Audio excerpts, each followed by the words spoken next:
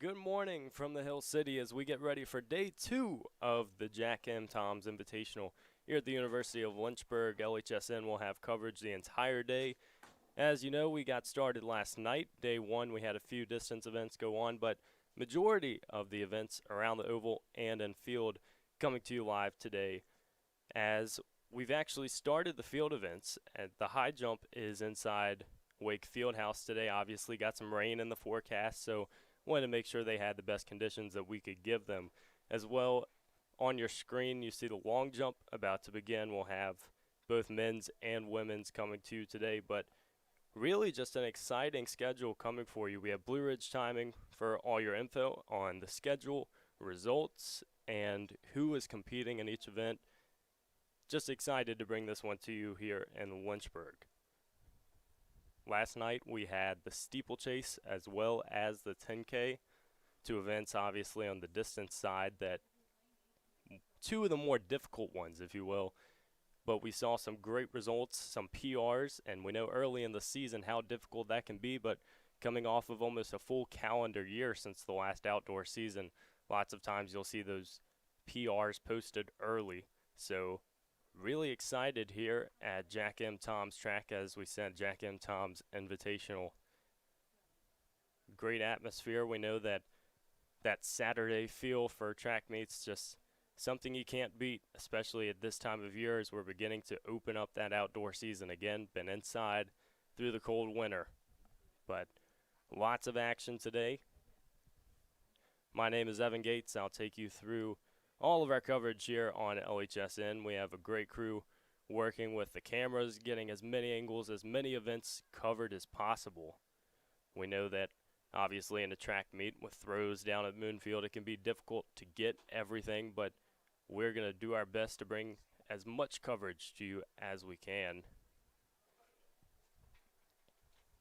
Schools represented all divisions as well as NAIA, and something that's pretty special about track meets at this point of the season. We know that in track it's not simply competing against your own division, but being able to have competition against these D1 programs, obviously Lynchburg Division 3, but we're excited to see what happens today down on Jack M. Tom's track.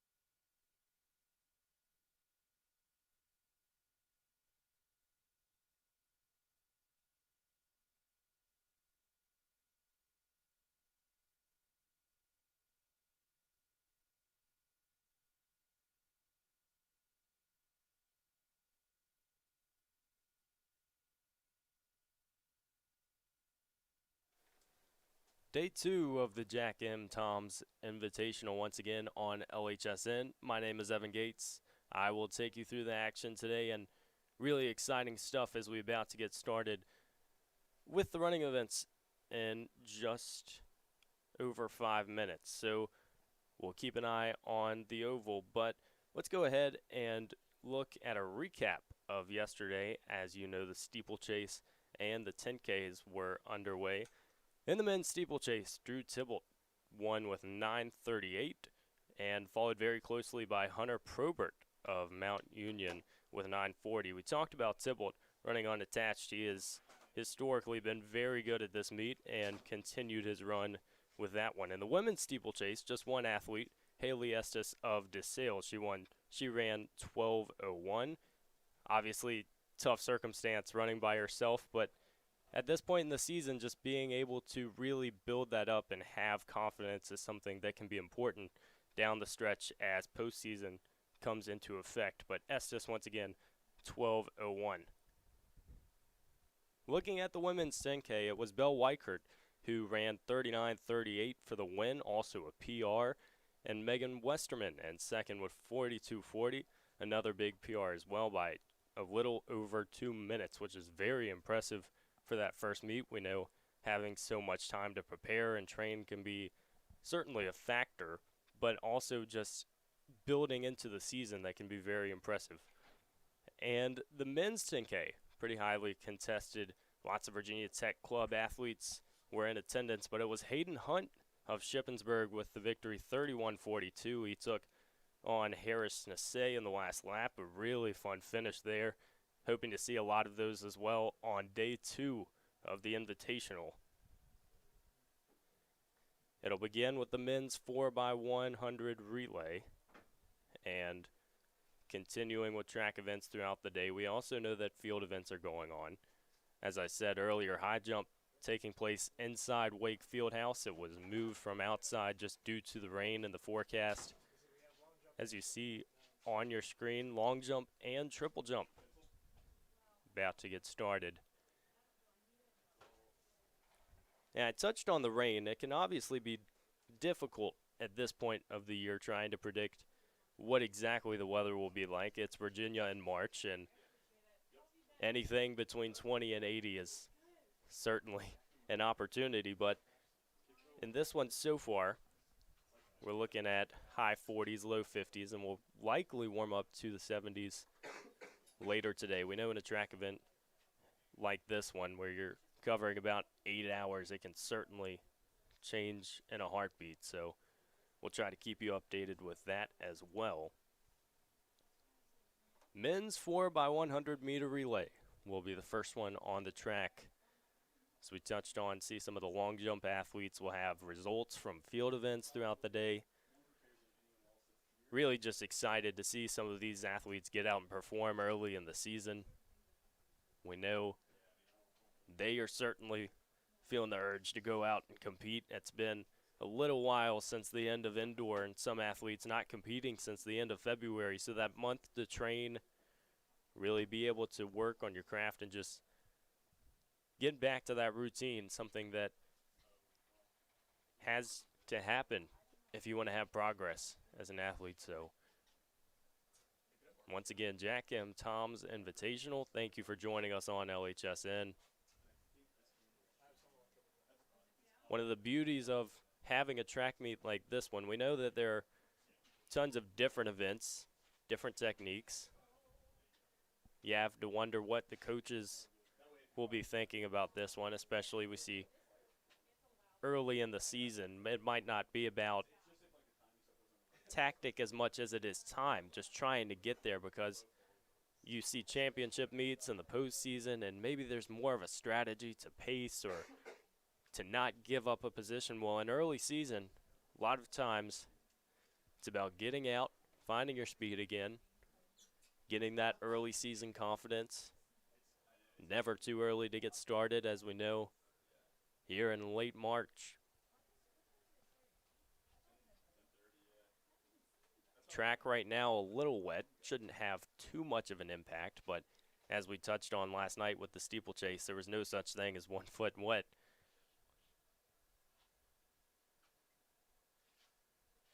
but conditions looking promising for the rest of the day. Throws happening at Moon Field. We're going to try to get a camera down depending on the weather. We'll try to get some coverage going down there. Obviously, not every event can be in the exact same spot, which that's just the nature of track and field. But once again, the 4x1 about to get started.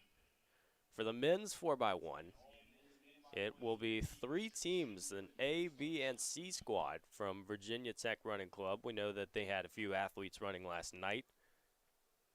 As well, we'll look at Prince George's Community College, Ferrum, Mount Union, and Lynchburg will be in the only section of the men's 4x1. Be curious to watch these handoffs as well because, like we've mentioned, lots of these teams, especially for Virginia Tech, where you see 3 teams in this, maybe not as much chemistry on those handoffs. We'll have to watch and see how smooth they are early in the season.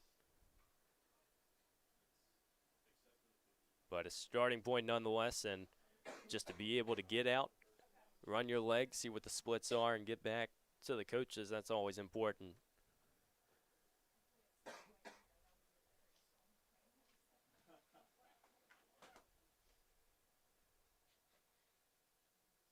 So you see on your screen, long jump and triple jump in the D zone. Some of the team camps set up behind it with the new scoreboard here at Lynchburg. Like we mentioned, it's got that Saturday feel again, something that if you're an athlete, a parent, a fan, it just really excites you to be able to get back. First home meet for Lynchburg this season. As we know, Dennis Craddock will happen a little later in the season, but for now, we're going to focus on the Jack M. Toms Invitational.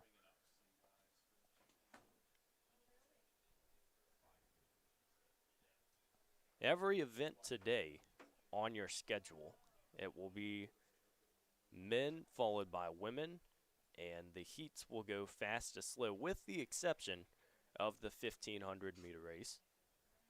That one, the women will compete first, followed by the men.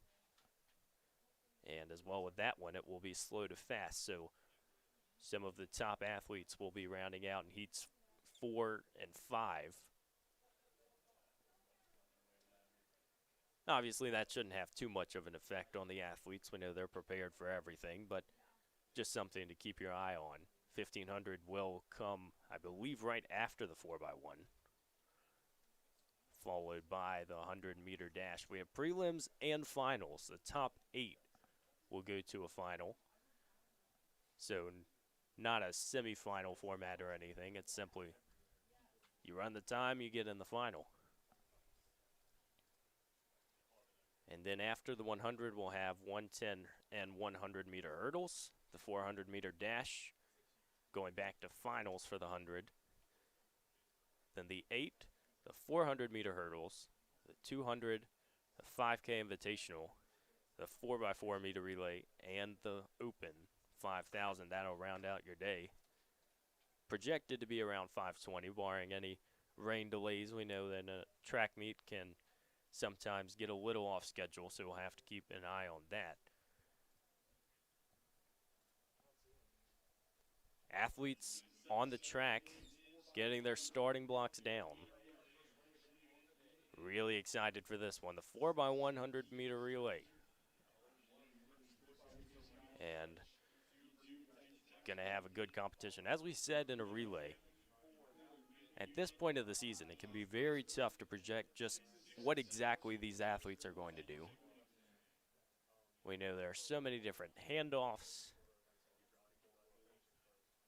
What if, one athlete maybe doesn't run the seed time that was projected on a leg? 4 athletes have to come together for a victory. But we'll run through your starting order. In lane 1, it's Prince George's Community College. In lane 2, it's the B squad for Virginia Tech Running Club. Lane 3, Ferrum. It will be lane 4, Mount Union. Lane 5, it's the home Hornets of Lynchburg. Lane 6, Virginia Tech Running Club, it's their A team and their C team running in Lane 7. The Hornets have to feel good about coming out and having this home meet. We know that it's been quite some time, but just something that early in the season it's always fun to watch. Believe for Lynchburg, it's going to be Isaiah Cornish, Nick Raya, Jalen Jones, and Zachary Jacobs rounding out that lineup. Jones will likely be on the anchor leg for the Hornets. Actually, looking down, I believe they will stick with Zachary Jacobs. The starters just about ready for this one. Action all day on LHSN. Lynchburg track and field. It's going to be a fun one. Thank you for joining us. And as we said, long jump inside of the D zone. We have throws down at Moon Field. And the high jump going on in Wake Fieldhouse, moving that one inside. But all the running events out on the oval. The men and women will compete in the 4x100 meter relay, followed by a very highly contested 1,500 meter run. Got the music queued up down at Jack M. Tom's track.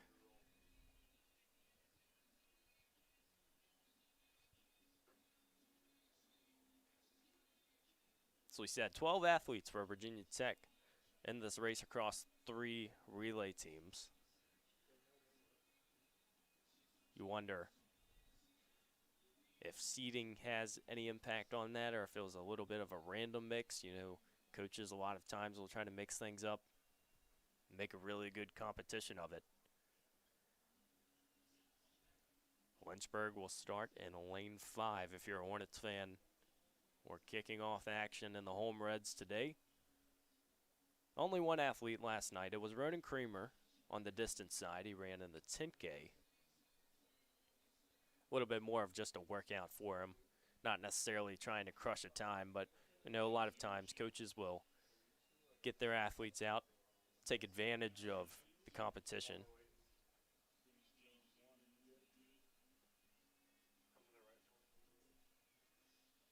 Athletes set up for the 4x100 meter relay. Still a little bit of a gloomy day in Lynchburg. We'll have to see if the clouds open up later. It'll get into the 70s, but this relay looks like flags are up. Just about ready to get started.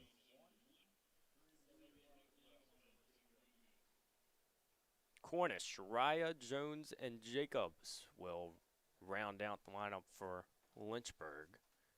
As I said, Prince George's and 1 Virginia Tech, and 2 Ferrum, 3 Mount Union, 4 Lynchburg, 5, and then Virginia Tech and 6 and 7.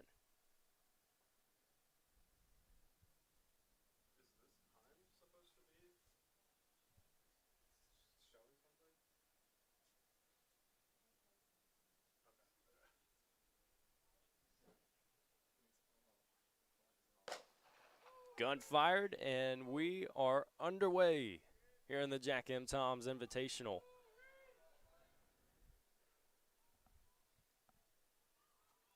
Watching for clean handoffs. The inside looks like, I believe that is Ferrum. Nice start down the backstretch. First handoffs.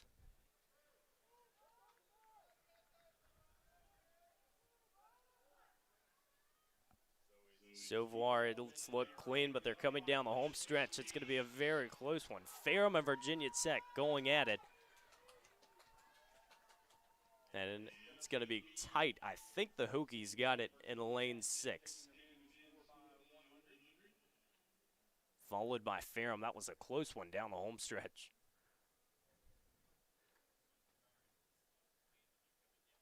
from the start, it looked like Virginia Tech got out nicely. They really were able to take advantage of that first exchange. 43-46 will take the win. Ferrum in second and Virginia Tech in third. As we touched on, 3 different squads for the running club of Virginia Tech, and lots of times you wonder what the coaches have. Obviously, if it's a random mix, if they seeded it, but it looks like that top squad from Virginia Tech really put down the hammer.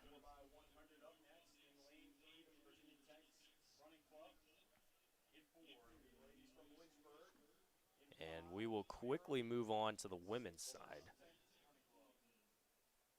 Looks like 2 of those teams in that men's race might not have gotten the handoffs off cleanly. As I said, it's early in the season, and that certainly just nature of that event, it's so difficult to have that chemistry. But we move on to the women's race. Last year, Rochester won it with a 48-8-3 at this invitational, but certainly a different race in this one. Lanes 1 and 2 will be vacant. Lane 3, Virginia Tech Running Club's A squad. Lane 4, the Hornets of Lynchburg. Lane 5, Ferrum, and Lane 6, Virginia Tech. Looks like Riley Turner will have the lead leg on this 4x1. Once again, just one heat. Hence the open lanes on the inside.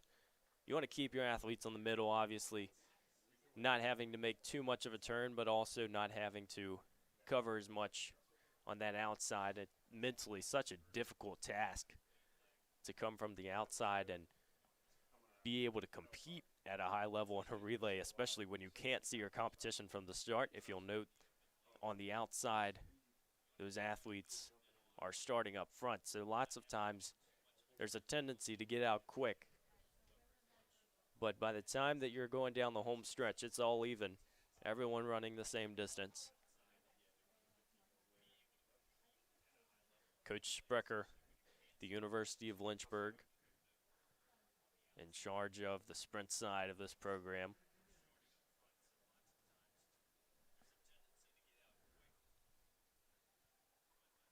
And runners down in their blocks.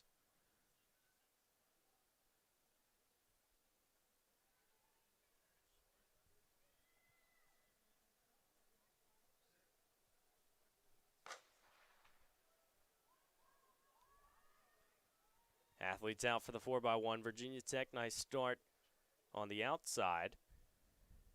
Looks like Turner makes up some ground as well. Handoffs. Looks like they're all clean. And Lynchburg taking advantage of that second leg. Looks like Barnes will run the third. Virginia Tech just couldn't get that handoff off cleanly, but the Hornets all alone. So we go into that final turn and down the home stretch.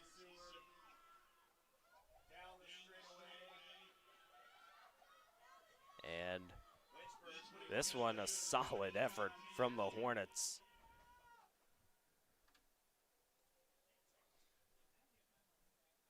It looks like 48-8-9 for the Hornets. Those handoffs looked very nice. And especially just the way that they commanded that on the second leg.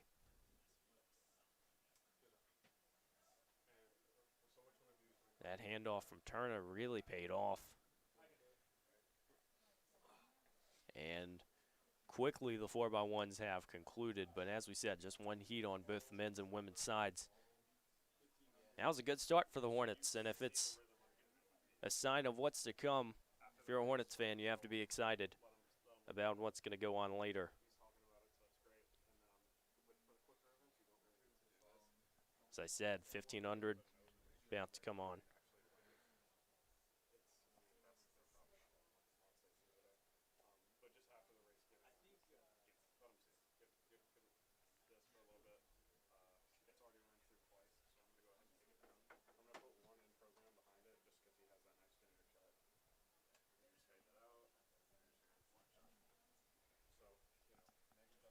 and the women's 1,500 meter. As I said, this is the only event of the day that will go slow to fast, as well as the only event that goes women before men.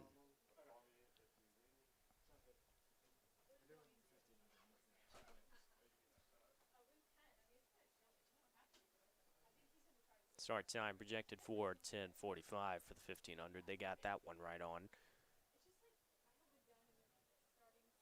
See some of the athletes collecting inside of the track, getting ready. And the later heats, there are going to be some very highly contested races to keep our eye on. And it's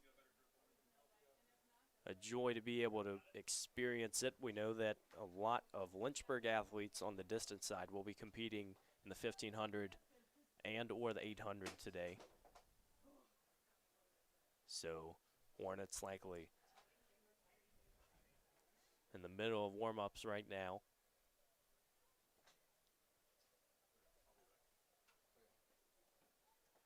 Coach Reed has tried to switch it up a little bit for the athletes. They had 1,500, 800 mix today, but within the last couple of weeks, we've seen some 5Ks, as well a couple athletes doing 400s. Solid effort as well at the Raleigh relays from a trio that has been extremely impressive for the Hornets. Those being Sam Laneza, Tor Hotong Davidson, and Frank Sorba. See them in action as well today at the home meet.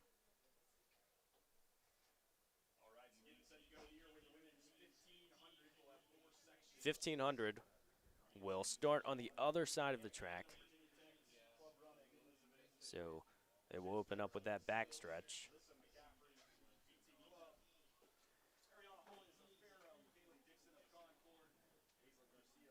Once again, the women's 1,500 meter about to get started.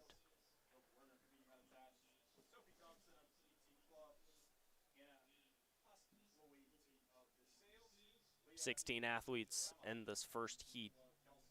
See lots of Virginia Tech athletes from the running club.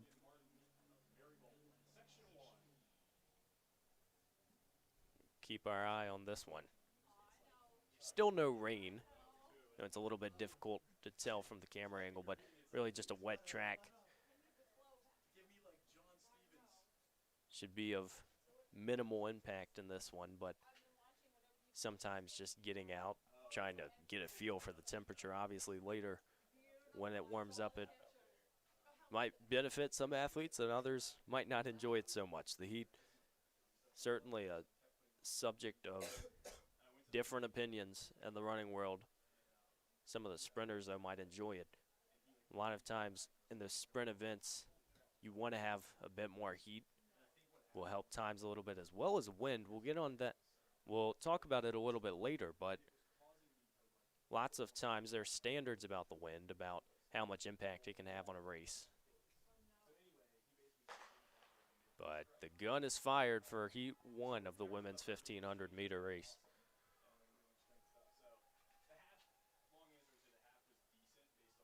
You wonder how long these athletes stay packed together. Obviously, there are a lot of different races today, so you'll see lots of different looks, but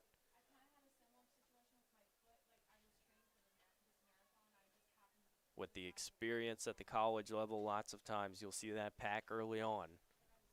Try to hang with the leader as much as possible.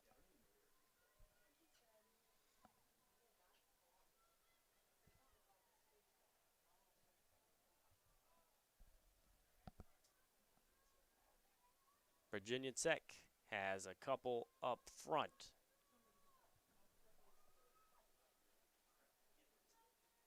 Looks like Cannon and McCaffrey will start off with the lead. Sort of blocking lane one. You'll see sometimes that runners in the 1,500 who want to control that pace early on, you'll throw a few runners and almost form a wall up front and just see how much you can control for how long. Force the runner to go outside. We know turns aren't going to happen as often on the turns, but passing on the straight, something that's important. You hear the PA announcer, 86 seconds for the first 400. Again, we'd like to thank Blue Ridge Timing for their work today, as well as all the staff at LHSN.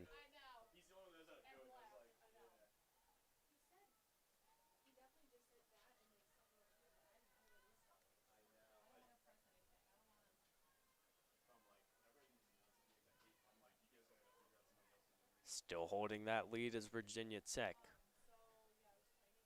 You have to wonder after the second lap if they split a little bit. Sometimes coaches will say wait till a little later before you make the move. Full slate of action coming to you, not just today, but here in this 1,500 meter run. It's going to be 4 heats for the women and 5 for the men.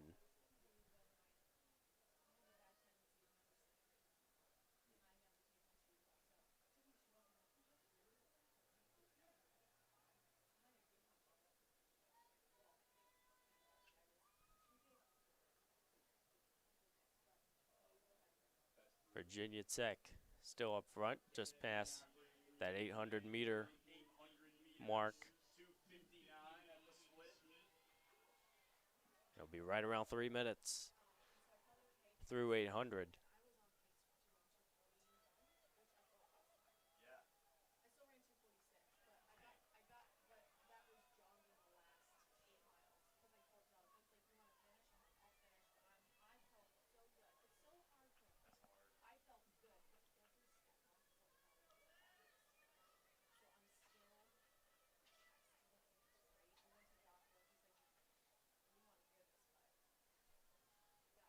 Got a pack forming up front.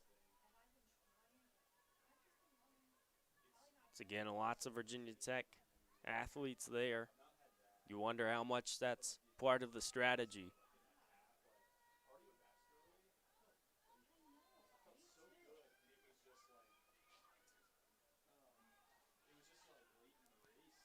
The sales represented as well as the Pacers, I believe. That's Jake Reed, the Lynchburg distance coach, his homeschool team. As the bell lap gets underway, anybody's race, but Virginia Tech still up front.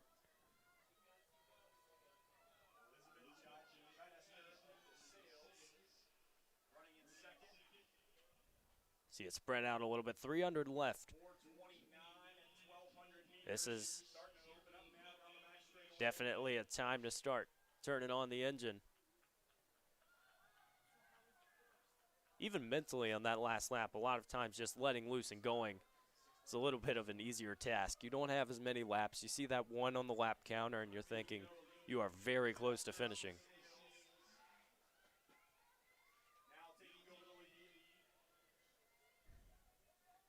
It's going to be a tight race down the backstretch. It's like Elizabeth Chidester. Apologies if the name is off. Has that lead, but coming down the home stretch, 100 left. Virginia Tech regaining the lead. It's going to be a close one. McCaffrey, can she hold for 50 more? Athletes in single file as we head towards the finish line. It's going to be a close finish, but McCaffrey will hold off. Right around 5:30. Solid effort by that front pack. As we talked about, it took them a couple minutes to really open up. And Chidester of DeSales in second. As you see on your screen, races like that, you wonder what those top heats will look like. Coming down the stretch, started to open up in that last lap. 1,500 is a race that tactically, it's really difficult to analyze because it's quick enough to where you might not have as much time or strategy as, let's say, a 3K in indoor, a 5K, or the 10K, where you have a little bit more time for the plan to develop. But 1,500, you really have to go. You have to turn off your brain and get out. And certainly, as we talked about with Virginia Tech and that one, that pack up front, we'll see that quite a bit in the 1,500, just having to go. But about to move on to Heat 2 of the women's 1,500-meter run. It looks like Morgan Hess of Shippensburg will be the top seed.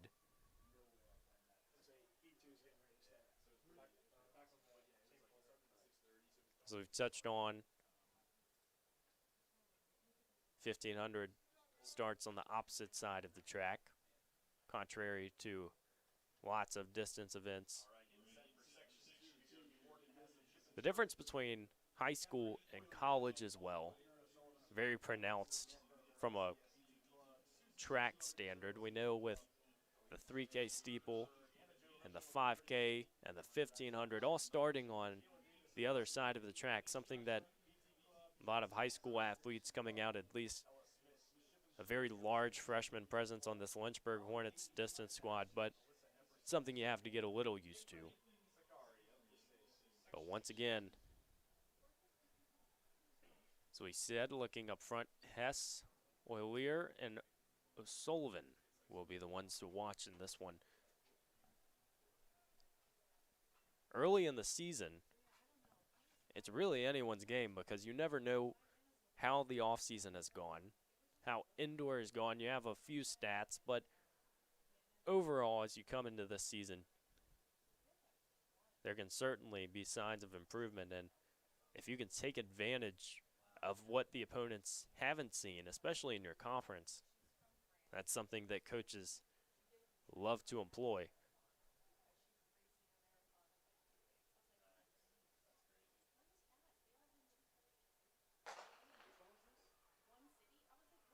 Underway in Heat 2.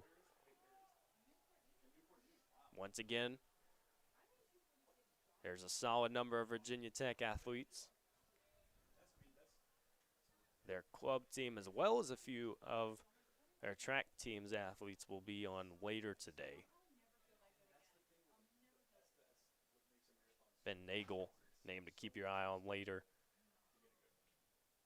Believe it will be an 800, 1,500 double. But early on, looks like Virginia Tech out to the start that they wanted.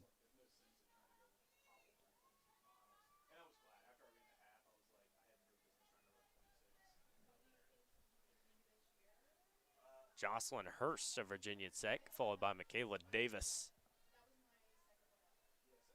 of Mount Union to start this one in a little pack of their own.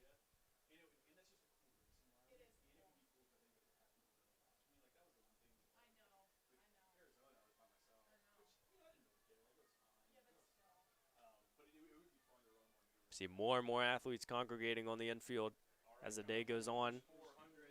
Lots of events left, but a very exciting one in the 1,500 meter. As Heat 2 of the women, it's going to be a battle up front, as it looks like Davis has pulled into the lead with Hurst. Obviously, at this point, still lots of race left, so you can't necessarily make a judgment on that, but that's what you love to see. You get into a habit as a runner of sometimes simply running and not competing, and that is something that can't be coached. So when you get out into the field, you have to be able to compete and to make every single race count. Once again, we talk about that wall that Davis and Hurst are almost putting up, and maybe that one a little bit unintentional, but the top seed in Morgan Hess getting in on the action.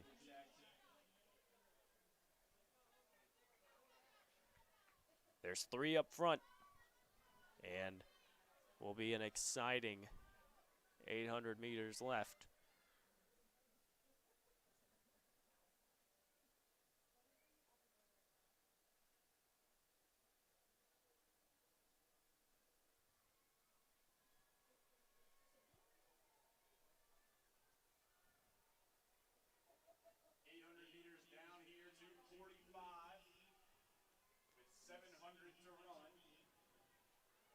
Came through the 8 in about 2:45. Starting to move a little bit more now. And it looks like up front, Hess still competing for that lead. You'll see it throughout the track meet. But the dorms on the opposite side of the track, I can't really say that they're new at this point, but historically for Lynchburg, Westover dorms overlooking the track just gives it an awesome feel. One of the best settings in Division III, arguably, for track meets, and no different today. 4 in that top pack. Looks like the 8 seed as well. Cameron Bradshaw Meyer of Southern Virginia trying to compete, but that top pack, and Davis trying to go. Bell lap for Heat 2.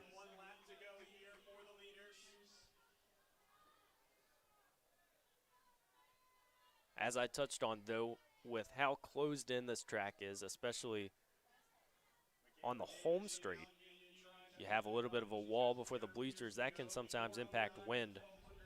Can feel a little bit difficult for these athletes, but certainly not impacting these ladies as Davis takes command of the lead.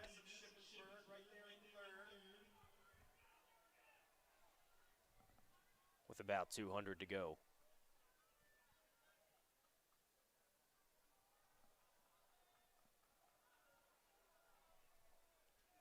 Battle for second as well. Looks like Hess will get out. Davis is going to have to be careful now. Sometimes you get out in front and you don't know what's coming, but with 100 to go, we've got a race on our hands.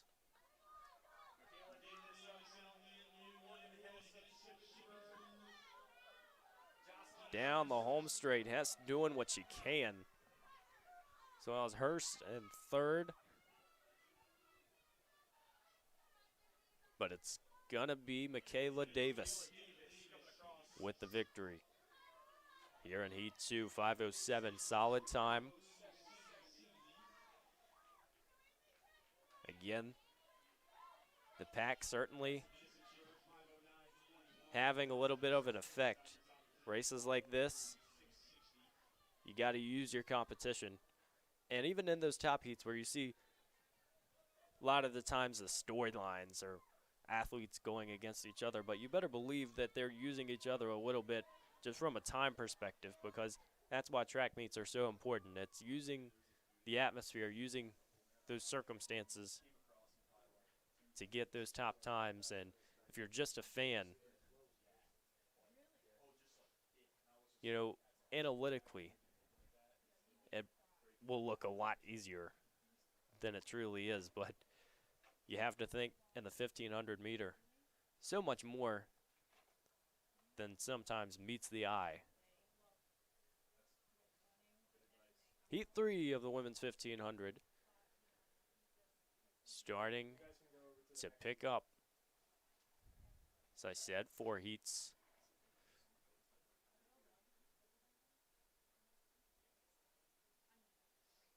Women's 1,500, Heat 3. Leah Costello of Mount Union, the top seed, 4:58 PR in the 1,500. She ran a 5:27 mile in indoor.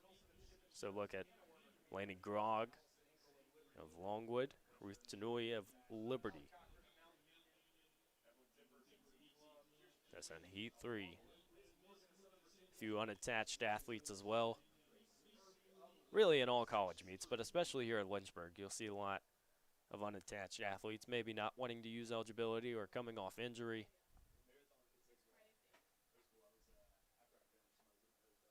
Different story for everyone. We know as well, we've touched on Jake Reed's Pacers program for some of the high scores. He's found quite a bit of success.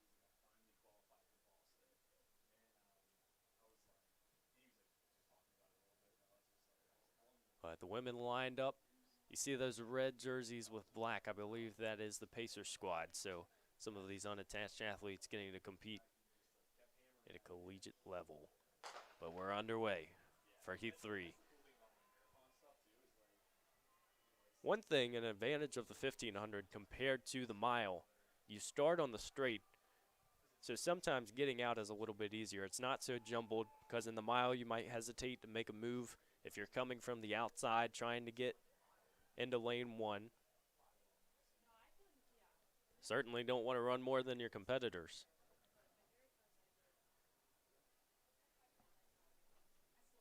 Early on, it looks like Faith Wilson of Shippensburg send the lead, but really the entire pack staying put. Once again, a tendency maybe not to move as early. You want to use the pack as much as you can. Heavy Lynchburg area presence, if you will, in this one.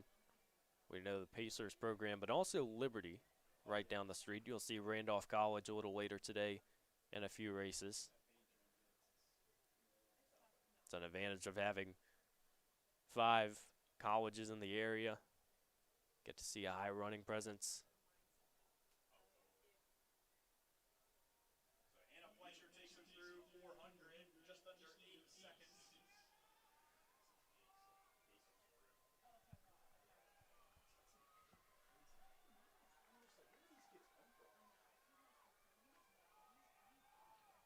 As we said, 4 heats for the women, 5 for the men. This is the 3rd heat for the women's 1500 meter. We'll see a very large Hornets presence in this next heat. It's going to be a fun one, but we've got a good one brewing here as well. Once again, Jake Reed's Pacers crew putting on a show. Jake Reed, the Lynchburg distance head coach. Early on here in this one, it looks like Anna Fletcher and Hannah Werner be up front.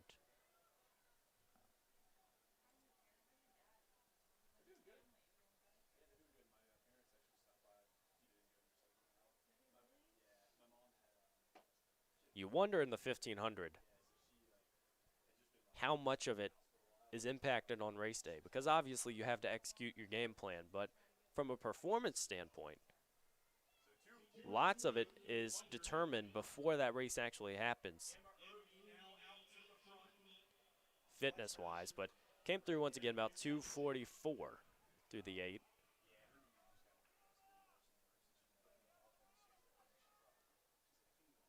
Another race stayed in the pack for that first bit. You're going to hear that a lot if you're watching a distance event.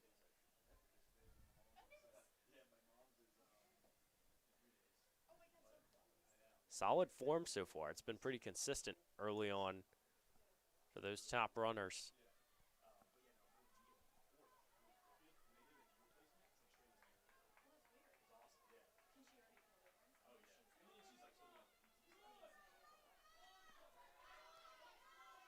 Excuse me for earlier, it's actually Emma Irvy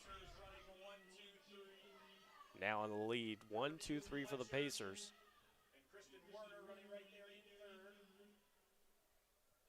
Irvy, Fletcher, Werner strung out for the Pacers. Final lap as we get set for a treat in Heat 4. But we've got a good one as well. About 4 flat with 300 to go.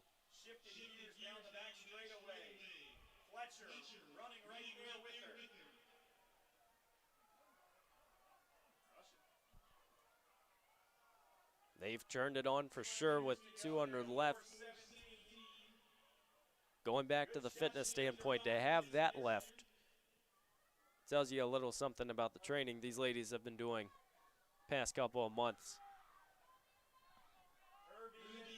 How about this? It's going to be a fun finish.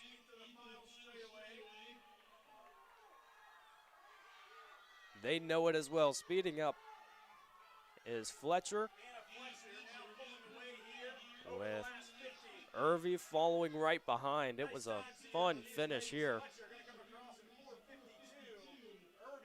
We'll wait for the official time. It was a nice last 100 meters for Anna Fletcher. of the Pacers, who comes in with 4:53. Emma Irving in second, and Evelyn Tipper, again of that Virginia Tech running club, large presence in this meet. Third place with 4:56.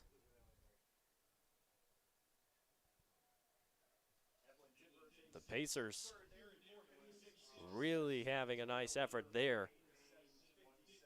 And from one of Coach Reed's programs to another, it's the Hornets of Lynchburg in this fourth heat. The first Hornets that you've seen on the distance side today. On the track, we've got a treat. Top seed will be Katie Locker, unattached from Liberty. 4:31 PR in the 1500. McCauley of Mount Union. McKenzie unattached at Liberty as well. But keeping an eye on some of these Lynchburg athletes in this one, it's going to be Molly Silva, Lauren Massey, Haley Smith. We know 2:13 PR in the 8 as a freshman. She has done some very nice stuff on the track. Allison Dell, Sarah James, Kelsey Lagunas as well.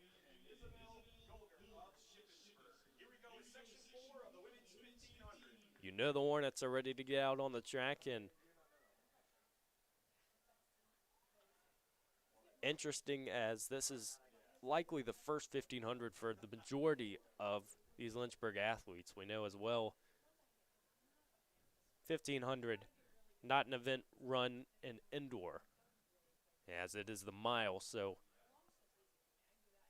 lots of these athletes will have their first time posted of the season. Runners getting started, arm outstretched, gun fired. Here we go, heat 4 of the women's 1500. It's the fast heat. You know the pace is going to be set quickly, and it is going to be a dogfight up front.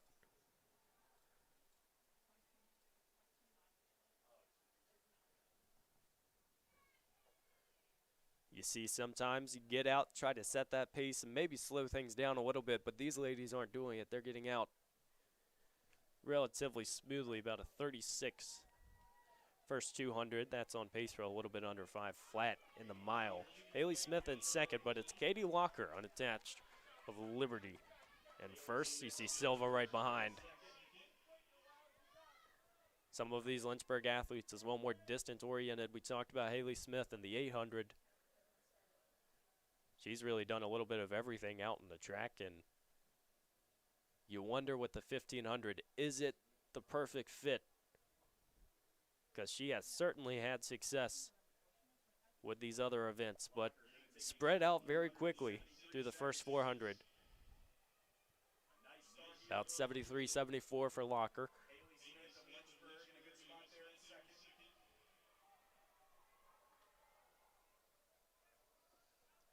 Hornets and the Home Reds for today's competition. So we saw Smith got out quick, but Locker as well. It seems like from the gun has led this one.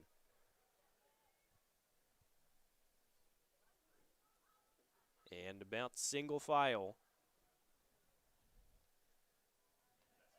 The start of this one. So we've seen some good finishes. This one will be no different if it stays true to the times. See Coach Reed talking to the athletes of Lynchburg. You have to be patient, but you also have to know when to make your move. And I think for the Hornets, it's not necessarily a question of if, but when.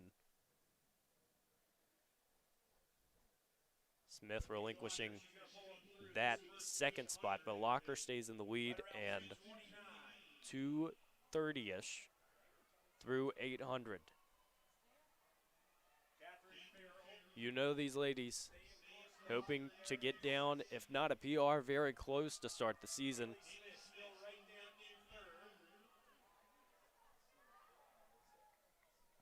Behind the camera, you see there's a relatively large pack, but focused on Katie Locker up front. As we said, 4:31 PR in the 1500. And about a 4:59 mile.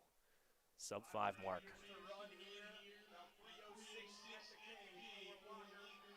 Locker in first, and second of Liberty, it's Catherine Farrell. Running 1-2.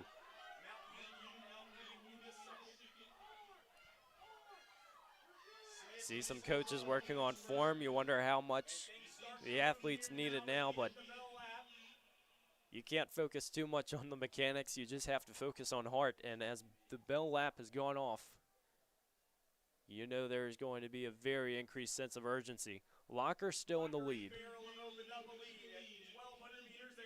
And Farrell moving a little bit more, as we said. And those legs start to open up. You know they want it. But Locker staying in that commanding lead, large stride.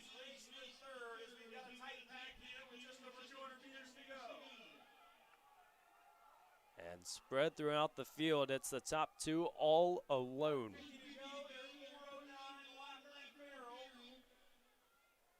Could we perhaps be on PR watch? I certainly think so for Catherine Farrell, whose PR is 4:46. Locker 4:31, but it's going to be a tight finish. Locker will keep the lead and will miss a PR just by a couple seconds, but Catherine Farrell will come in with that one. We see, I believe it's Wirtz. Excuse me, it might be McCauley of Mount Union in third. McCauley gets third. Lynchburg had a large pack there at the end. Keep an eye on some PRs going down as we wait for the times. Lagunas 4:46. That's going to be a big PR. 4:55 was the original one. Haley Smith running a 4:46 in her freshman debut, the 1500. Talked about her getting out early, trying to set the tone. How about Lagunas, though? Silva and Massey both 4:46. And Massey will get a PR. And so will Silva by a second. Allison Dell, 4:48. Another Hornet. And that's going to be a PR. This is a big race for the Hornets. We know that with the extended time between outdoor seasons, you expect that improvement. But to come out on the first meet of the season and do it the way they did it, that was an impressive start. As we touched on, Lagunas really had a nice finish. Didn't see her much throughout that first part of the race, but Haley Smith, who got out, set the tone, kind of stepped back, helped her teammates. We know all of them very capable of producing fast times, and I think if you're Coach Reed, at this point of the season, you have to enjoy that one. That Liberty squad as well up front with Farrell and Locker. But how about the Hornets of Lynchburg? Setting the tone early on.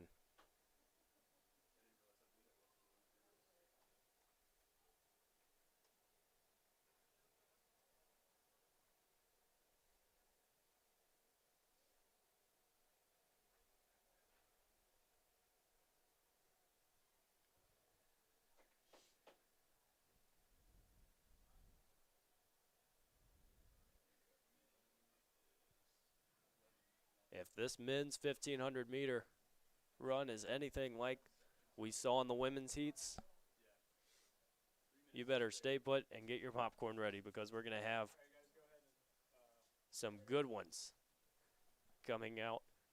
As we said, about 5 heats of the men's races.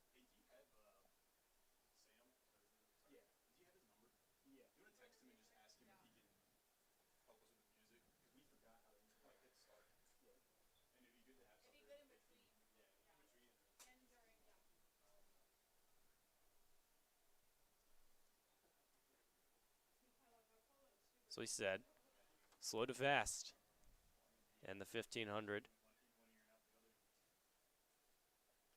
Quite a few unattached names in this one as well. You have to imagine there might be some Pacers athletes in the mix.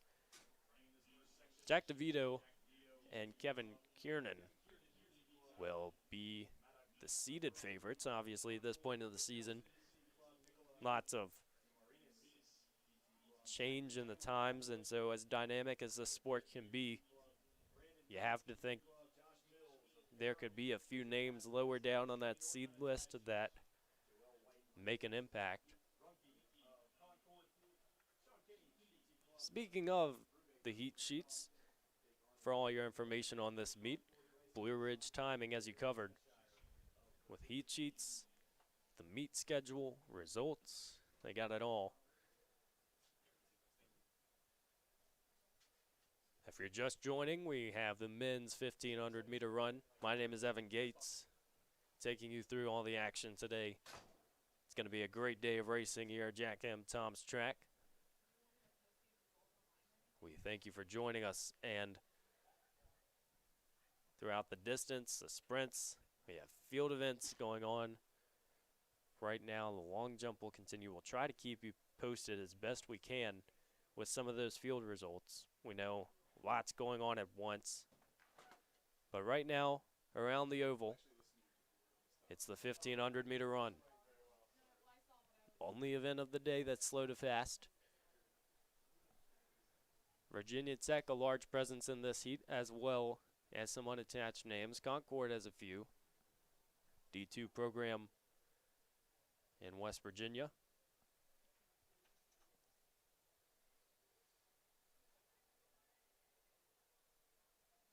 Be curious to see, not just from this heat, but we look at some of the Lynchburg athletes that'll come up. Majority of them running the 1,500 meters today on the distance side. But that first 100 meters, do you settle in or do you get out?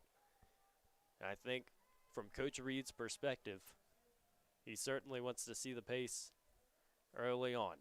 Heat 1 of the men's 1,500 is underway.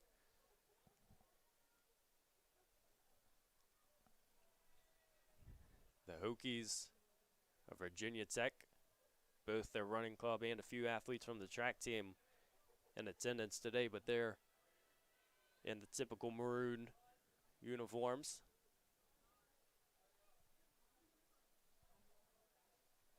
.33-34 for that first little bit. And out of Virginia Tech, Brandon Topf with the lead.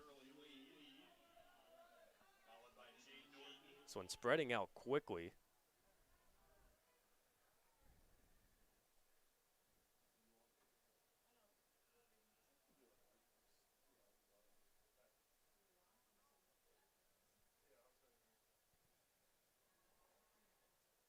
Once again, about single file. They're going to come through 400 in about 70.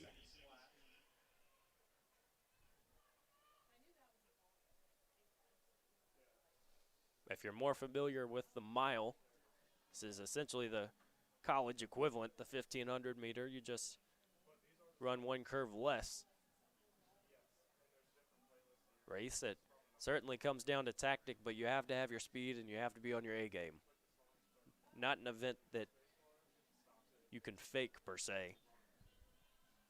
I don't think anything around the oval is one that you can just come into and hope to have a good day. It comes down to training.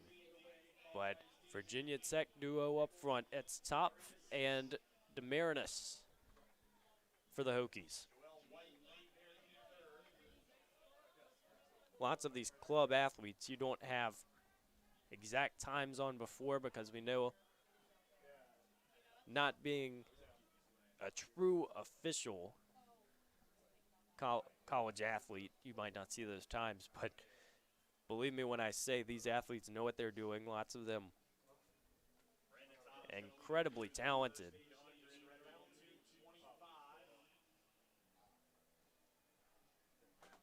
And Tech from the gun has been relatively aggressive. The Hornets, as I said, the Hornets of Lynchburg going to have quite a few athletes later in the 1,500. We know Sam Laneza, the All-American. If you remember from last season, had some incredible races. They had a sub-4 attempt for the mile. Didn't quite get it, but set your sights on this season. He's going to be in the top heat as well. A few All-Americans from Lynchburg. Touch on Hotong Davidson and Sorba earlier. But it's Virginia Tech in this heat with the lead. Working together nicely. You get out and maybe you're a little bit alone. You have to double down with your teammate.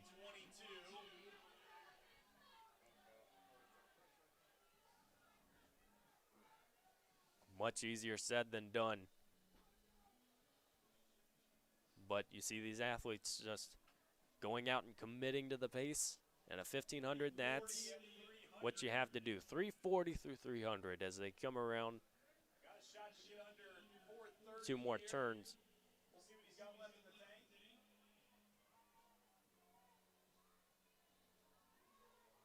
Down the back straight. Solid effort from the Hokies.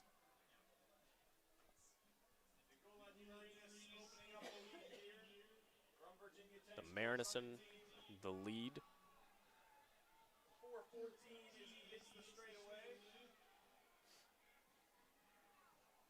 And when you see the time on the scoreboard with only a straightaway separating you from the finish line, that's when you got to go.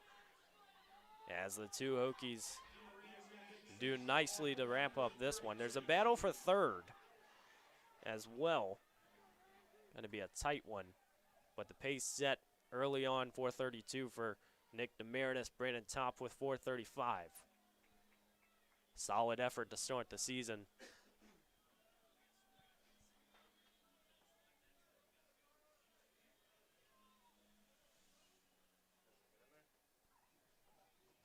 The action all day long, it's going to be one event after another, so not too much time separating. So we'll go ahead and start introducing that second heat for the guys. Micah Caperuto of Virginia Union, I believe, will be the top seed in this one. Carter Herklotz for the University of Lynchburg. He's the second seed. It's going to be his track debut. A freshman out of Centerville, Virginia. Herklotz has not had as many races, I think, as some of these other freshmen, but early on in the cross season, certainly some promising talent, and now he's at the sport that he enjoys the most, that being track and field. We'll see if he can put down a stellar time to start off this track season for Herklotz. But as I said, Caperuto, the seeded favorite. Herklotz, the second seed. And then it's Evan Roney, Gedrin Chandler, and Tim Connell.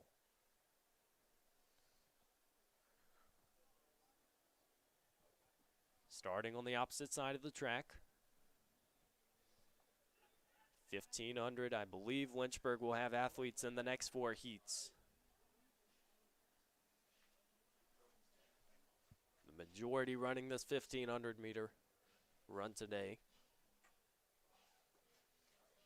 Weather still held off. No rain could have a little bit of an impact, but so far so good.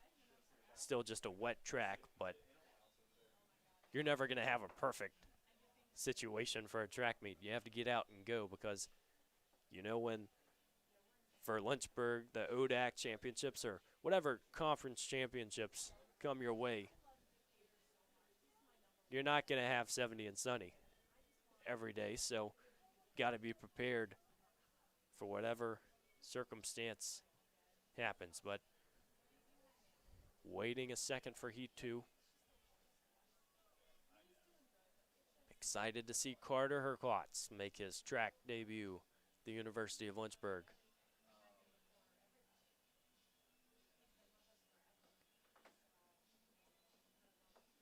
Coach Reed, extremely busy today. We know the distance side will be 1,500.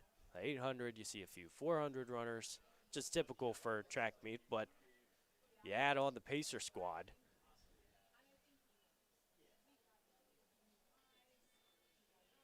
So while we're waiting, we'll talk you've heard names throughout today, and obviously athletes from all over, but just a quick rundown. We'll try to get some of the schools involved. We have a big Pennsylvania presence. We know DeSales is here, Shippensburg, the Raiders, Virginia Tech Hokies, their club program and track. Randolph from down the street, Randolph College. Concord Mountain Lions of West Virginia. The Hornets of Lynchburg, West Virginia Tech, Southern Virginia. Have a few members of the Washington and Lee Club team, Mount Union, the list goes on. But nice East Coast presence. We're underway here in the Heat 2 of the men's 1500. Slow to fast, so see the majority of Lynchburg athletes starting to get ready. Big pack early on. Characteristic, the majority of 1,500-meter races, I'd say, at this point. But at the start, it will be, keep an eye on that.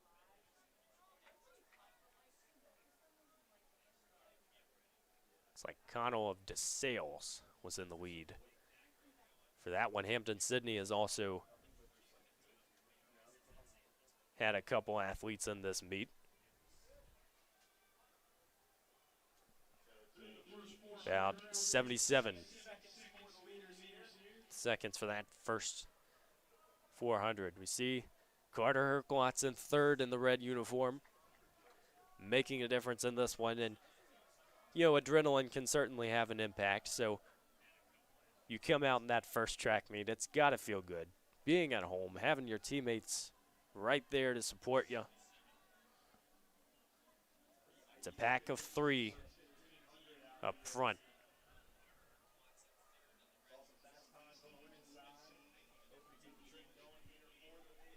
I believe it is Carter Burkham of Hampton-Sydney as well in that mix. Herklotz is looking smooth.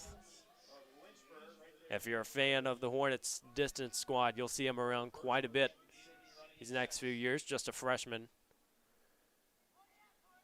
out of Centerville, Virginia. Making that move, you know, it's difficult to do on the turn. You don't want to go too far outside into lane 2, but handled his business nicely. And we've got 4 athletes in the mix here. These are the races that really make you better as a distance athlete, having to work, constant movement, not getting too comfortable. It's that competitor in every runner that has to come out, regardless of how you're feeling on the day.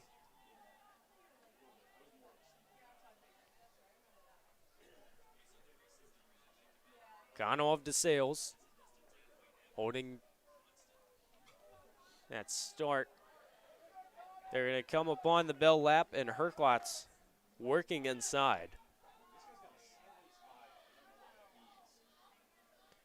And as the bell lap rings, Herklotz takes the lead. How about that? A 1,500 victory in his debut would certainly feel good, but he's going to have to work for it.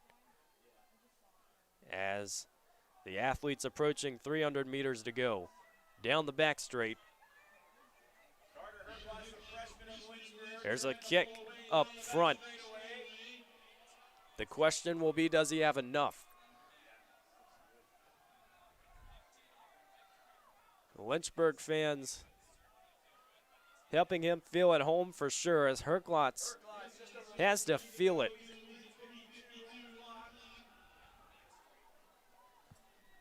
Talk about a performance to start for the young man Carter Herklotz, but he's going to have to go 4:03 right now. Followed closely by Southern Virginia, but Herklotz will get a debut victory in Heat 2 of the men's 1,500. How about that? 4:15 for the young man. Tim Connell of DeSales Ran right behind him at 4:18, as well as Joseph Minta running 4:21. But Carter Herklotz, 4:15 performance to start it out. Excellent work for the young man. Obviously, we know not a lot of performances early on. You got to take advantage of every chance you get. Herklotz does on the first one, and nice start. As we said, DeSales right behind, but we're going to move on to Heat 3.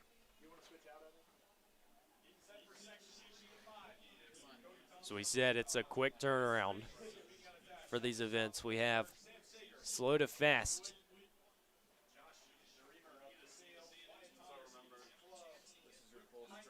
In these heats. Large Lynchburg presence as well, but Cody Thompson is favored out of Randolph College. He has a 4:03 PR in the 1500.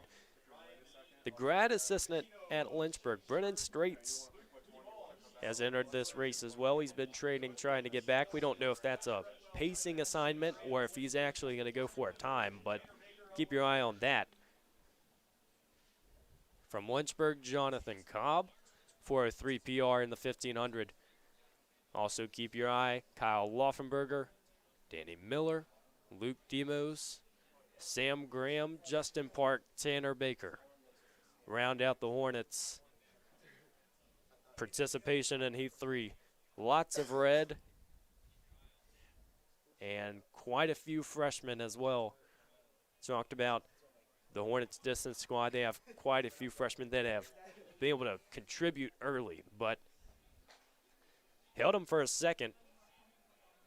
We're underway in Heat 3. It's a quick start. As we said, 1500, you get the straightaway. A lot of athletes want to go. Initially, it looks like Park and Straits of Lynchburg will get out. Following right behind the leader, it's a quick pace early in this one. As we said, as the heats start to heat up, if you would, it's going to be a lot of fun. But DeSales, it's been Filippi in the lead. Lynchburg all bunched around in the middle. Not necessarily as much of a pacing assignment in terms of groups, I would imagine. I don't think that Coach Reed is saying for certain athletes to hang with others, but you do have to feel if your buddy goes that you want to stay right with them. It's about 64, 65 through 400. If that gives you perspective on what times these guys are trying to hit, it's about 420 mile pace. So it puts you right around the 4 flat mark for the 1500. Again, it doesn't look like these athletes are just running. I see a lot of competition early on, lots of movement. Early in the season, if you're a coach, I think you enjoy that, just having the experience early on. But how about Sam Graham getting in the lead? As we said, lots of movement. Graham is quite experienced, the junior at Winston-Salem. He knows how to get the pace down. Looks like Cobb of Lynchburg as well. The one on the outside went passing the finish line. That's always tough. As you enter the turn, you want to be inside, but Graham still with the lead.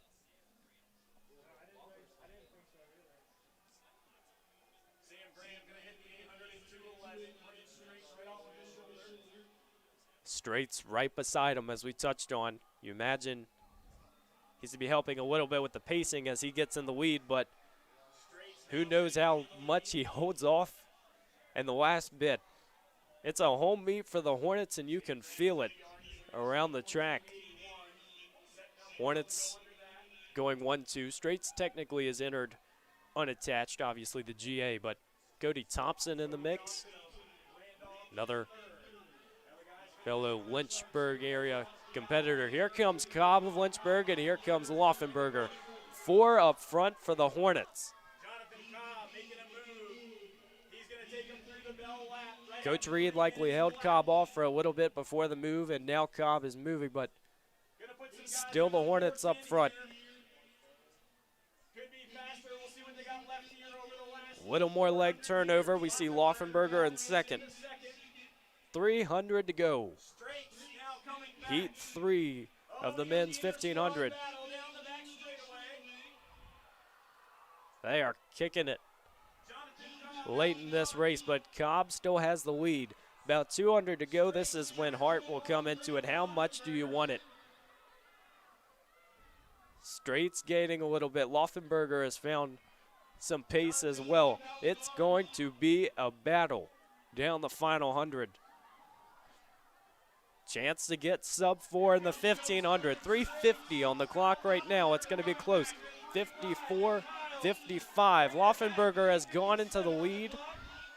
They're going to just miss 4 flat, but it was close. We saw Luke Demos get in on the action as well. I believe he got 4th. But Laufenberger with 4:03 will take the victory for Lynchburg. Cobb in second as well. It was very tight. Brennan Straits, mentioned unattached to the GA for the Lynchburg distance program. 4:03.39. Wow. Laufenberger just a second off of his PR. Luke Demos 4:05. That's his debut, I believe, in this 1500. Sam Graham 4:06. His PR previously was 4:14. So an 8-second PR for the junior. Overall, a solid effort for the Hornets. You know Graham is feeling it after that one. We see some of these freshmen as well posting times to start their collegiate outdoor seasons. How about that? I mean, if you're a fan of the Hornets, you love to see what some of these young men and women have done to start off the day.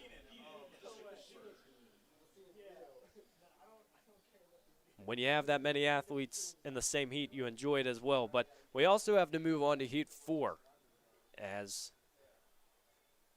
another heat begins with a lot of Lynchburg runners. Tanner Firkins has a 4:05 PR in the 1500, seated 5th. Grant Williams, Bryce Davis, Cooper Hurst, all also in this one. But up front, it's going to be Charlie Stock and Elam Huck of Virginia Tech that will be favored by the seed time. Again, it's early in the season. You never know how much stock you can put into seed times, but you know they're going to get out quick. If you watch that last race, lots of movement early on. Question is who will commit from the start, and looks like Carl Tice of DeSales is doing just that in the first 100.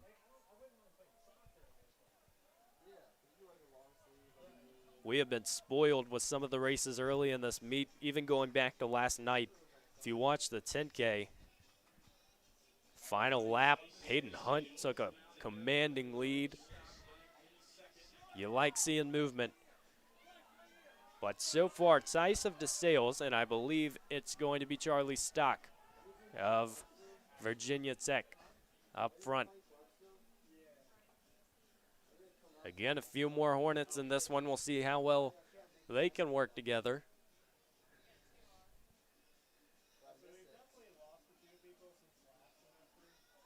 They have looked incredibly impressive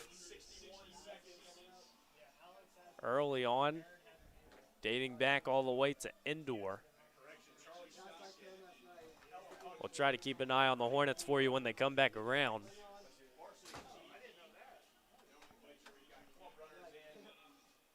A little bit closer in this one. I think that's expected. You see some of these top heats, less variation in time, which makes you wonder what the strategy is looking like, because a lot of times it can get almost chippy when you see those big groups. But right now, it's still Tice of DeSales. Bryce Davis is up there as well. Cooper Hurst, Tanner Firkins. The Hornets in red, kind of near the outside. You see Grant Williams almost going into lane 3 to make that move. Again, that 800-meter mark.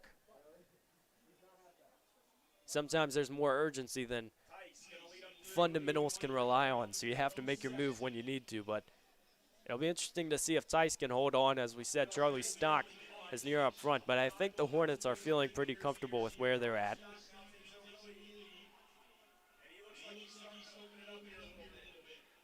Carl Tice, a 3:58 PR in the 1500. We have many athletes that are capable of doing that in this heat. Watch as well for some of these Lynchburg athletes on PR watch. Most of them between 4 flat and 4:10. We're going to have a race as Davis gets himself into a nice position. Hurst on the inside as well. Stock is still leading. Bell lap for Heat 4. Stock has extended that lead a little bit. This is when you got to work together if you're teammates. We see Hurst and Bryce Davis and Tanner Firkins all in a line for 2, 3, 4. Grant Williams trying to get in on the action. When the 4th lap rolls around, you have got to go. And a chance for some big PRs early in the season. We'll keep our eyes on it. About 3:30 on the clock right now. Stock with 150 to go. I think the Hornets are going to get it as all of them speeding up. What a big race this could be. Stock is leading, and the Hornets are behind him. See Tyson on the action. 100 straight.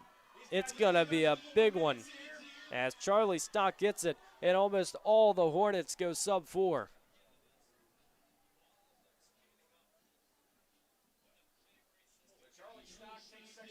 The Hornets of Lynchburg are going off in this 1,500-meter run. Bryce Davis, 3:58. See Tanner Firkins, 3:59. Grant Williams, 4 flat. Cooper Hurst, 4 flat. They were super close to breaking 4, and Williams and Hurst, I believe, but what an effort.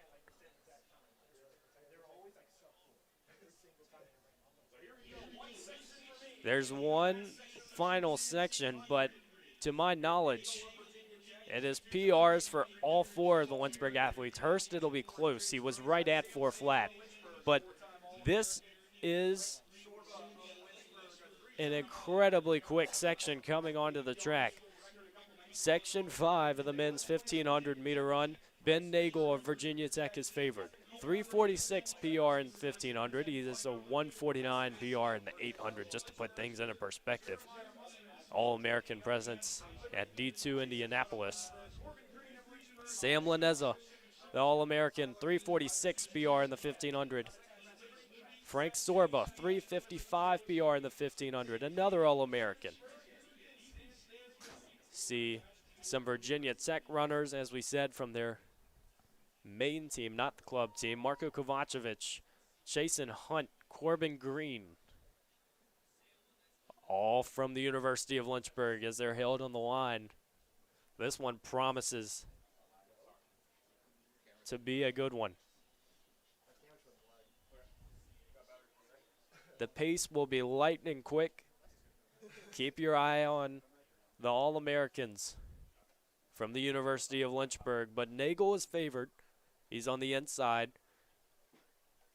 Maroon singlet for Virginia Tech. Gunfires were underway in the final heat of the 15. As I said, it's going to be off to a quick start. We'll keep PRs in check. We know early in the season you've had a lot of time to train and you come out and showcase it. But the Hornets are not going to let up. It's Laneza in the lead. We have become quite accustomed to saying that when he steps on the track. Ran at Raleigh relays as well. Kovacevic has put himself in a good spot. We see Nagel right on the inside. Sorba's going to come from lane 2.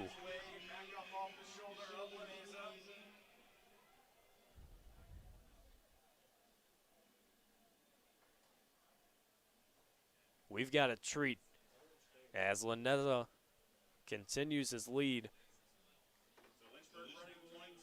At this stage in the race, obviously far from over, but with these athletes and the pedigree of success that they've had, you have to think they are very confident being up front. Sorba typically more of a 5K runner. You'd see extended distance, but he can certainly hang with that top group as Laneza holds the lead.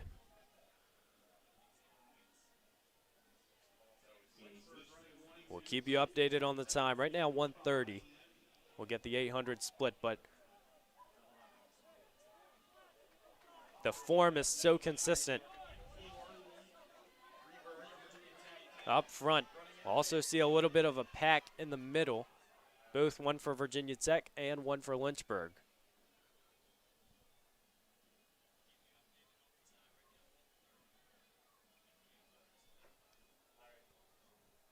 Laneza comfortable in the lead. It's going to be around 203, 204, 800 split. Sorba has jumped out to the lead. As we said, with experience, you know these guys are enjoying the spot they're in. Question is, can they hold off Nagel and the Hokies?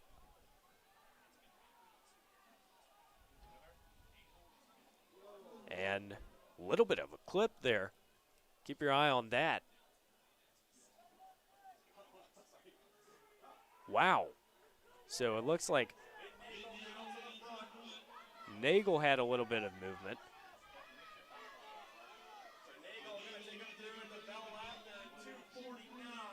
.250 with a lap to go.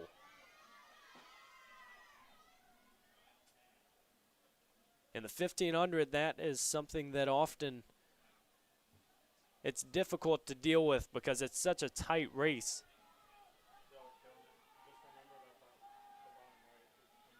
The Hokies right now in command of this one. 1, 2, 3.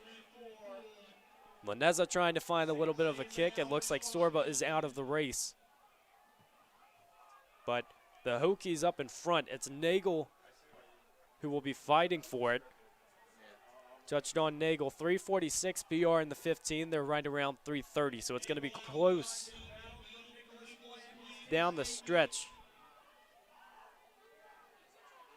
Laneza and Hunt battling for 6 for Lynchburg, but Nagel is going to get it, I think, by a second.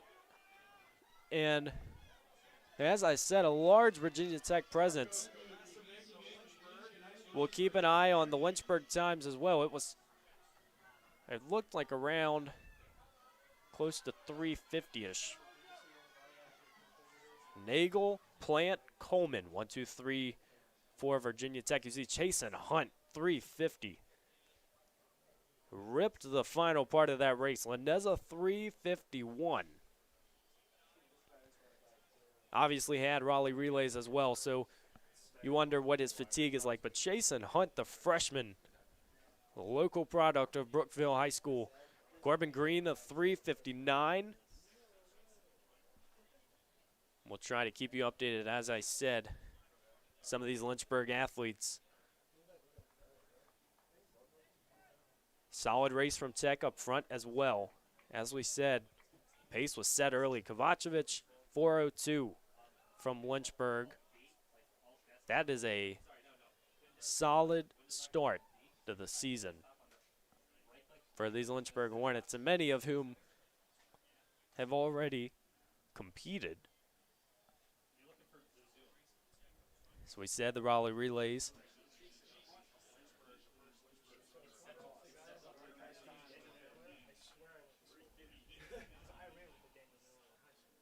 It was the third lap where there was a bit of clipping going on. We saw the athletes get close. We'll have to keep an eye on that if that impacts results at all. We know sometimes that it's at the official's discretion.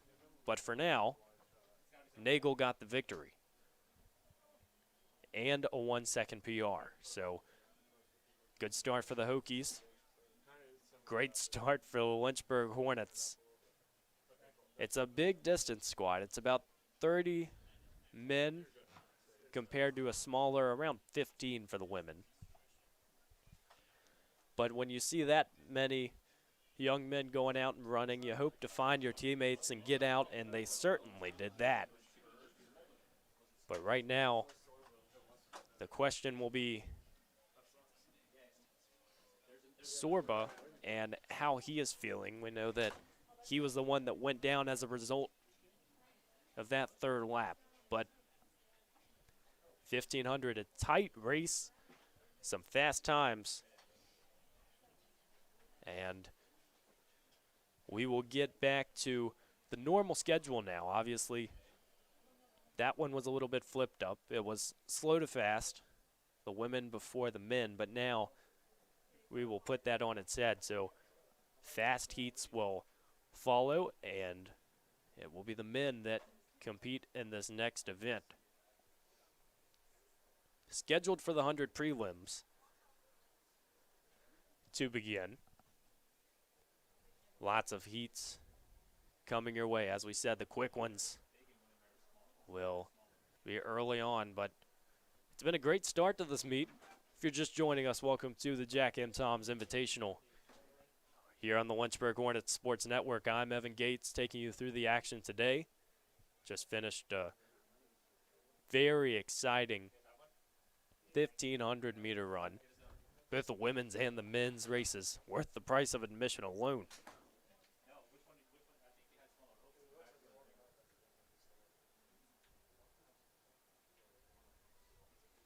But the men's 100-meter will be on its way. The 100 dash.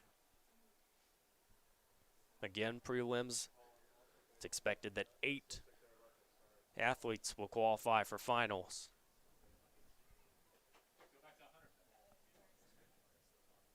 The 100 straightaway, it's right beside the wall and the bleachers here at Lynchburg. So you wonder how much of an effect that the wind will have.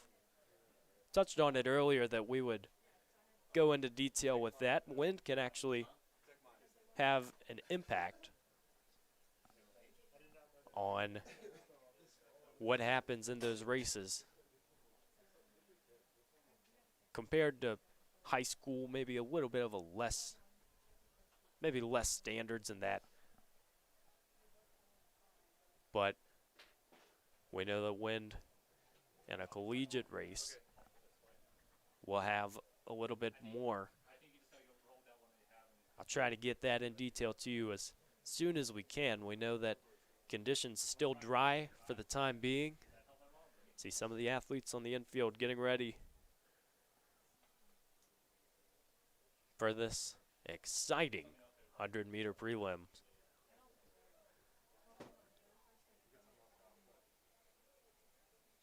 Have some Lynchburg athletes that will race later.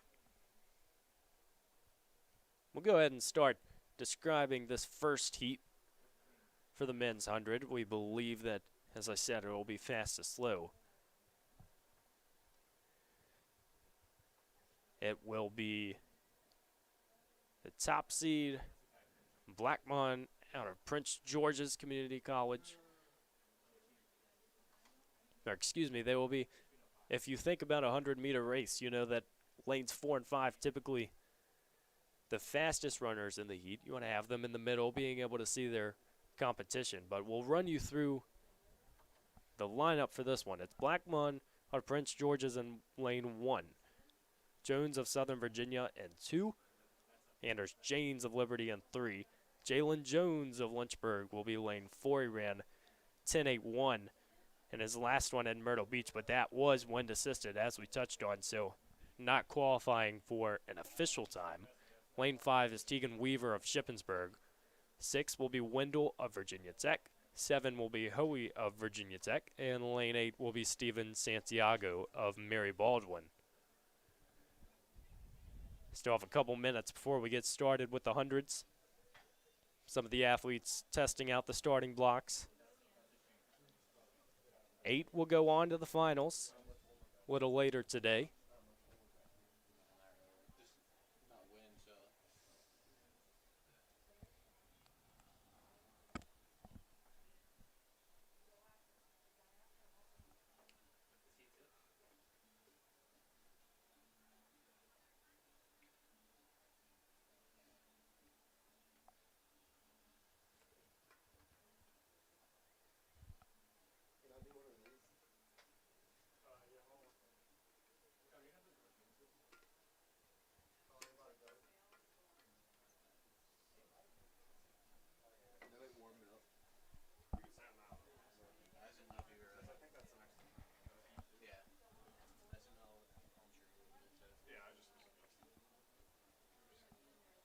As you see there, the athletes getting ready for Heat 1. Jalen Jones of the University of Lynchburg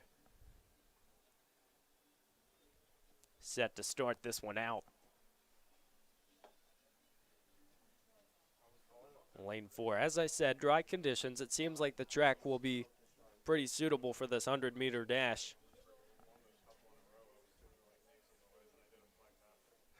And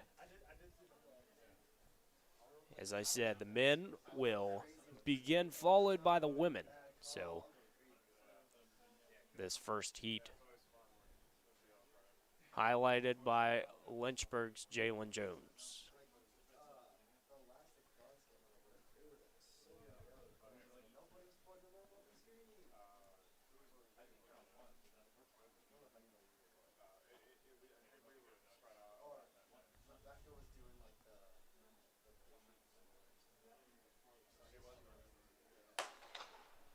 And underway in the first 100, Jalen Jones gets out nicely in the middle. It looks like he's going to have the lead on this one as well. On that outside lane, Santiago might have gotten close, but I believe Jones has earned the result. We'll see here.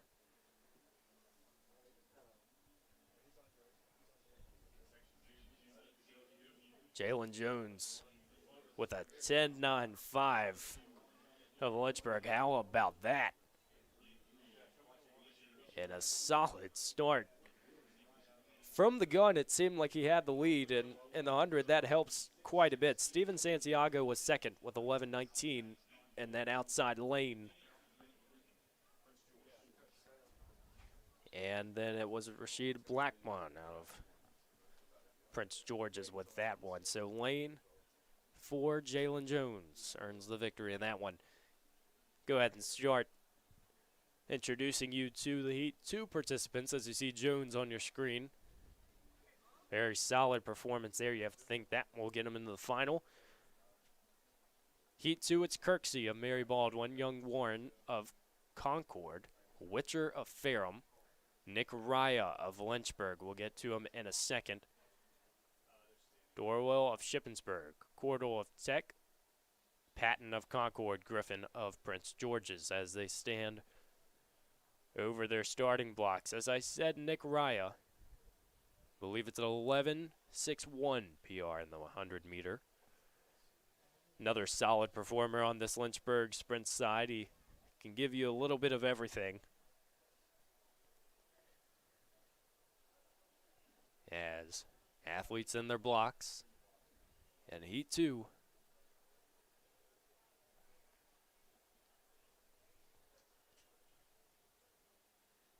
Raya and 4 for the Hornets.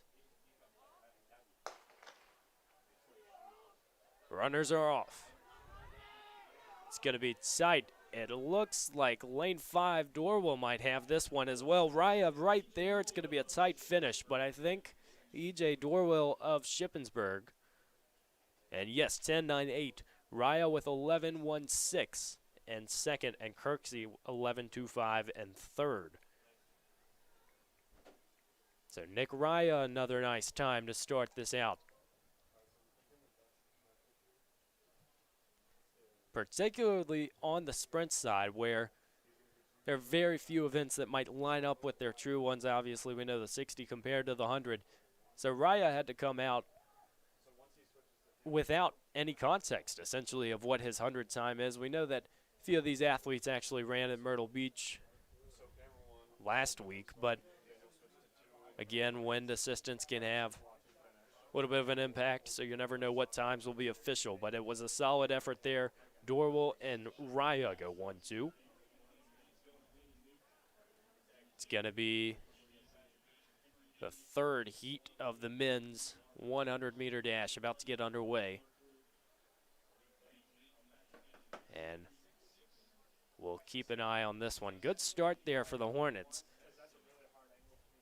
Heat 3, it's going to be Luke of Virginia Tech in 1, Easley of Patrick and Henry Community College in 2, Malloy of Mount Union in 3. Hurst of Concord in 4, Gardner of Concord in 5, Clanton of Patrick and Henry in 6, and Spratley of Ferrum in 7. Again, watching these sprint events, you can expect the middle lanes, so typically 4 and 5, to run the fastest times. That's just allowing them to see the field a little bit more clearly. It's advantageous because if you consider being in lane 1 or lane 8, you're looking one direction the entire way. Almost feel a little isolated from your competition, so you have to work a little bit harder to make sure that you're fast enough.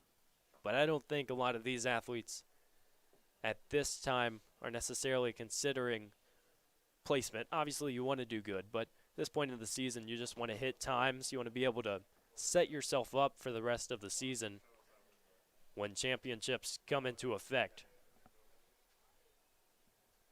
We've had a good first 2 heats. Jalen Jones of Lynchburg and Nick Raya of Lynchburg, solid performances to start out. Touch on just the improvement of these guys coming into the season. We know that that's characteristic of an offseason, but so far it's lane 4. I believe it's Hurst of Concord. Made it look easy. It's a 10-9-6.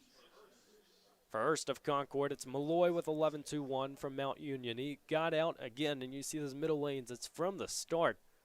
Really commanding lead. And he gets it done.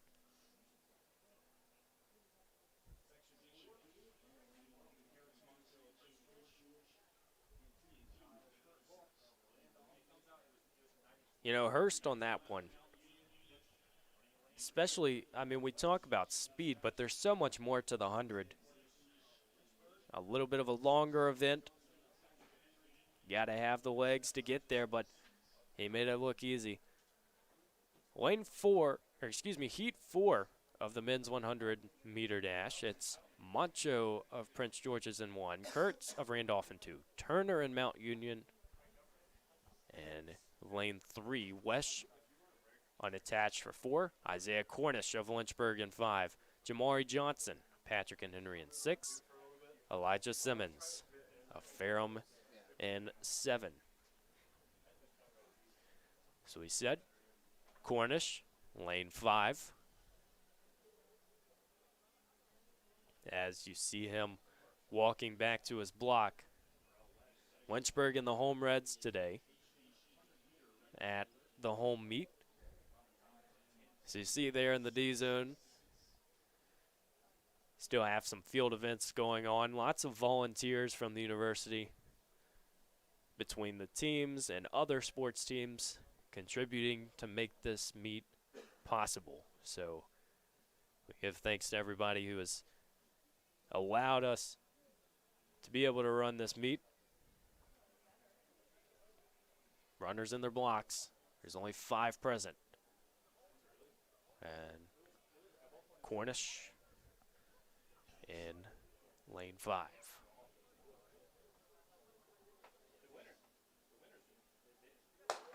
Runners are off. It's a nice start from Cornish. Keep your eyes on Kurtz as well from Randolph, but it's going to be Isaiah Cornish who runs away with this one. 11-2-2. Jamari Johnson finished second with 11-7-3.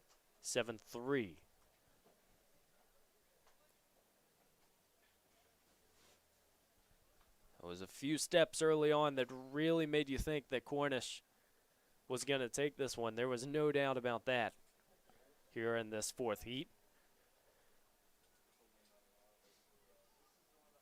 10 heats for the 100-meter prelims on the men's side.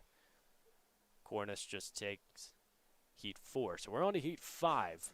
Go ahead and go down the lineup. It's going to be Franklin of Prince George's in 1, Jones of Virginia Union in 2, Townsend of Old Dominion in 3, Whittle of Shippensburg in 4, Jacobs of Lynchburg in 5.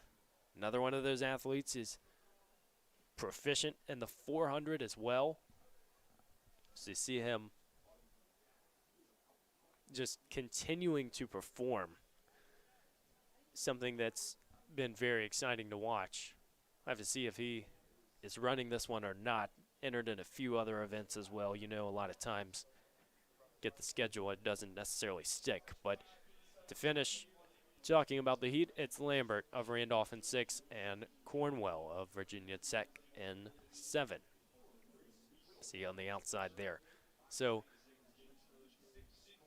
another heat of prelims, and when you consider just the format of sprints events, you know that having prelims, it's obviously a quest to try and make the finals, but at the same time, more at this point of the season about getting the technique down, getting your times right.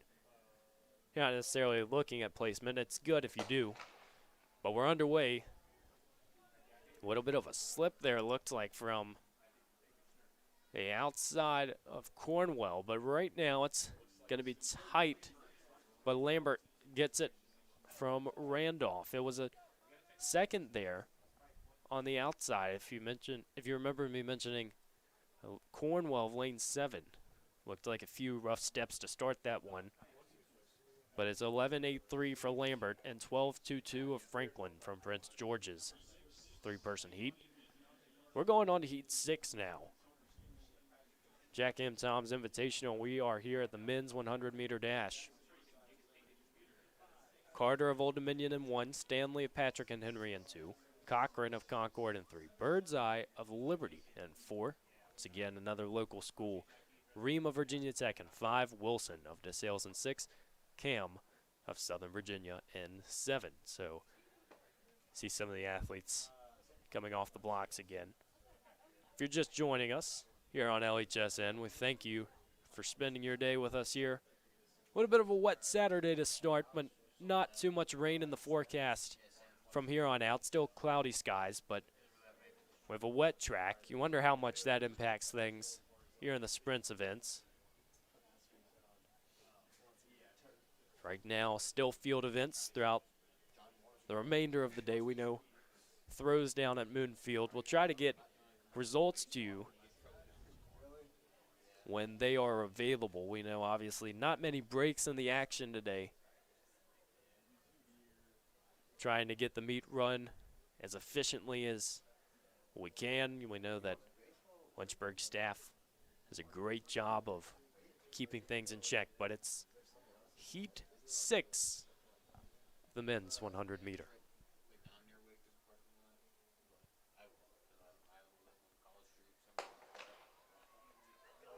They're off, and it's a great start from Cochran of Concord, but it's looking like lane 4 Birdseye of Liberty will come away with the victory there. It was a good start from both of those athletes. It really seemed like they were in the race from the gun.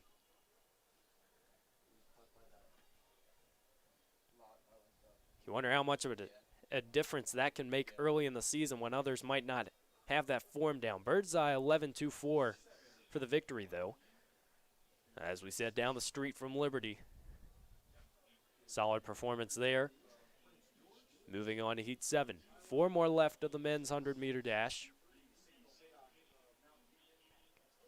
It looks like McEnroe of Prince George will be in lane 1. McCulloch of DeSales in 2nd. Paydock of Mount Union in 3rd. Parker of Old Dominion in 4. Shannon of Mount Union in 5. Pinheiro of Ferrum in 6. James of Southern Virginia in 7.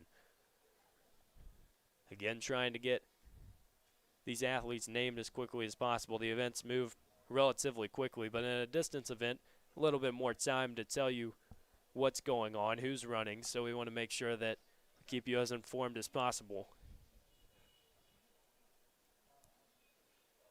What's unique about the 100-meter, you only have 11 or 12 seconds or somewhere in the 10s if you've really made it that point to put forth a performance. And you wonder just how little of that can make an impact on the entire time, because whether it's a slip at the start or it's just not being able to have your mojo, it can obviously make an impact. But It's Heat 7 about to get underway.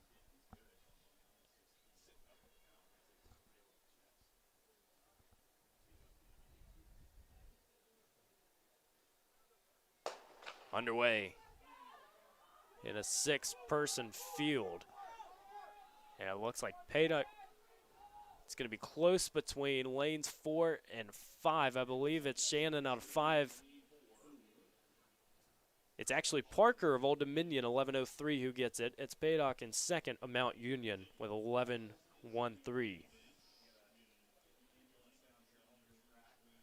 Again, can change so quickly. It's one of those events that's just tough to forecast before. You can go based off of a seed time in any event, that's certain, but we know in the 100 meter you have to have your stuff. When you step up to the line,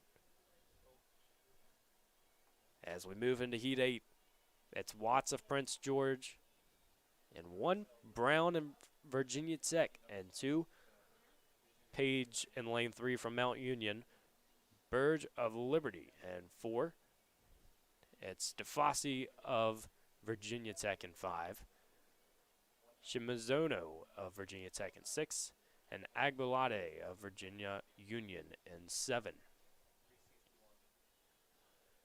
Might be a bit more common to see some of these sprinters. You're wondering, why are some of the lanes empty? Well, lots of sprint events today. We know the 200, the 400 will come on a little bit later, and we also have some hurdlers that will compete. So you see there, still going strong in the D zone, long jump. Also have some triple jump action.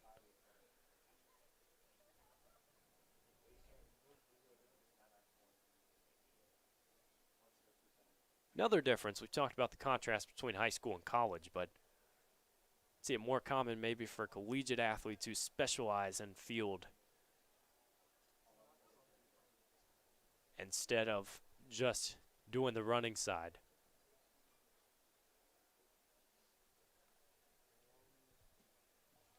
You have a little bit more time to really get down your technique. You have coaches that specialize in those disciplines a little bit more. We know that pole vault and jav aren't necessarily readily available for all high schools, so there's something to consider as we watch some more jumps.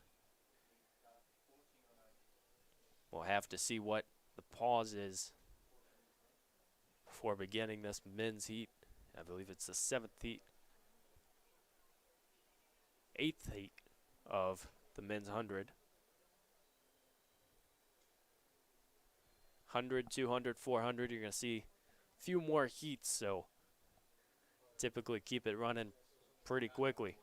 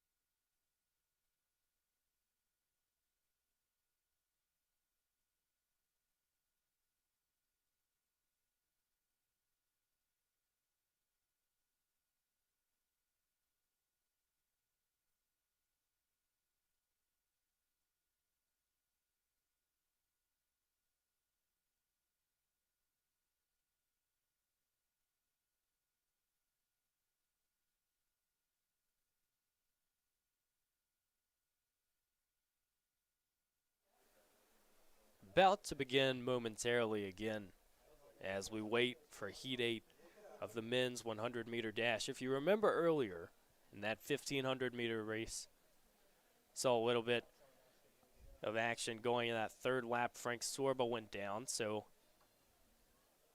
that's something to consider as this meet rolls on. Obviously, you hope he's okay. We know that in situations like that, you go down, you don't necessarily see what it is right away, but obviously we're just hoping that nothing major is happening as a result. So Frank Sorba, the All-American, we'll keep an eye on there.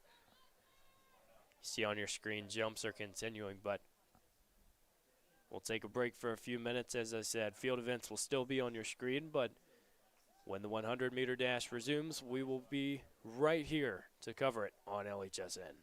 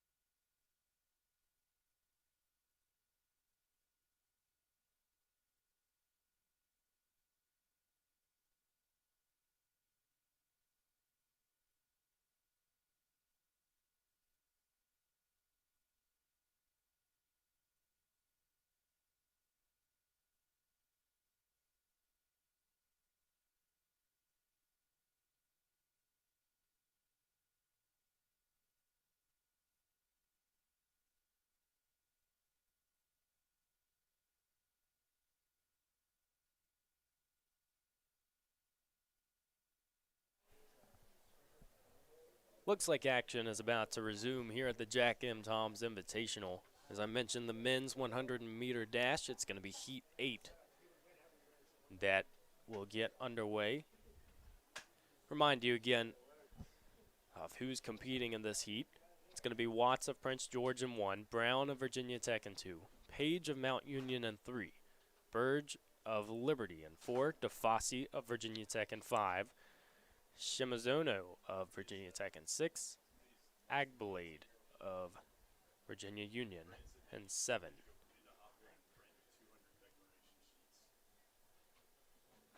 Athletes down in their blocks. Underway. And lane 1, it looked like a little bit of a stutter there for Watts, but Page has an early lead in 3. It's going to be, I believe, Liberty's Burge in 4 with the victory. Watts just stumbled a bit out of his block and won.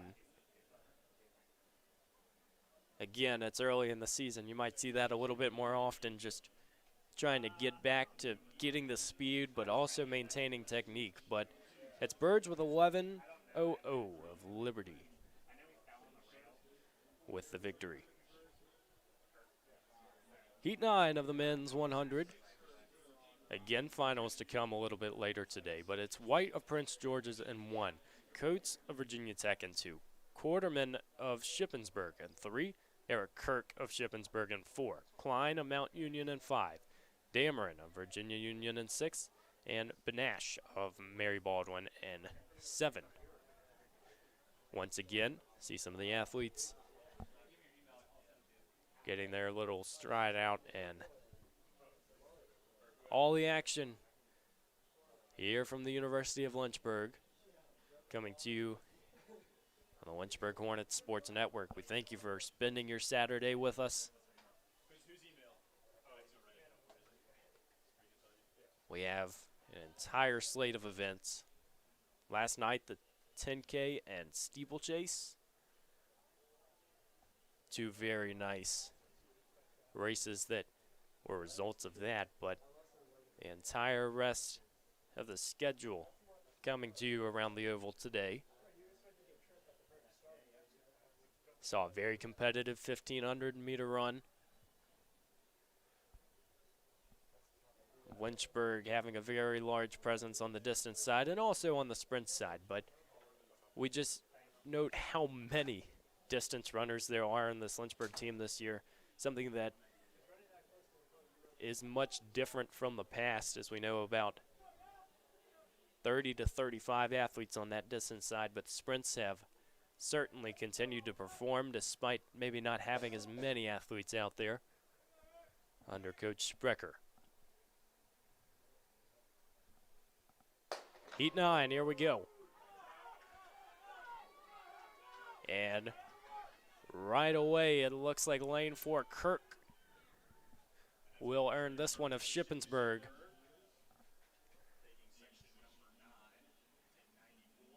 And that was a solid start, 10-9-1 for Kirk. Quarterman, his compatriot of Shippensburg, in second.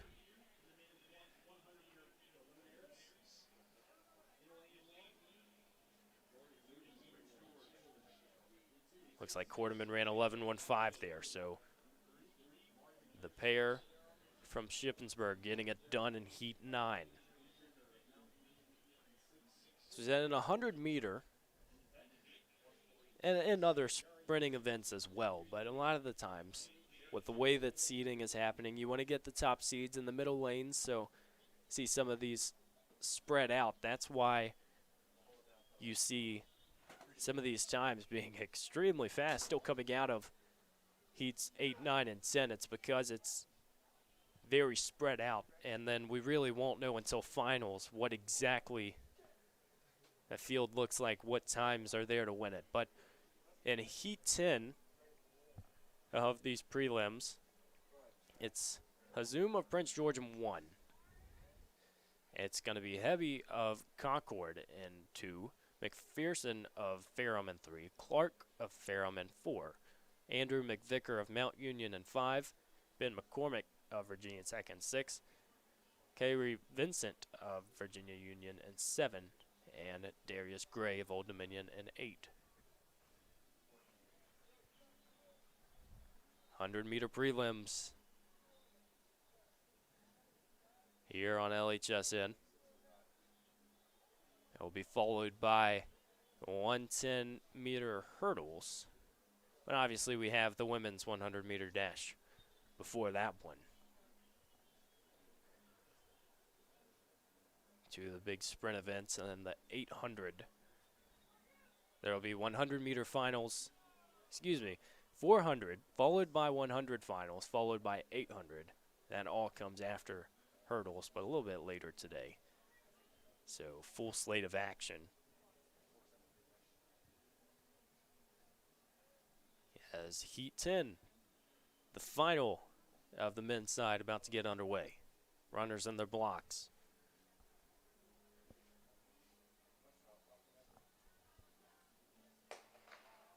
Gunfires, here we go. In this final heat, it looks like it's going to be lane 5.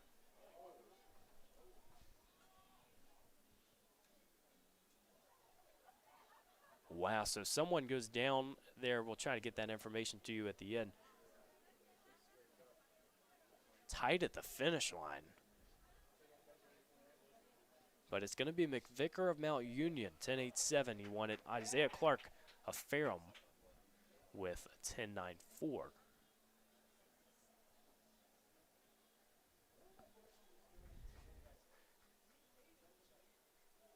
It's always difficult in sprint events to really try to figure out what happened because it's so quick.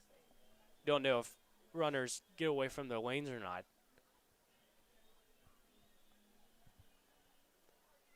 If my intuition is correct, it might have been McVicker who fell Mount Union, but we'll try to get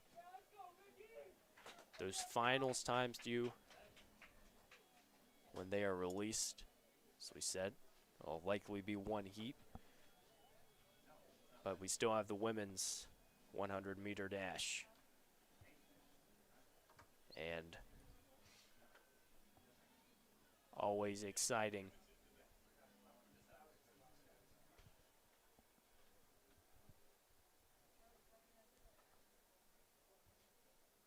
If you're a fan of track and field, typically 100-meter dash is the event that you think to first, especially just watching the Olympics over the years. We have been so spoiled with the presence of athletes like Usain Bolt, just the dominance that sprinters have had, and now even from an American standpoint, just seeing some of the talent that comes through. We know Christian Coleman, Allison Felix over the years.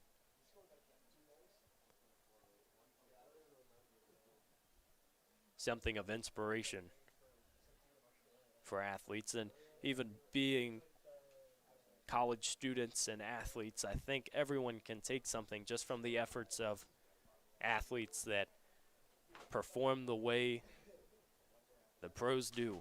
They do it for a living for a reason. But we're out here today for the women's 100-meter dash. It's going to be Heat 1 about to come to you.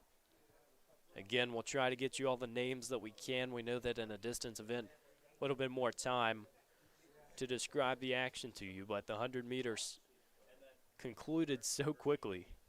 We want to make sure we are covering everyone.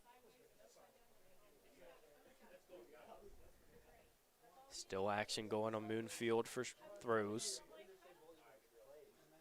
Shot put, discus, javelin.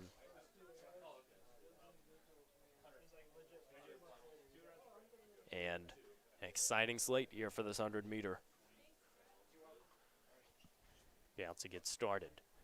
We'll go ahead and describe Heat 1 of the prelims to you. Baez of DeSales is going to be in lane 1.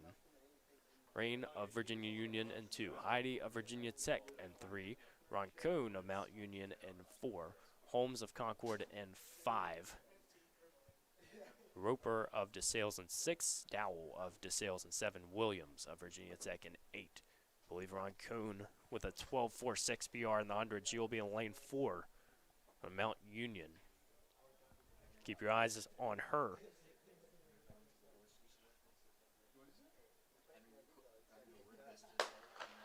We're underway with the women's 100-meter dash, and right away you see Roncone get out to a nice start. It's those middle lanes. Down the straightaway she goes, and just waiting for the time. It's 12.47 for Lauren Roncone. Jessica Williams with 12.87 from Virginia Tech Running Club. Those are the races I think as a sprinter you love to have. Not too much of a climax. Get out to the start and really just allow yourself to get through the line. Roncone made it look easy. As we'll continue down to Heat 2. Foreman of Randolph in lane 1. She also has throws as well, so spending some time down in Moonfield today. Gaspard of Old Dominion in lane 2. Heward of Southern Virginia in 3. Anaya Seward of Lynchburg in 4. One of the commanding sprinters on this team. She has had a phenomenal career with the Hornets. As we saw during indoor and All-American 60 hurdles. Continuing down, Miles of Mount Union in 5. Jaden Turner of Randolph in 6. Greg Jones of Virginia Tech in 7. And Sierra Lyles of Virginia Union in 8. So we mentioned for the Hokies, it's some club athletes, it's some athletes off the team. You just have a little bit of both, but believe they're sprinters from the club side. Anaya Seward in 4. 12.25 PR in the 100 meter. Keep your eyes on her in lane 4. Starter's going to walk over. The weight, what makes the 100 what it is, and don't know if gun didn't work. Have to keep an eye on that. A lot of times have a little bit of trouble at the starting line, so they'll get down and do it again off the blocks. Again, Seward in 4. Swell, Madison Miles in 5 with a 12.63 PR. She's actually not present in this race. It's that vacant lane 5.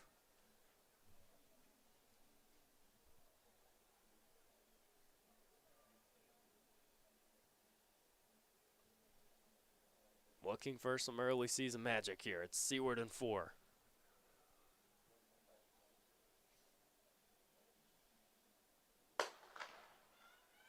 Underway. It's tight, but Seward quickly pulls away. Down the home straightaway, and 12.71 for Anaya Seward, and it's Riley Heward with 13.50 of Southern Virginia in second. So we've touched on prelim times to go to the final. You also wonder, with prelims, trying to figure out what pace you want to hit. It's very difficult to try and monitor that as a sprinter, but we know that they make it look extremely easy. And continuing to perform is Lynchburg on the day. Heat 3 about to come your way as you see some of the ladies getting ready to start it. And we'll get ready to describe it to you.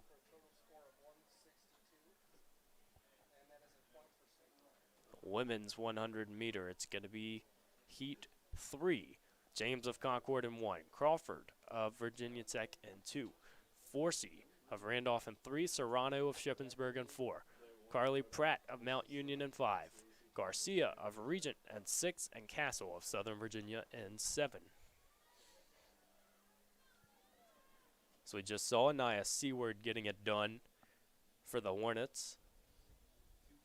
Early intuition leads me to think that coaching staff has to be pleased with how this meet has started to shape out.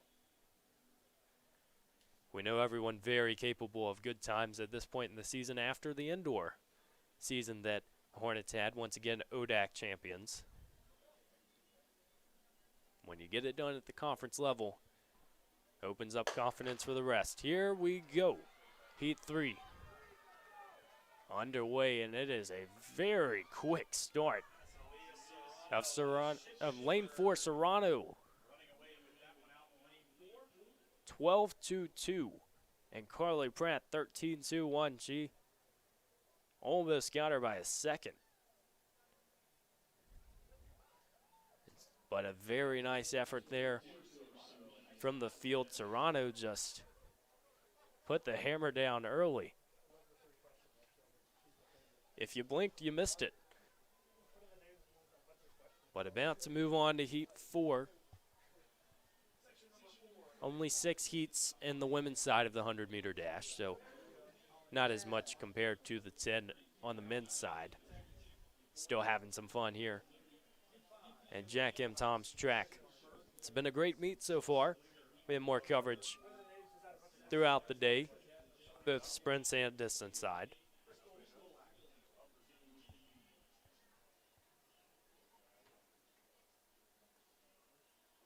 Heat 4.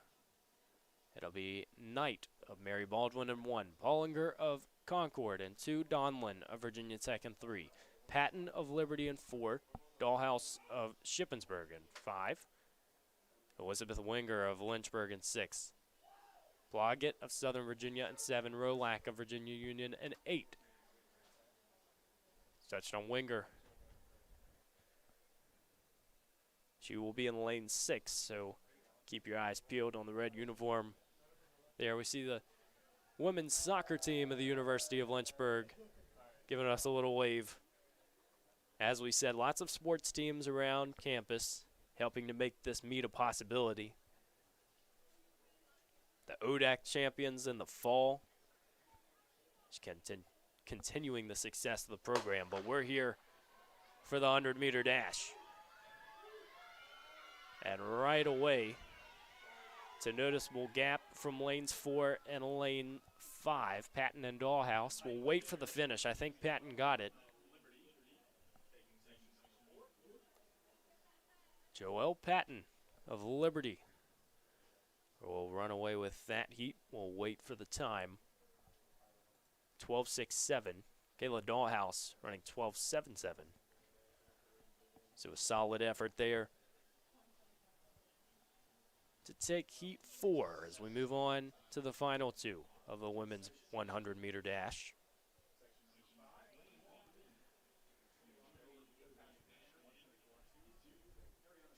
We've seen a very common thread. Good starts are leading to good finishes, and I think on the sprint side, while that's a very simplified version of things, when you're trying to get your form down, it only helps to get out of the blocks quick. So much more difficult than fans will consider. Obviously, you have to get out as much as you get up. But we'll run through Heat 5. It's Overby of Patrick and Henry in 1, Beverly of Ferrum in 2, Calamia of Shippensburg in 3, Waite of Mount Union in 4, Riley Turner, the freshman of Lynchburg in 5, Mackenzie Chine of Mount Union in 6, Chesson of Regent in 7. Saw Riley Turner in the 4x1 earlier. She runs the 2. She'll occasionally run the 4. So Coach Sprecher using her in multiple events. And I think as a sprinter, that's very appealing to be able to go out and compete in multiple events. Because lots of times you have a roster. You're trying to assemble it to the best of your ability. But there are only certain spots that can be filled, especially in championship meets. So you have to figure out who's running what. But it will be Riley Turner in this one, in the red uniform in 5.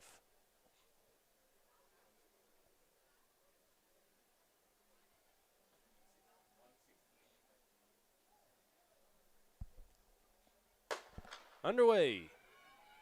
And heat number 5, lane 4.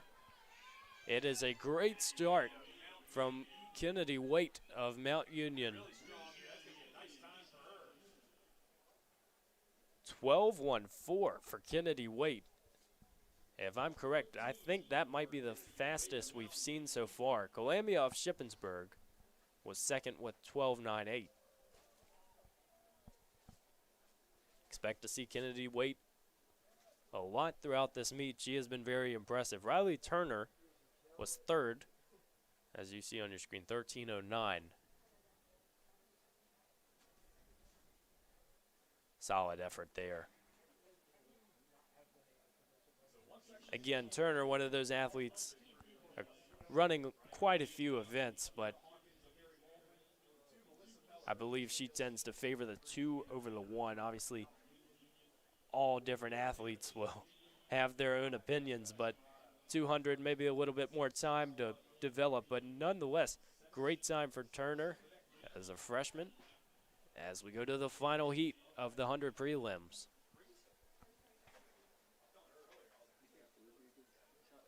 It's Hawkins of Mary Baldwin in 1, Peller of DeSales in 2, Niger of Mount Union in 3, Lee of Virginia Union in 4, Camarada of Lynchburg in 5. We'll get more in that in a second.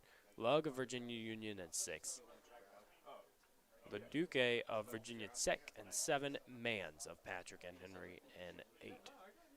As I said, in lane 5, Jessica Camarada of Lynchburg. This Hornets program seems to develop just a little bit more every year, and Coach Sprecher and Coach Reed, the sprints and distance coaches respectively, worked together for quite some time here, and the program that they built, you can just tell that the direction has changed. But the final heat of the women's 100-meter dash is underway. It's going to be a tight finish as we look at lane 4, Kayla Lee of Virginia Union will get it done. 12.64 to earn the victory in the final prelims heat. But as I was talking about, when the direction shifts and you have recruits coming in who just can sense something special is being built at Lynchburg, I really think that it helps the day-to-day operation of this program. And for two coaches that are extremely talented, they know what they're talking about, and Coach Sprecher and Coach Reed, I think that it's very special to be able to share that with your athletes. And we know that there are no signs of stopping from this coaching staff. That women's soccer team we mentioned a few seconds ago out helping with the hurdles as we get ready for the men's 110-meter hurdles. Again, it takes more than just a few people to run a track meet, and we are certainly fortunate to have the help of volunteers and coaches and staff on campus just all around making this a possibility. Up in the Hill City at the University of Lynchburg, if you're just joining in, we've had a great start to this Saturday. 3 track events concluded, being the 4x100 meter relay, 1500, and now the 100 prelims. We'll double back for the finals after these hurdles. Different heights for the men's and women's hurdles. So we'll have a little bit of a pause before transitioning to the 100-meter hurdles for women. No prelims for the hurdles, though, and so you'll see right away. We mentioned fast to slow in the heats, so we're going to see an exciting first few heats.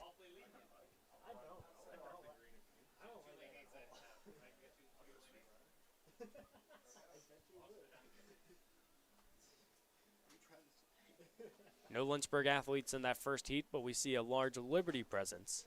They will have 5 of 8, whether unattached or on the official team. We mentioned earlier, sometimes these unattached athletes not wanting to use their eligibility yet. Maybe it's injury related, maybe just experience, but a Liberty program that has also found success. You see large rosters, so sometimes that factors in a little bit.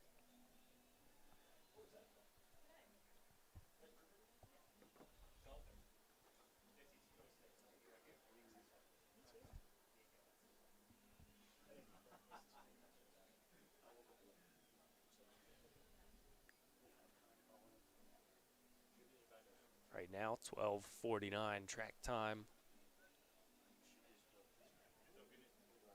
We had a little bit of a delay during the 100-meter dash, so we don't know how accurate those times will stay on. But normally, for a track meet, when the schedule is set, there is not a question of if you're going to waver from that or not.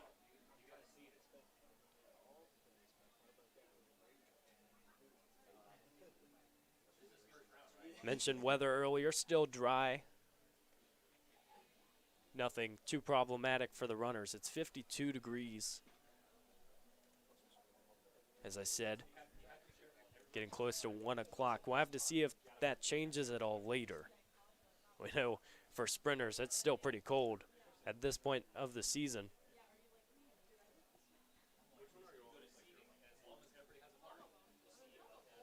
Basic fundamentals of hurdles. Obviously, you don't want to knock into another lane. Can get caught for that. Many officials, if you've watched a national meet for the 110 or the 100-meter hurdles, there are officials pretty much at every hurdle. So you have to be extremely diligent to make sure that you know what you're doing. But early in the season, I think if you're a coach, you want to see your athletes get over every hurdle and get through the finish line. The time will come later as speed continues to develop.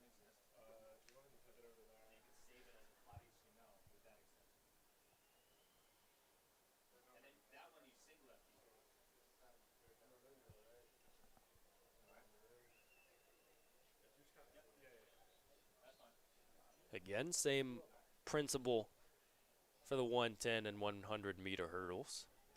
Tend to see the faster athletes in the middle 2 lanes. Seed time might not mean too much today, but as the season progresses, and especially into championship track meets, can play a key role in what's happening. But we'll be excited to see how this one shapes out.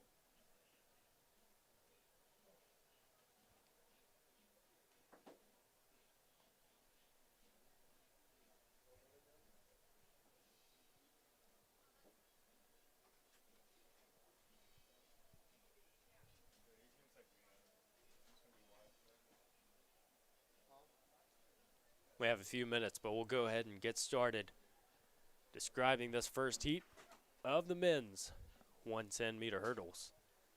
Sador of Liberty in 1, Van Duren of Liberty in 2, Luke Anderson unattached but running with Liberty in 3, Prosper Explore of Liberty in 4, Felix Lawrence a 14.21 PR unattached of Liberty in 5, Explore and Lawrence the fast seeds to watch in this one.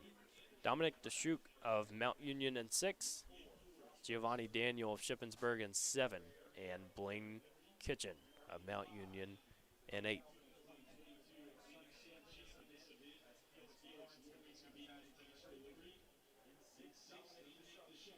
Relatively lenient meet compared to other ones. We know championship meets start to get a little bit stricter with the infield and technology going around, but it has a very nice atmosphere at the University of Lynchburg when a track meet is here. Just seeing athletes from other teams on the track, or excuse me, on the infield, excited to watch. We know that around the track, lots of spectators, and really that's any track meet, but it's Saturday in the spring, and you have a good feeling that there's a meet out there somewhere, and today it has come to the University of Lynchburg.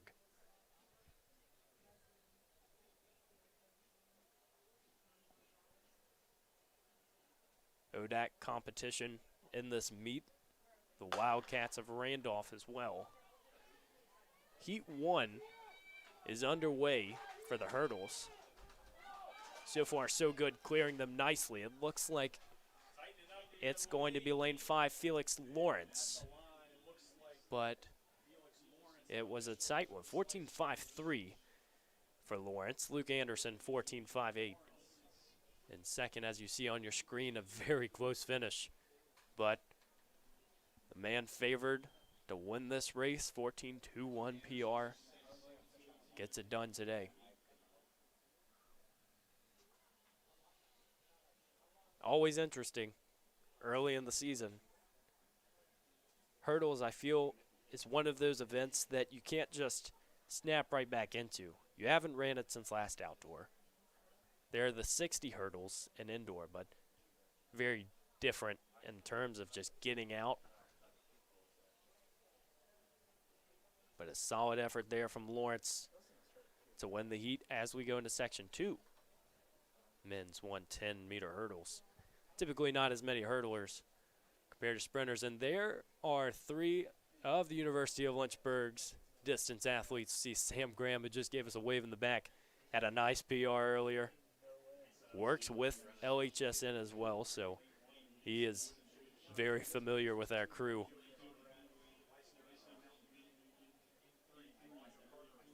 Always a fun day to be a Hornet when you're running at home. But let's go ahead with heat 2 of 110-meter hurdles. Boyd of Shippensburg will be in lane 1. Conrad Weisner of Mount Union in 2. Mario Carter of Randolph in 3. Long and Mount Union in 4. Blevins, Mount Union in 5. Ethan Conrad of Shippensburg in 6. Johnson of Liberty in 7. Dylan Luke of Virginia Tech in 8.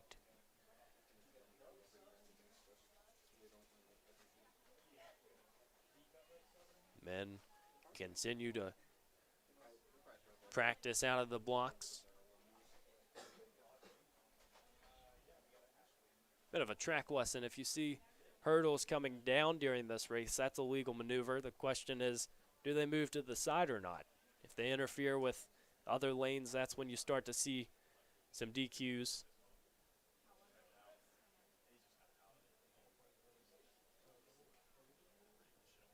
Goes back to practice, and feel like with a lot of sports we end up saying that, but the fundamentals certainly dictate this event more than others in track.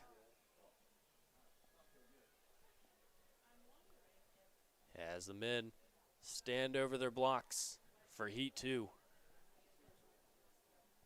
Mount Union boasting a pair in Long and Blevins, 4 and 5 respectively, as they get down in their blocks.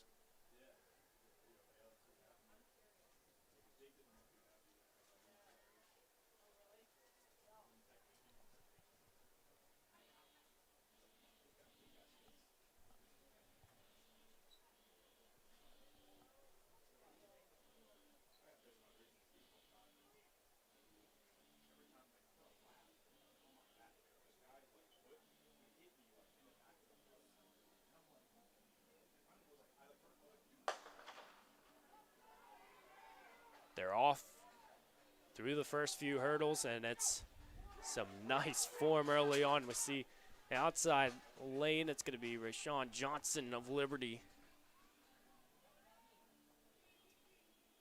Looks like Long made it interesting, but Johnson will get 15-4-1 for the victory. Kyrie Long in second. For a second there, I thought Long was going to come back with that one, but the start of Rashawn Johnson just a little bit too strong.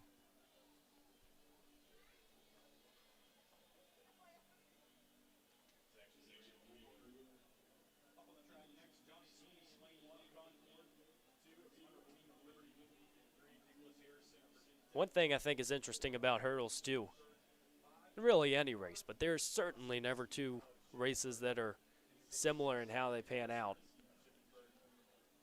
So you see there Rashawn Johnson, he is feeling it. Very nice result to start the season, but we're about to move on here to the third heat of the 110-meter hurdles. It's Sweeney out of Concord in 1, Bleem of Liberty in 2, Harrison of Virginia Tech in 3, Murphy of Shippensburg in 4, Hrabowski of Shippensburg in 5, Listener of Shippensburg in 6. They have 3 in the middle. It's Damley of Virginia Tech in 7, Houston of Virginia Tech in 8. So a trio of Hokies are in this one, as well as a trio of Raiders from Shippensburg.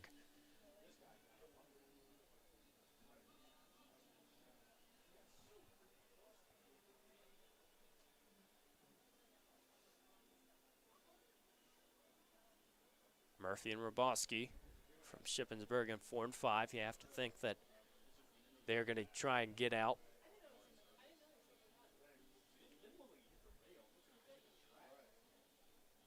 Virginia Tech has certainly had success during this meet as well, despite not necessarily having all the seed times. We know on a club team, too, you might not have as many chances to run meets. A lot of them pay their own entry fees to be able to participate, so awesome to be able to have them here at the University of Lynchburg.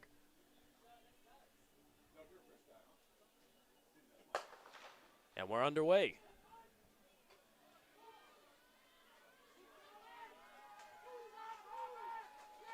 You have to wait to see how races shape out, but it looks like lane 4 will be Murphy going toe-to-toe with Harrison. Harrison gets the victory, 16-4-3. Murphy in second with 16-4-6. As you'll see on your screen now, that was incredibly close. As I said, it takes a second to really know what's going to happen in a hurdles race, because one jump can dictate the whole rest of the race. You're counting steps the entire time.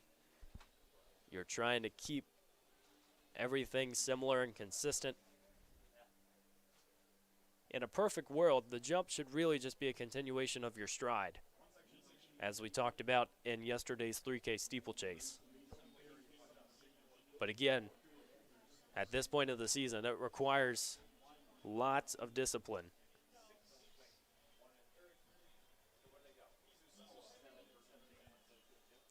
Fourth and final heat of the men's 110-meter hurdles.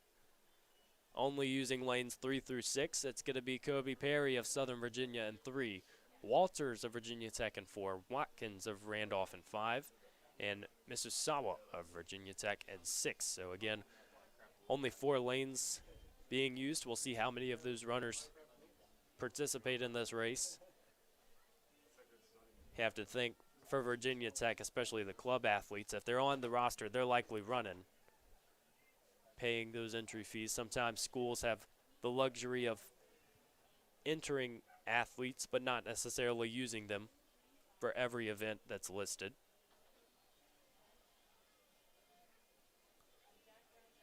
We'll directly move to the women's 100-meter hurdles afterwards. Different marks for the hurdles, though, so there will be a little bit of a pause in the action before we get started. But the fourth and final heat about to get underway. Looks like 3 athletes on the blocks.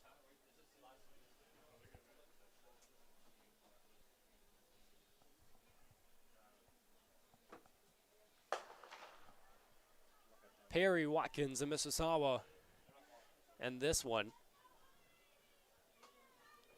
And right away you can tell that Randolph's Watkins getting out to the start he liked, and he's going to finish it strong with a 17.61 for Jaden Watkins. Kobe Perry finished 19.03 of Southern Virginia. And Eric Misusawa with a 19.54 for the Virginia Tech Running Club.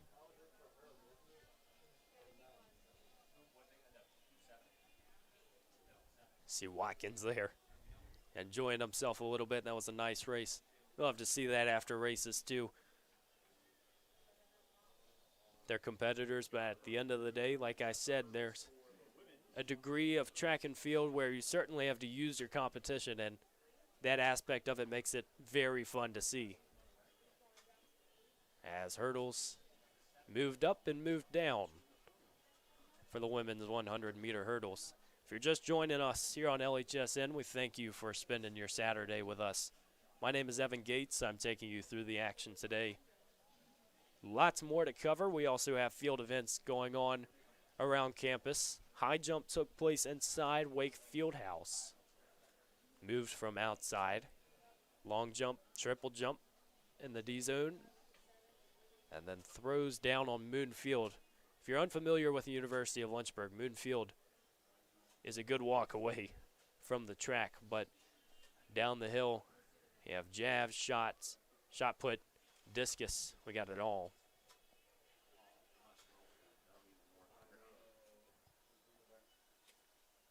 We've had a fun start to today, and we cannot wait to take you through the rest. Again, women's 100-meter hurdles. It's going to feature a few Lynchburg athletes in the first heat. Betsy Monkern and Anaya Seward, as we saw, solid performance in the 100. And if it pans out the way we expect with her being in the finals, that's going to be a very quick back-to-back-to-back. So do not be surprised if she maybe doesn't run this hurdles race, but we'll keep an eye on that. We know Coach Sprecher has seen her potential. She is certainly capable of running this race. We'll wait a second before we get started talking about heat number 1. As you see the straightaway there. Tendency on the screen, the track will look a little more wet than it might be. Conditions not optimal, but not awful for these runners. So we see the hurdles being moved down. Again, we'll try to get some field results to you.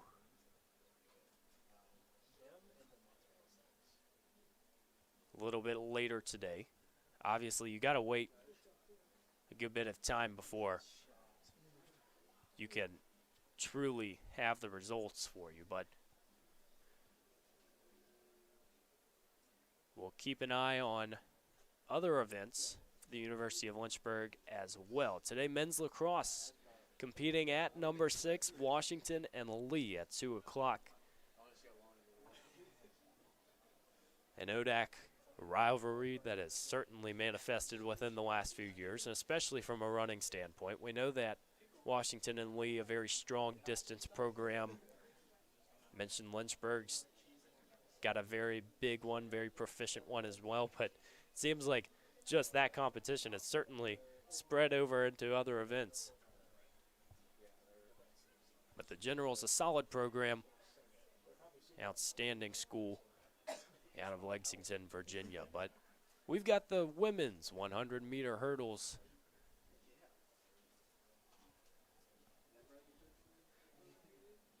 As it looks like the hurdles have just about been moved. Hurdle crew doing a great job. The women's soccer team helping us out a little bit today. More and more people congregating on the infield as the day goes on. We know especially for those sprint events, a lot of times not really a spot behind the starting blocks that you can wait until at least you're getting ready for your race. So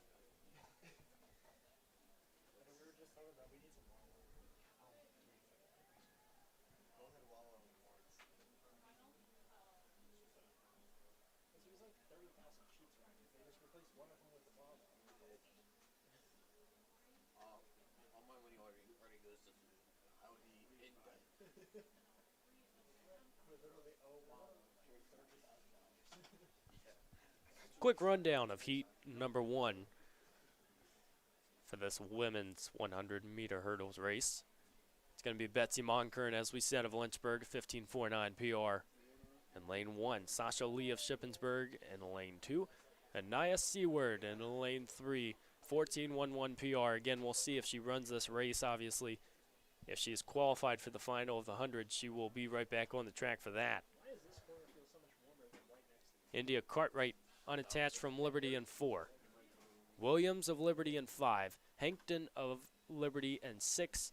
Meredith Engel of Liberty in 7. And then Barger of Shippensburg in 8. So that is your heat. See some people having fun there on the infield. As we said, Virginia Tech's club and track teams both sporting a few athletes here today. The Hokies of Blacksburg. How about the direction that that program has gone in? And from a track standpoint, the ACC has become so competitive.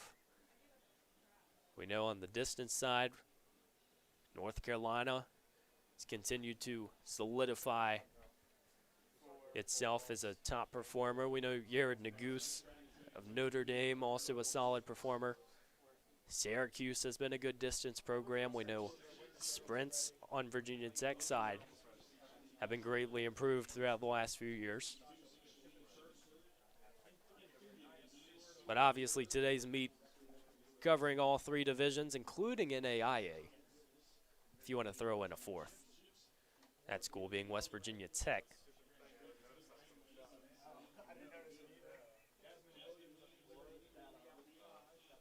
Lynchburg Hornets out of the Old Dominion Athletic Conference, Division III.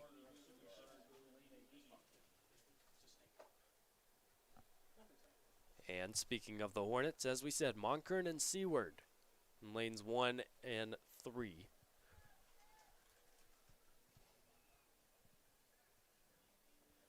Both of whom do not look to be on the starting line. As we said, a lot of times with that 100, might want to scratch one event, but throw it in just in case. So we'll keep you updated on this one. Women down in their blocks.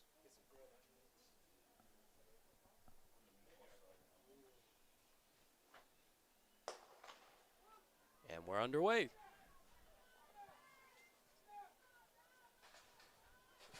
Quick start out of lane 4 and 5. That's Cartwright and Williams. It's going to come down to the end, but it looks like India Cartwright will get the victory. 13-9-6. Right in tune with the PA announcer. 14-1-8 for Jasmine Williams of Liberty.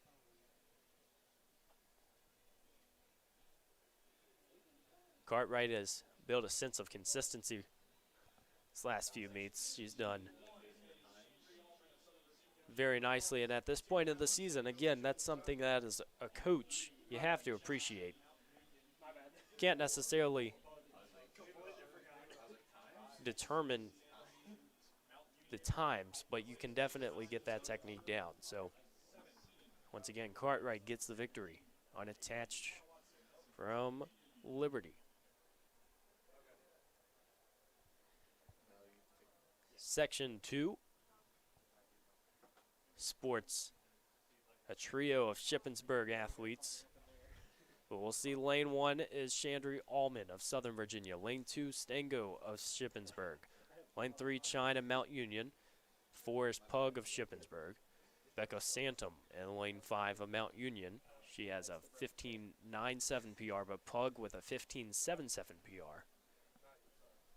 Both pretty similar.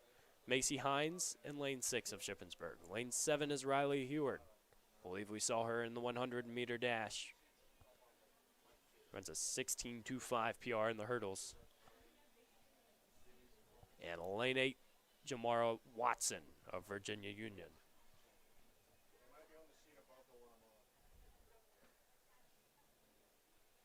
Key to hurdles as well, we talked about moving forward with your stride.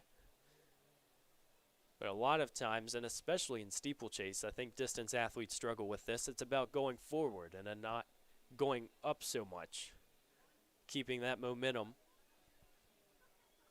We know how difficult that can be, especially counting your steps, but still getting out. That's why you see so many hurdles get clipped. But a full field for this one. And we're underway. All 8 athletes towed the line right away. It looks like lane 3, Chine of Mount Union, but it's going to be a battle. And Pug making an interesting one. She's going to pull away with it. She said, "Thank you very much." 16-16 for Nicole Pug. Solid performance there. Looked like Chine from the start might have had it. She gets 16.81 for second. So overall, still a solid effort.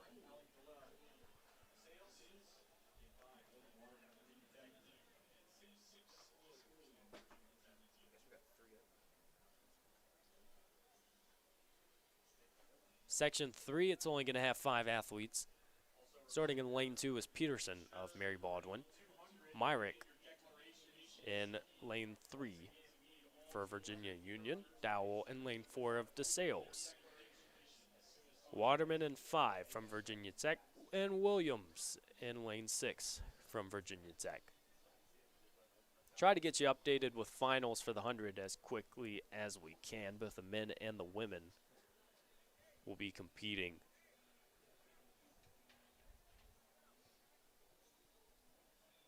That will round out the 100-meter dash for today. Only one heat for finals.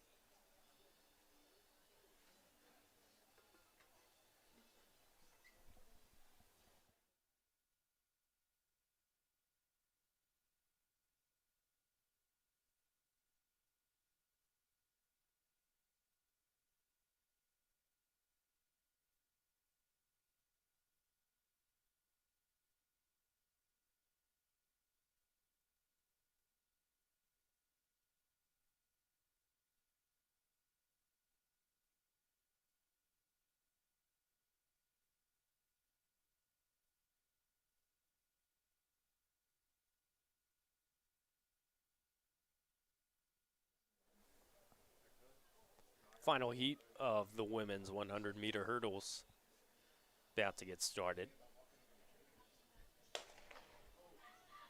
And there we go. Solid effort right away. You see lane 4, Allie Dowell of DeSales all alone. And a comfortable performance, and it's, I believe that might have been Williams of lane 6. A little bit of a struggle there, as we said. So difficult at this point of the season. The tenacity and the perseverance of hurdlers is simply unmatched when you consider just how difficult this event might be. But in that heat again, Allie Dowell, 17.57 for the victory, and that will conclude the 110 and 100-meter hurdle races.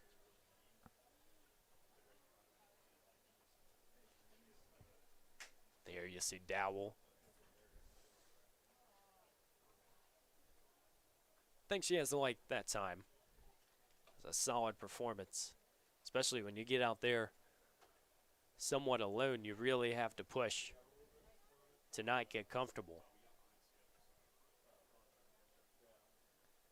Full slate of action coming to you here on LHSN. It's been a fun day so far as we keep things going. Scheduled for the 400-meter dash before the 100-meter finals. So apologies for earlier.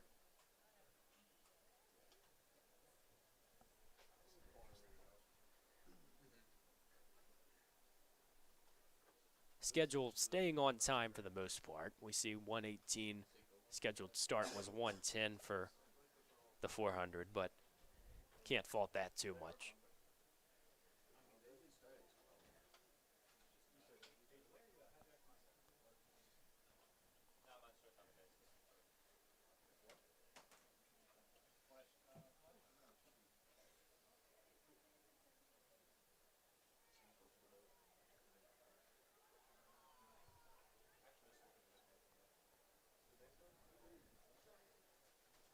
If you're just joining us, Lynchburg Hornets Sports Network, I'm Evan Gates, walking you through the action today. We've had a lot of exciting, climactic finishes, both distance and sprint side. The return of outdoors here, and I think everyone is enjoying it. Especially to have a home meet here at the University of Lynchburg. We also have some Hornets that will compete in the 400, as we've really said all day about each event. Success so far and looking to keep that rolling. One of the first doubles of the day, I believe Kyle Laufenberger will come back and run the 4, as well as Luke Demos. The consensus for Lynchburg today was most distance athletes running the 1500 would compete in the 8 a little later today, but there are a few exceptions. Some doubling in the 4 and the 8, some doubling in the 4 and the 15. Tor Hotung Davidson will be one of the few that do the 4-8 double, and he is stepping onto the track. The All-American in the 800. When he steps on, 6'4" presence, you know he is going to compete, and that is, as a coach, sometimes you got to monitor it a little bit, but he is a phenomenal athlete, and he is doing phenomenal things for Lynchburg.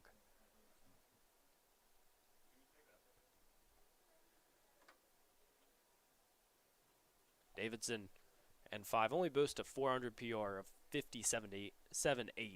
Say only, just you think about the amount of talent he's had with the 800 and times showcase, but we have a full field in this one.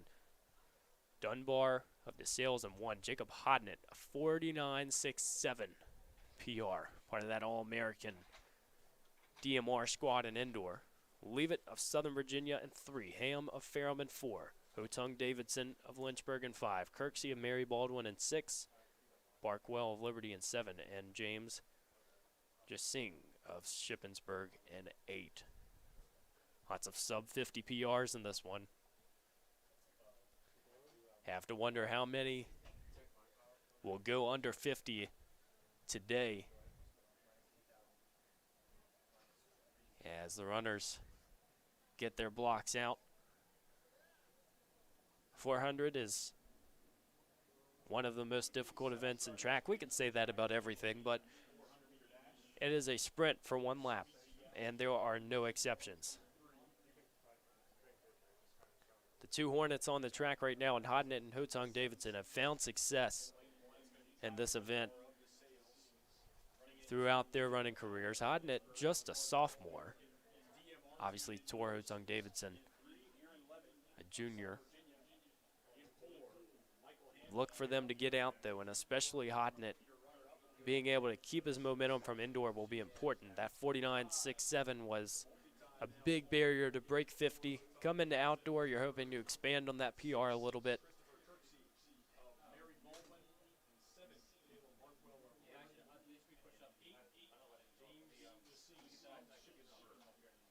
Two high school programs as well. Hodnett coming from Moore Botetourt, Hotung Davidson coming from Oakton. Those two programs finding quite a bit of success at the high school level, but see a couple jumps as the runners get down. It's going to be a very fun first heat, this men's 400.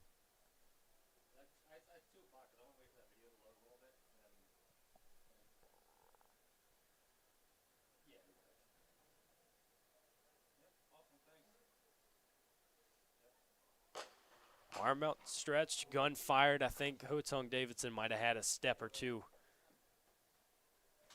There was a little bit of that stagger. If you saw, he was having a standing start. Obviously more common in distance events, so we'll see what the officials say, though.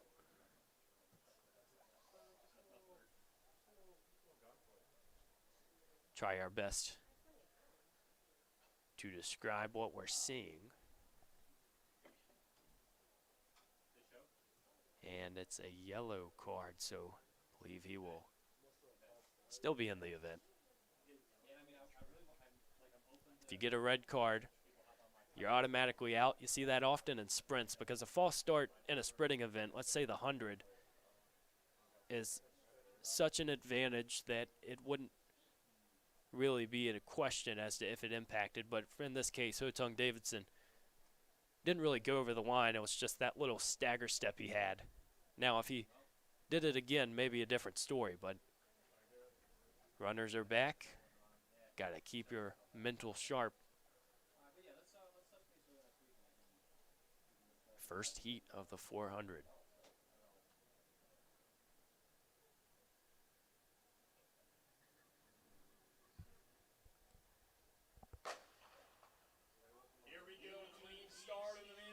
And this start is clean. We're underway.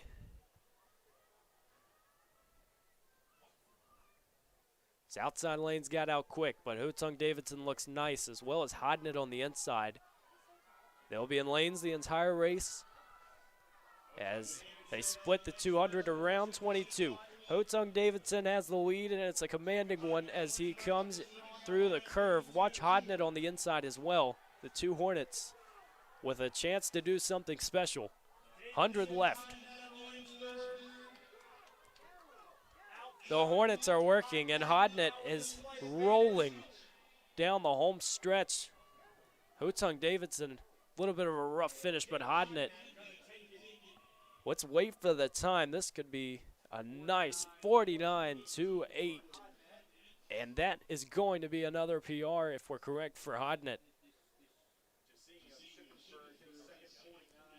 Jasing got 49.73 of Shippensburg. And Jacob Hodnett continues to deliver for the Hornets. The amount of talent this young man has, you know, the 400 is such a difficult event because so much strength goes into it, as well as preparing for other events. But Hodnett has been able to find success with the 400. We touched on the DMR, splitting that high 49.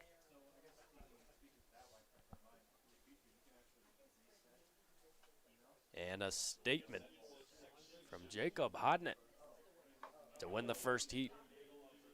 400-meter dash here at the Jack M. Toms Invitational. We're going to move on to the second heat now, but as we said, Hodnett of Lynchburg won the first.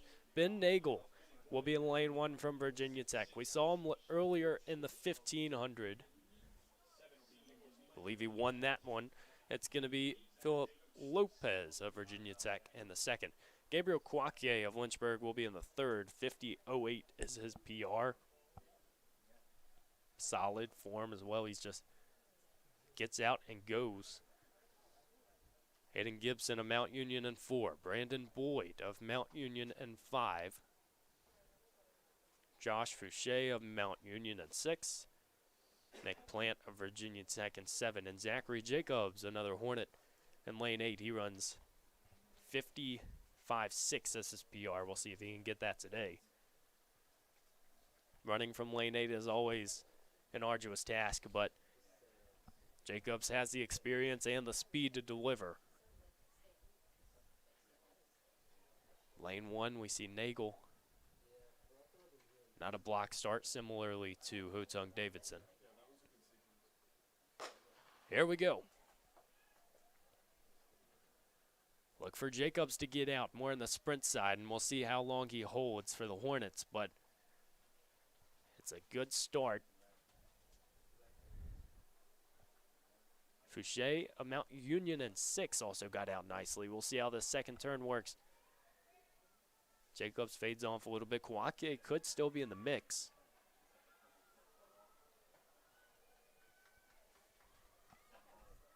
And coming into the home stretch, it's going to be a tight one. Fouché and Kawake battling it out.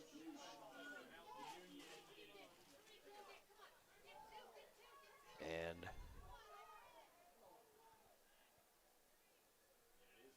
for Fouché, it's going to be the victory. Excuse me, it might be Fouche is the last name. We apologize. 49.78. Not a shabby time at all. Coming out of Heat 2. Mentioned it coming out of that opening curve, too. He looked like he had a good position, but you never know, especially in those outer 4 lanes, until you're really in the last 100 meters of the race. But he held it nicely, and he delivers from the second heat. Again, moving quickly, we go to heat number 3. Brian Flowers of Lynchburg in this one, the only Hornet in this heat. His PR 51.08. Flowers can really do a little bit of everything around the track.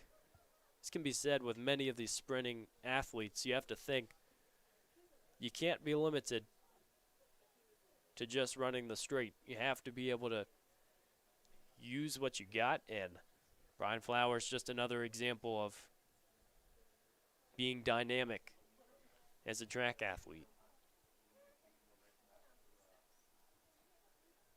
So we'll keep an eye on this one. And the men's 400. This is heat number 3.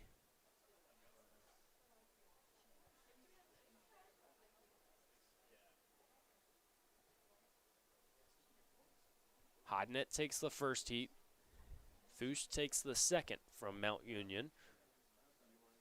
Watch out for Charlie Stock in lane 4. Got Virginia Tech, solid race earlier. Believe he was in the 1500. Runners down in their blocks.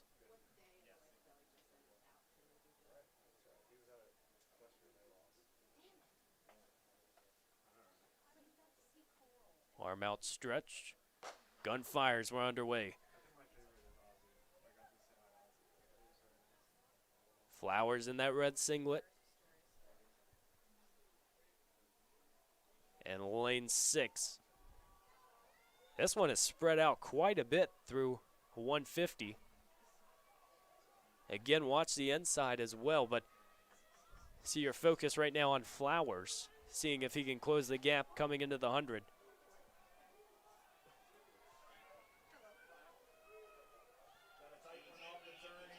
And virtually everyone is in this race with 100 to go. Flowers has maybe a foot or two lead, but it's also going to be lane 8 from Virginia Union. That's Laws. It is a tight one. Charlie Stock may have taken it. And it's Christopher Laws from Virginia Union. He was in lane 8. 56.5. Charlie Stock second with 57.2. Isaac Pittman in third with 57.9 out of Mount Union. Looks like Flowers fell down to 4th. That was such a tight race coming with 100 left, and opportunities like that, the first 300 does not matter, and for Flowers, it was really just a matter of trying to stick in it. Again, the time is not bad, 51:07, which, if you compare, will come down to an official time, but his PR is 51:08, so he might have just scratched one.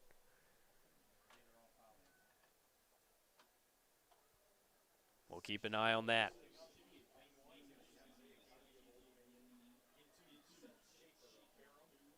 Looks like lane 1 will be vacant for this heat. We will keep an eye on that. But Schaefer of Ferrum in 2. Justin Polka of Virginia Tech in 3. Witcher of Ferrum in 4. Shaim Holmes of Mary Baldwin in 5. Ethan Board of Concord in 6. Alex Waddy in 7. And Chatham Campbell of Virginia Tech in 8.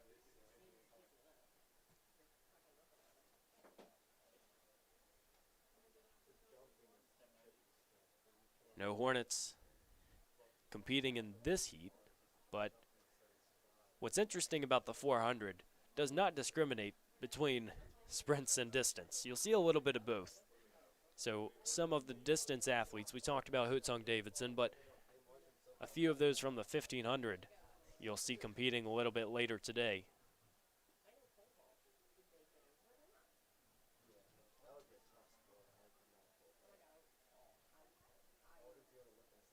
Runners bound to get started.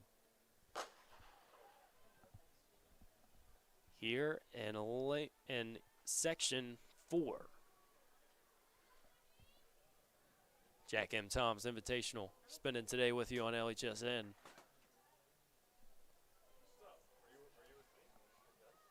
We've had an exciting start to today. The men's 400 meters continues. Looks like Campbell of Virginia Tech is in the lead. Coming out of lane 8. Again, it's so difficult to hold that lead across the whole turn, and as you see right now, it doesn't always prove your eyesight correct. As Witcher out of Ferrum trying to hold off Campbell, he will do so successfully. 51.54 for Quay Witcher. Alex Waddy of Concord came in with 52.27 in lane 7.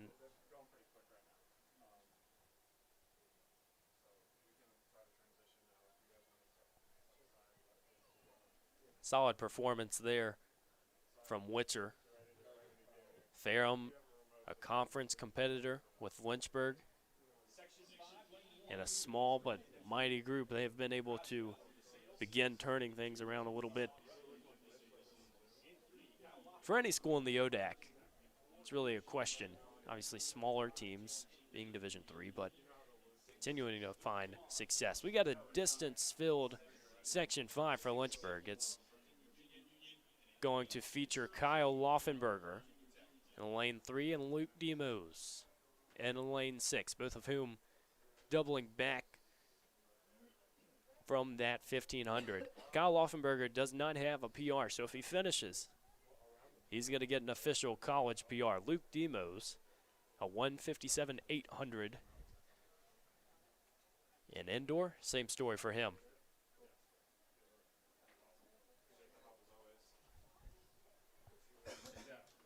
Standing starts for the Hornets. Gunfires, here we go. 6 athletes will round out Heat 5.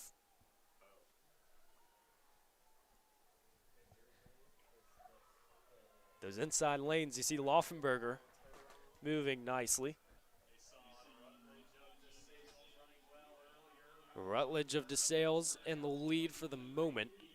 But again, you can't really tell until you come out of that final turn. Laufenberger competing nicely.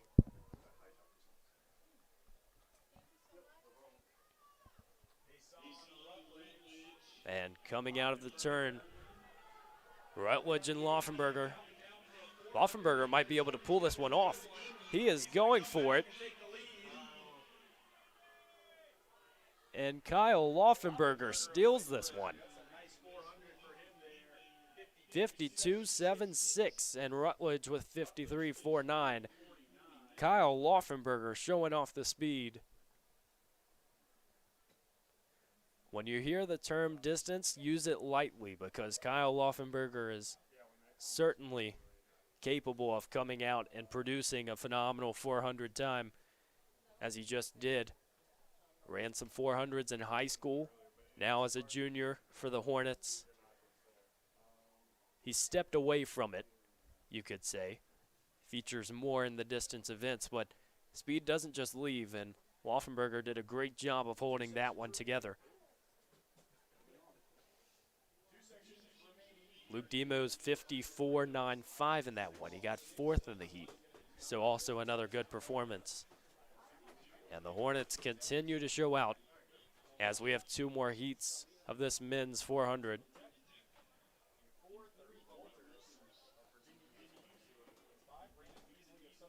Again, almost assembly line as each heat just continues to move. We're going to describe Heat 6 to you. Richardson of Mary Baldwin in 1. Rita of Virginia Tech in 2. Salon Mackey of Virginia Tech in 3. Walters of Virginia Union in 4. Beasley of Southern Virginia in 5. Yoon of Virginia Tech in 6. Burt of Virginia Tech in 7. Salisbury of Virginia Tech in 8. 5 Hokies featured in this one. Have to think it's their club athletes once again.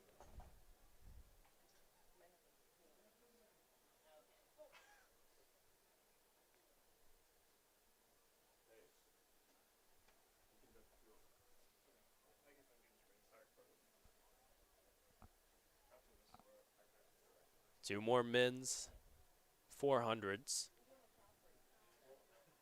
Thank you for spending your Saturday with us here on LHSN. Lots of great results so far. Hopefully lots of great ones to come. Always interesting in the 400 too, as we see the start a little delayed. Maybe one of those events that's overlooked a little bit in terms of popularity as a track event, but the amount of speed that this one takes just to be successful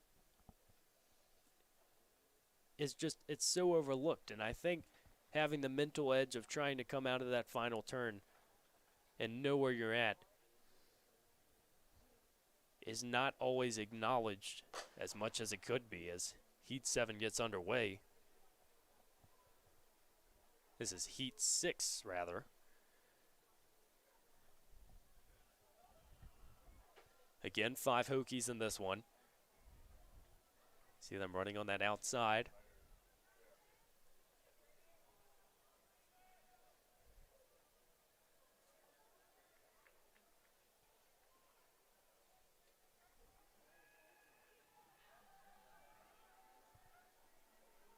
Looks like Beasley of Southern Virginia has the edge here.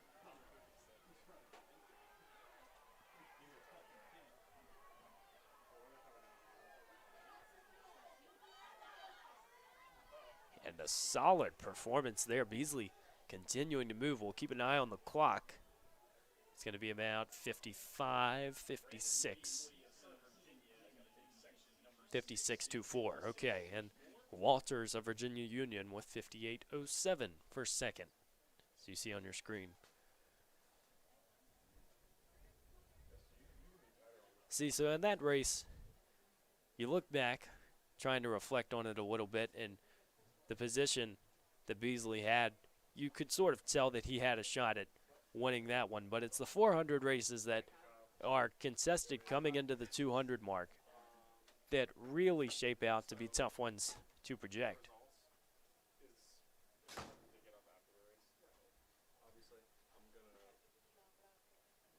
One more heat of 400s. Some names that we've already seen today in the 100. If you see that little group running across Schellenberger Field, that is Lynchburg distance, likely preparing for the 800. Extremely disciplined and diligent in their warm-ups, but we're here for the final heat of the 400. Lane 2, it's Javon Watts of Prince George's. Agbalade of Virginia Union in 3. Mayo of Virginia Union in 4. Moncho of Prince George's in 5. Payne of Concord in 6.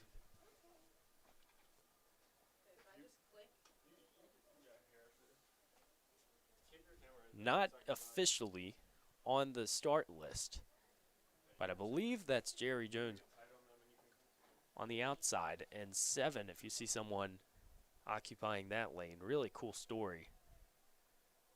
Believe it or not, running without an ACL. Not something you hear every day. Battled with injuries within the last year or so, really just trying to find his touch back again. So that's why you think maybe he's in this event not to officially score, but just to get out. As you see in the red uniform on the outside.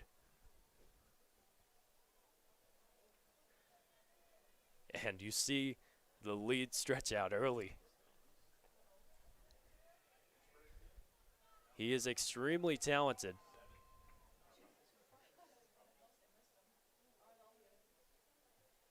And as we come out into the 200,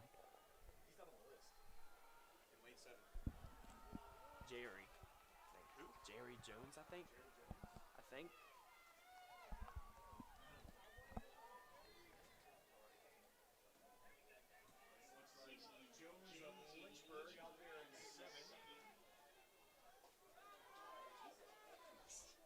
How about that? They made this look extremely easy. And get confirmation for you on that, but that was a solid performance.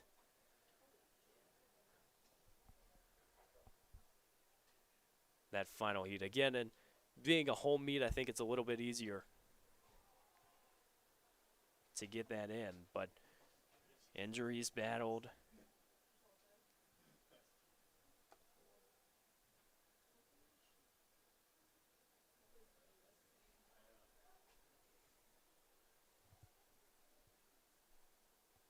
Solid performance there as we wrap up the men's 400. Transitioning into the women's.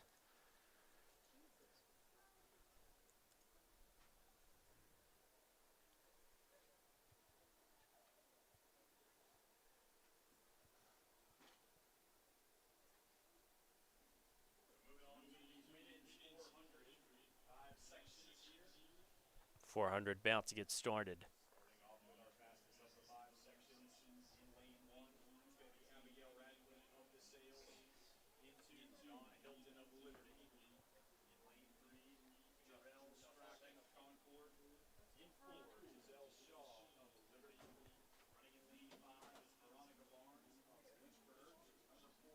Women's 400 about to get started.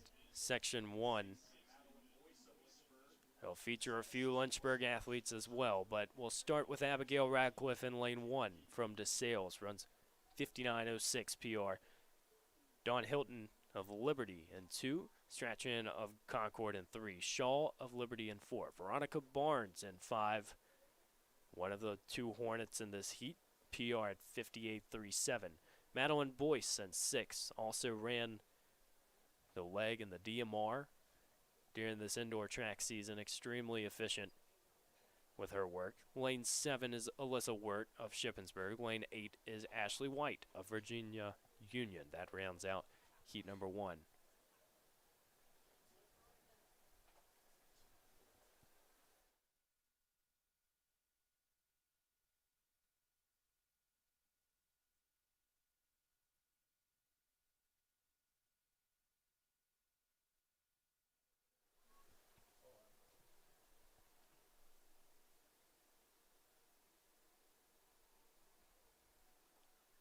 Taking you through all the action today, the Jack M. Toms Invitational.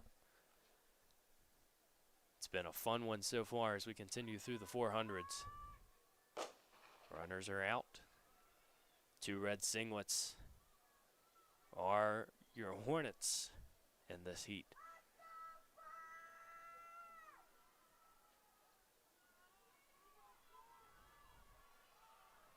Lots of athletes around 58, 59. It's very quickly Dawn Hilton, I believe, who moves into the lead. In a league of her own as they come out of the final turn. She made up the stagger extremely quick. But we'll keep an eye on that. And Hilton is out of your camera angle for half a second as she is going to close in. It's going to be around 57 if she stays.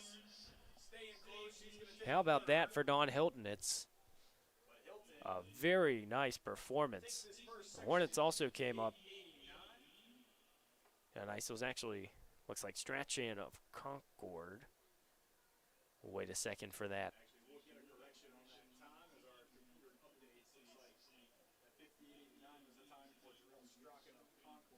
And Strachan will get the victory there. So apologies on that heat. Also, you see the Hornets, Veronica Barnes with 3rd place performance. Boyce running right around where she was projected to. There at 5th. And Boyce has had an extremely good start to her track career. Also a soccer player for the University of Lynchburg. She competed in indoor, now competing in outdoor, and I think not enough can be said just about those 2 sport athletes because they are so incredibly strong with being able to just come out and compete no matter what is asked of them. They've done such a good job of keeping it going. But for now, let's head on to section 2 of the women's 400. It'll feature Haley Smith in lane 5 of Lynchburg with the pink spikes. We saw her in the 1500, got out pretty quickly, and that's a style. If you remember us talking about the speed that she has, that's why she's here in Heat 2 of the 400. Running her first collegiate 400. If you want perspective, you can go back and look at the 213 800 back from indoor. But Haley Smith has just continued to perform as a freshman for this Hornets squad. Also features lane 7, Allison Bopst of Lynchburg. PR 10101.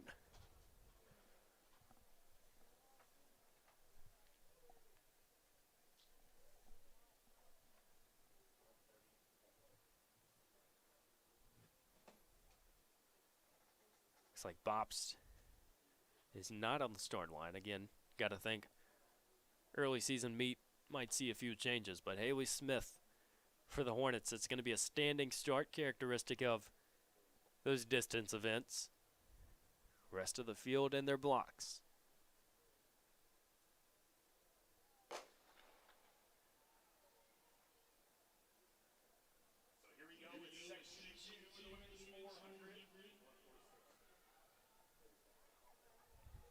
again, early prediction, but you see a race like this where it's relatively similar after 100 meters in terms of placement, you're going to see a good finish.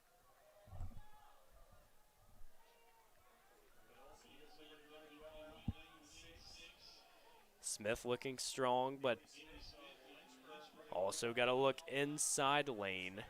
It's going to be Coates of Liberty, I believe.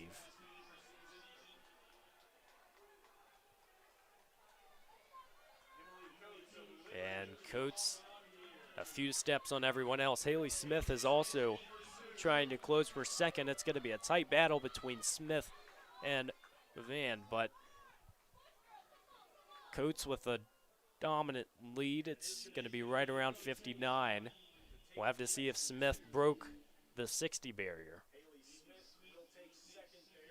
59.96, so Coates just barely gets it. Smith is going to have 1 minute .88, so just over 60.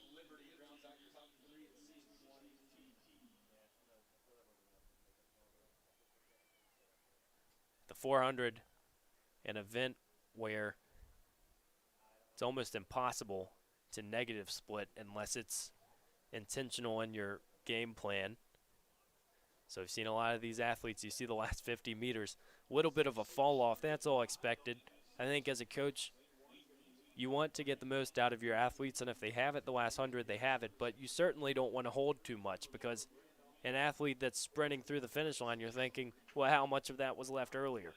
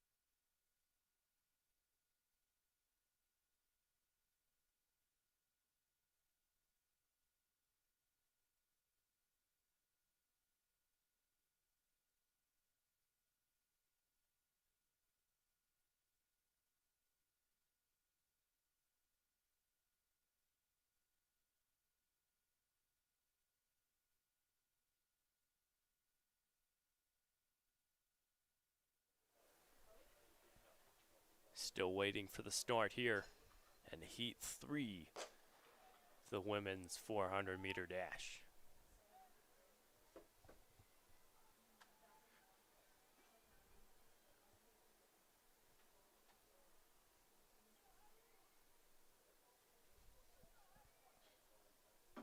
No Lynchburg athletes in this one, but still some solid competition, obviously.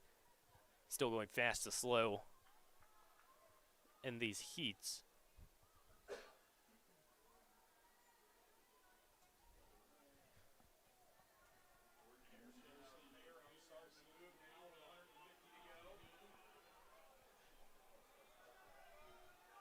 And it's going to be tight, but it looks like Hairston out of Ferrum has a lead. It's also going to be Jennifer Moore of Randolph. Tight finish there. Hairston has a few steps going towards the finish line, and she will hold. So about 64-65. We'll have to see the official time as it comes across your screen there. So 64-80 for Jordan Hairston.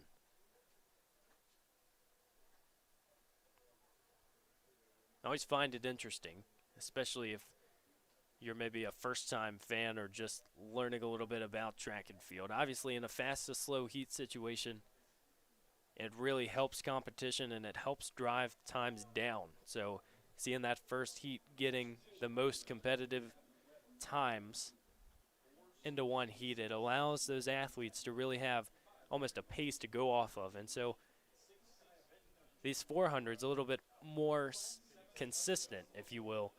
See times within a couple seconds, whereas in an event where you might only have one or two heats, let's say a hurdling event, you might see a little bit more disparity. But so far in the 400s, that's why we're seeing a few close finishes, as Hairston got it done in the last heat. So we're on to section 4 of 5 on this women's side. Section 4, it's Catherine Webb of Concord in 3, Zelai's of Virginia Tech in 4, Martini of Regent in 5, Benton of Virginia Union in 6, and Nwoke of Prince George's in 7. No more Hornets competing in the 400s.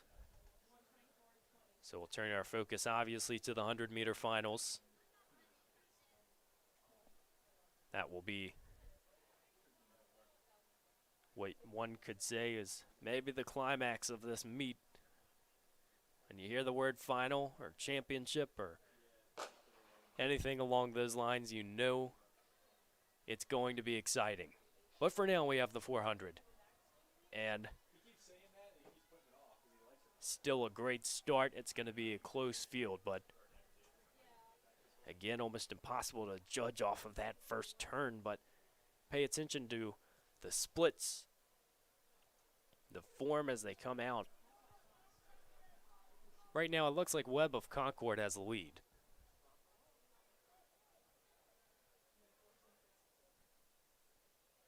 Coming around 200, it was right around 35.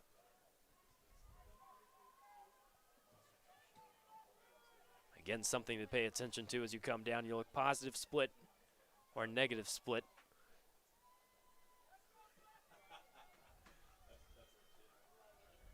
But so far, it is Webb's race. Or excuse me, that's actually out of Virginia Tech. Zelai's.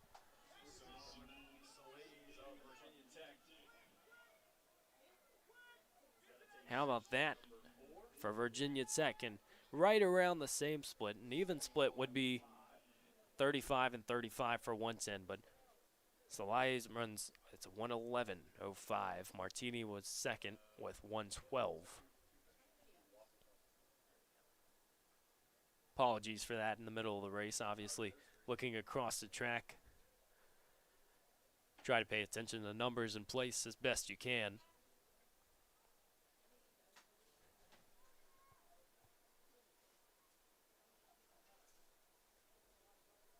Both the Mountain Lions of Concord and the Hokies of Virginia Tech, similar colors, so we'll get tripped up a little bit today. Not too many schools in attendance, but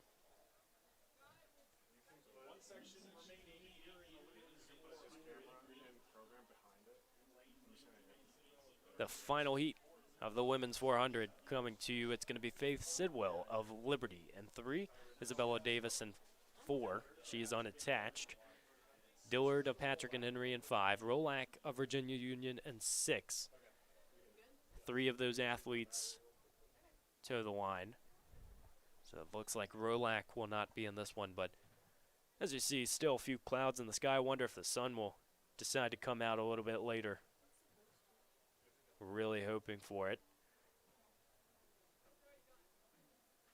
Considering the rain yesterday, we've had about as good of an opportunity to get the meet in as we could have hoped for. We know that there was a 30-minute rain delay before that steeple yesterday, but still able to come out here and run a great meet. The Jack M. Toms Invitational, if you're just joining us.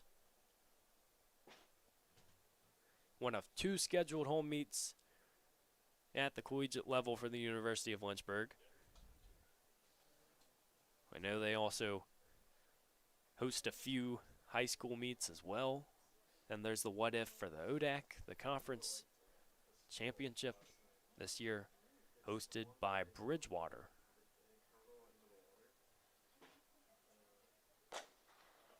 Ladies are off for the final heat before we hit these 100 finals, but right away a little bit of separation.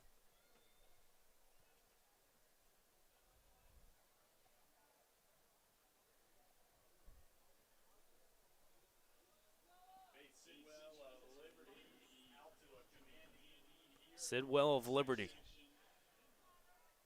coming through 200 and right about 30. See a little bit of a pace change from the last couple of heats. We'll have to see what Sidwell can hold. Again, final heat sometimes. We saw what Jerry Allen did for Lynchburg. And Sidwell, as she comes down the 100 stretch, you can see the clock for 100 meters, and sometimes as daunting as that can be, that's your motivation to get through the line. She's going to get around 64 in the end. 64.21. So to illustrate that positive split, she comes through in 30. That's a 34-second lap. So if you're new to track and field, positive split when you slow down on that second half of a race. Negative split, obviously, if you speed up. So in a 400, most events on the track at least, unless it's a direct strategy involved, it's going to be a positive split. And to get even more technical for the track nerds out there, an even split is running the exact same time for both. So in an optimal world, I think coaches would want that, but the degree of difficulty is pretty minimal. You have to be on your game to be able to do that. But we're about to transition to the 100 finals. The schedule holds true.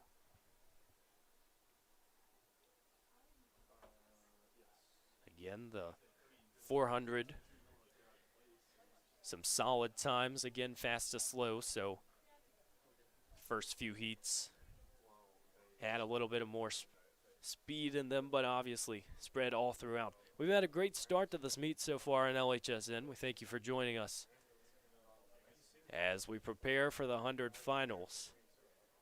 Take a quick break real quick, and we will be back to bring you these 100 finals.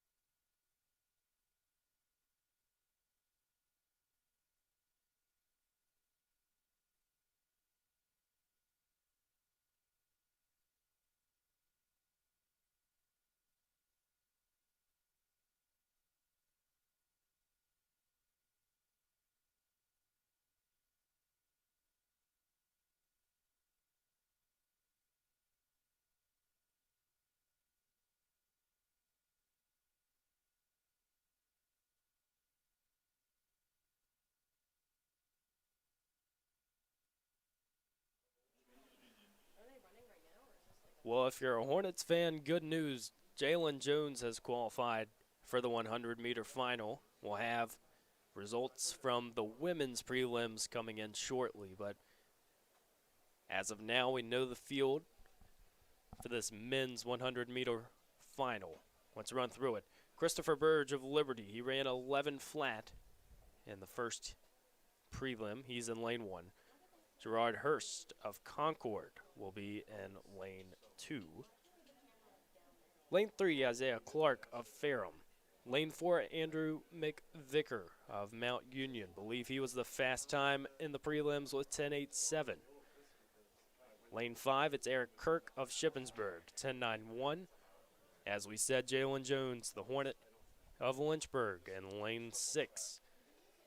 E.J. Dorwell of Shippensburg in lane 7 ran a 10.98. And then Trashad Parker of Old Dominion in lane 8. So getting started. So you see Jones in 6th with the arm sleeve.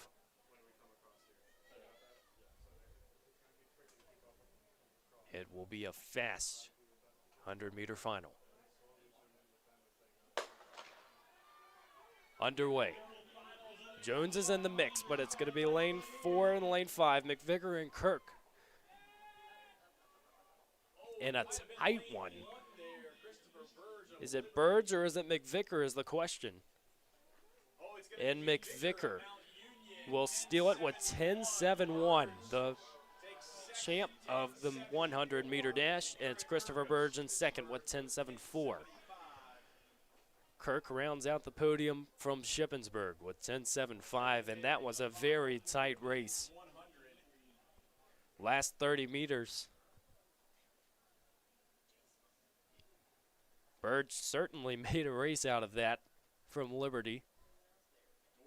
On that inside lane, the infield, it looks like lots of happy flames down there after a great performance from Burge. But McVicker, as I said, fast time in the prelims, fast time in the finals.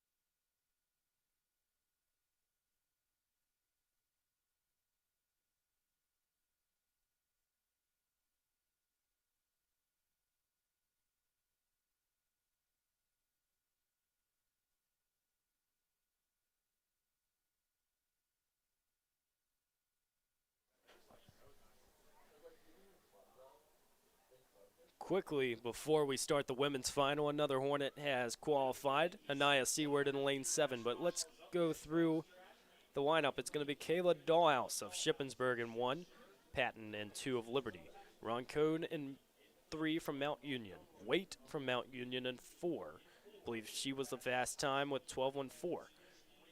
Serrano of Shippensburg in 5, Kayla Lee of Virginia Union in 6. The Hornet, Anaya Seward in lane 7, and then Williams from Virginia Tech in 8. So Seward again solid. It's going to be a fun final. Lots of people starting to make their way towards the finish line. We know that the 800 is coming up a little later today. Lots of Hornets competing in that one.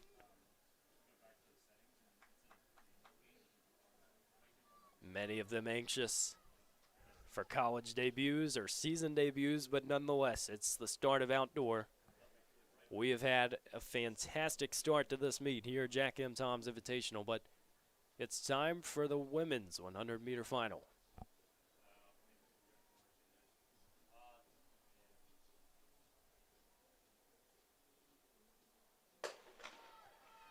Underway.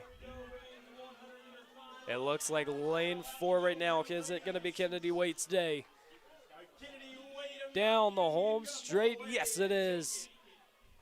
It was a late effort from Aaliyah Serrano. But it's 12:02 for Kennedy Waite, and she made it look simple. So 2 for 2. The fastest prelim time converts to the fast time and the win in the finals. How about that? Seward got third with 12.47. So the Hornets will be represented on the 100 podium. That was a fun race, and especially with 4 and 5. We've talked about it all day long, being so highly contested. It really just depends down the straight. Who wants it more? Saw Serrano had a late lunge there. Sometimes that'll work, but not enough. As Kennedy Waite. Mount Union, D3 program, the Purple Raiders up in Ohio. Athletically, a very solid program, really just the university all around. Known obviously for a strong football program. Basketball has competed in recent years, and track and field holding up to the Raiders standard, but we'll begin transitioning here from the 100 to the 800. Again, still about 10 minutes behind, but if that's all it is for a track meet, you'll take it. Lynchburg going to be featured heavily throughout the 800. We know the talent on this squad. The question will be, is it executed? Men before women, fast heats to slow heats.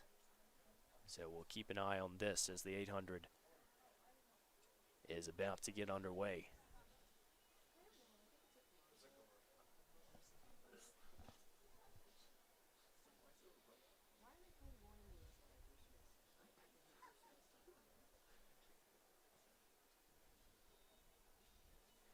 If you're a fan for the Hornets, well, your top 3 seeds are all wearing red and black today. It's going to be Sam Laneza, Toro Tung-Davidson, and Marco Kovacevic round out that top 3.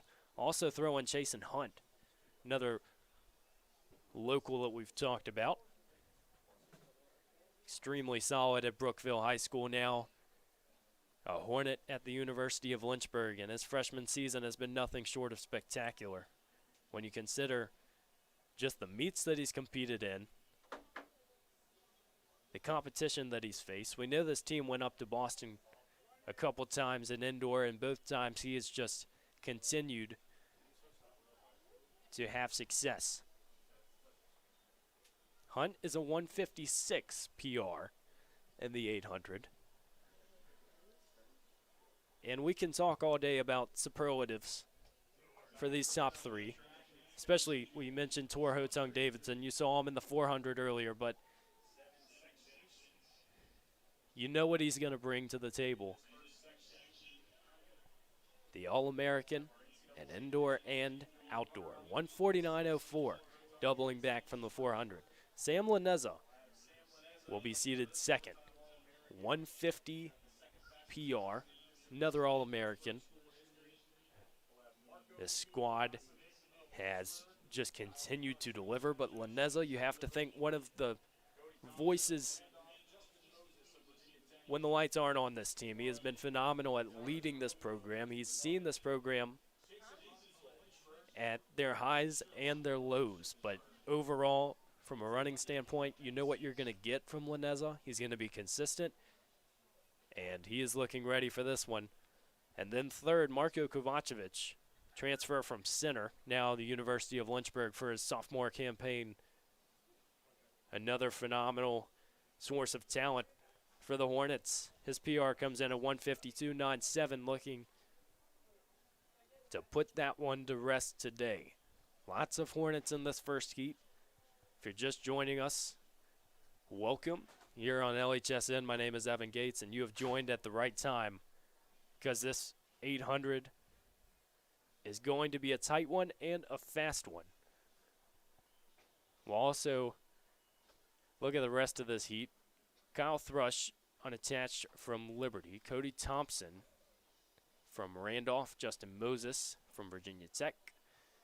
It's going to be Nathan Radaju. Apologies on the last name, from Virginia Tech. Jason Hunt, as we said, from Lynchburg. Ian Sherlock from Shippensburg. Rounds out Heat 1. There are 9 athletes that will toe the line.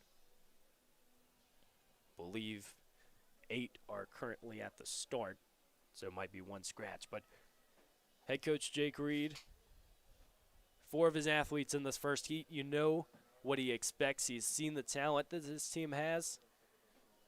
And the question will be, once more, can they deliver? But it is a star-studded Heat 1. And these aren't the only Hornets. We'll have more in the heats to come, but you better believe the pace will be set early. See pole vault going on.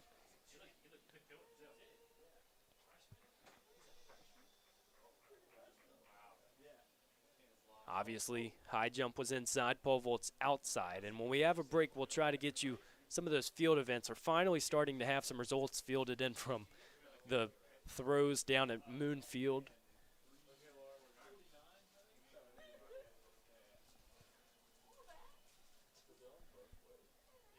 As the Hornets walking back to the start line.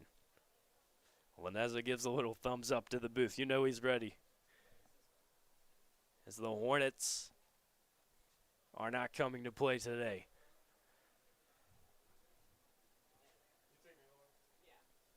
Again, not trying to overhype you as a broadcaster, but it's hard to put into perspective just what these men have done for this program in recent years.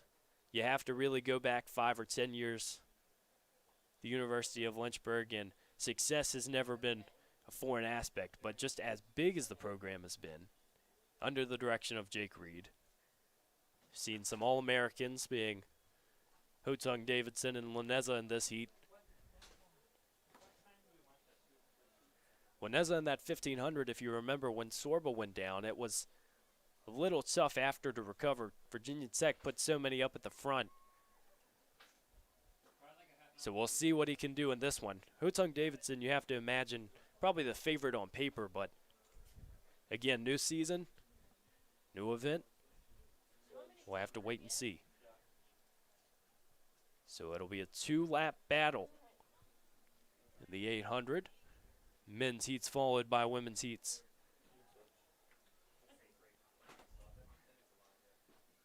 I feel like we've been saying it all day, but the field continues to get a little bit more covered by the hour, you know, by the 4x4. Teams are going to be out in action. One of the characteristic events that just never seems to go away of a track meet, that 4x4. We'll have it in a few hours.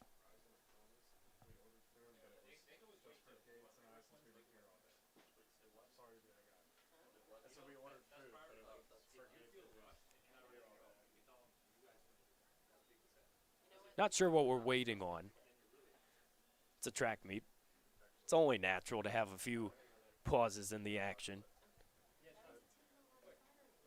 If you've run track long enough or spectated long enough, if it's a son or daughter or family member, and you understand the nature of this sport, that it's not always set in stone, but continuing the strides. Temperature still not overwhelmingly hot, but we know that throughout the day it's going to continue warming up. Maybe impacting sprints a little bit more. Obviously in Virginia, you go from 20 degrees near the beginning of March as the low, and you've seen 80s. And the late part of the month. We've had some discussions with the Hornets, the 4 Hornets that are about to compete. I think they want some tunes going on during this 8, and you can just feel down on the track the energy. If you're a coach, that's all you can really ask for, just to have your athletes out there and ready to run Because at the end of the day, it doesn't matter what talent you have. It's about using it, and it's about wanting to be there in the moment. Wanting to make something special.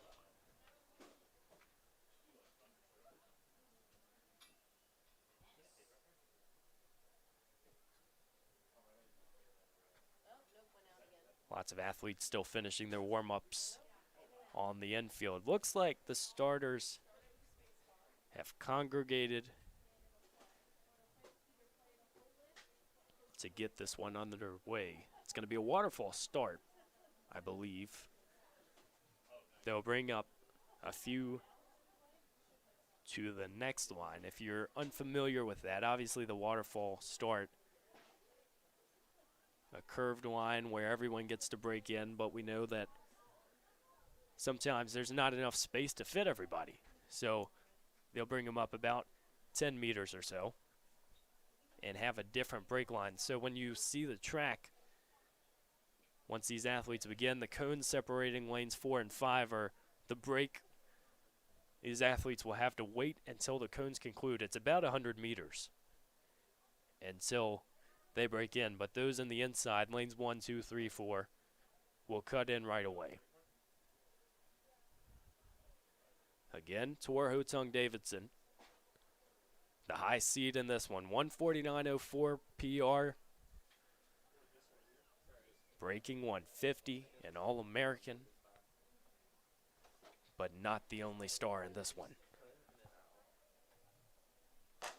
We're underway. The men's 800 Heat 1.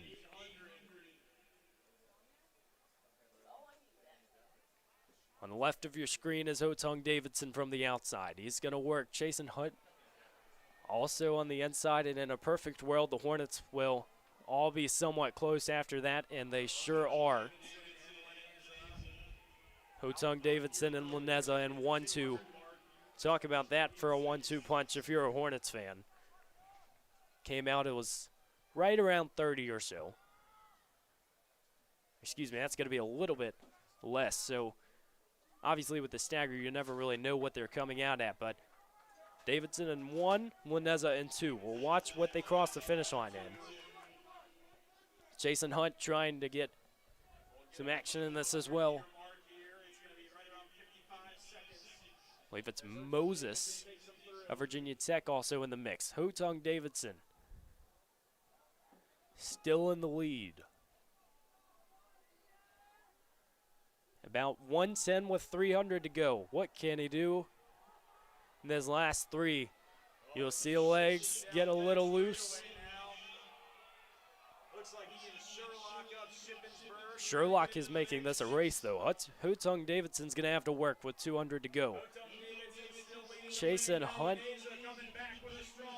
And this is when it starts to matter. Coming into 100, they're at 138. Hotung Davidson's going, Laneza's going, Sherlock right there. They are chasing it. It's going to be the 1-2 punch. Did Laneza get him is the question. Hotung Davidson gets it, 152.48. Laneza will have second. It's actually, we'll have to wait for that result. It looks like timing a little bit off. Laneza and Hotung Davidson with very solid efforts. Around 152 or so. Kovacevic struggled a little bit in that one. We know in a race like that, you commit to the pace and you can't fall off. So sometimes a little difficult, but also want to shout out Jason Hunt. 155.83. That's going to be good for a PR. Little under a second, but to come out and do that in the fashion that the Hornets did was quite impressive. The All-Americans have that title for a reason. It's their consistency. We're going to move on to the second heat. But a solid start for the Hornets. Joey Centavi, from Shippensburg Lane 1. It's going to be Shigatano from Shippensburg in 2. Wolf in 3. Brett is 4th. These are seeds, not lanes, keep in mind, for the 800. Sager, Palmer, Darden. Corbin Green, Cooper Hurst, and Ben Filippi. Corbin Green and Cooper Hurst, another 2 Hornets, very capable of making a difference in this one. So we see, looks like Green will be scratched, so Cooper Hurst is the red jersey on the inside of the track. Good for another very fast heat. The 800, it is not an event to sit back on. As Hurst out to the early lead.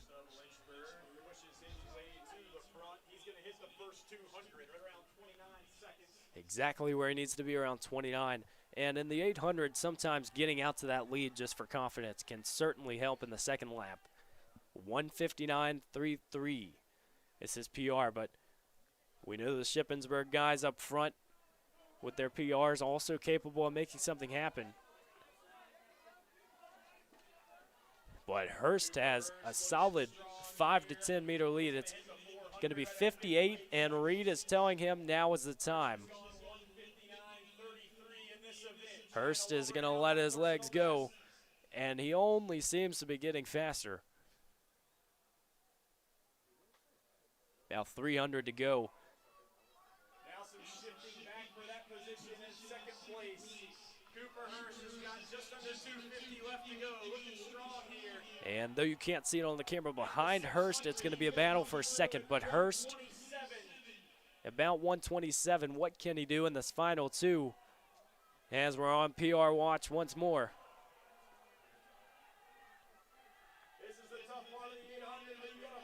How much heart will Hurst have? He has 100 left. He's going to keep going. Shippensburg looks like Centavi right behind him, but it's going to be Hurst who might have a big PR. And it's 158. 158.31. How about a PR for the sophomore out of Virginia Beach? What a nice effort. And the Hornets just continue coming. 2 for 2 and winning the heats. Can they go 3 for 3? It's another Hornet-loaded heat of the 800 here on the men's side.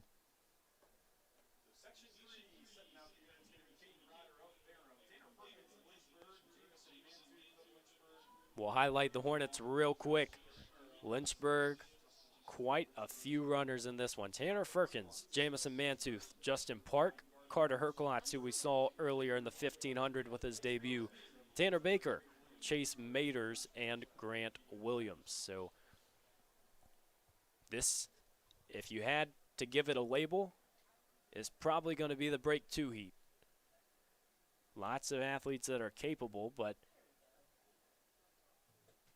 we have to see how many of these Hornets will come out and do it. We know that with the speed that's been developed over the offseason, there's a great chance.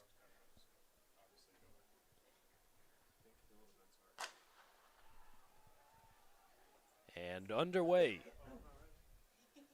here in this 8.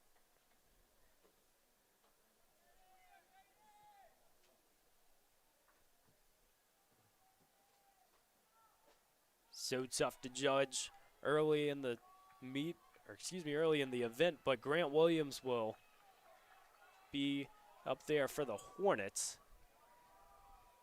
We know they might try to pack this one a little bit with as many as there are in this heat.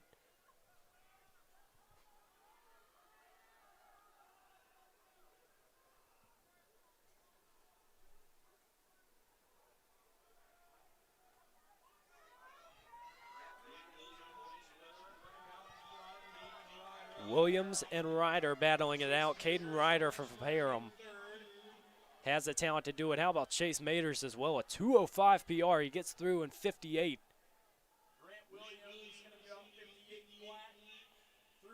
Strung along are the Hornets. It's going to be a very big battle for first. Ryder has a couple steps. We know Jamison Mantooth has the kick as well, and you see him commanding the lead. 6-foot presence, and his form, when he gets going, he does not stop. It's going to be a tight battle for second if it holds out, but Mantooth also going to try to close.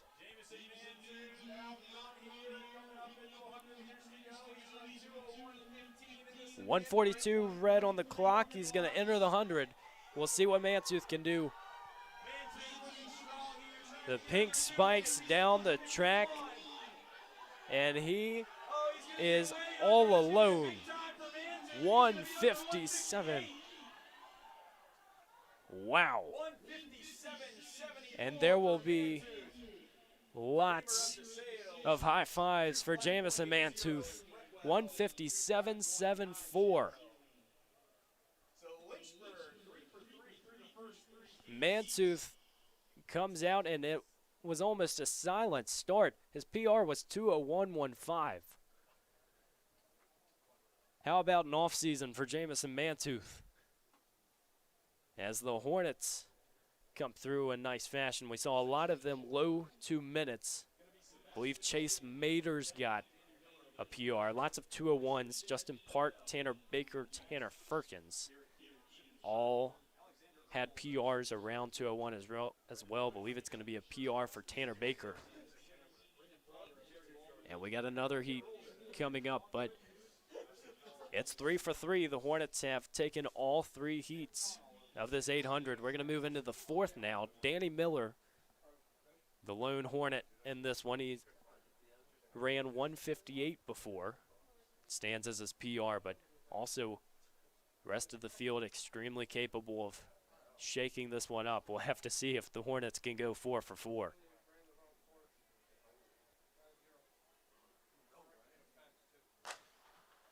But we are underway.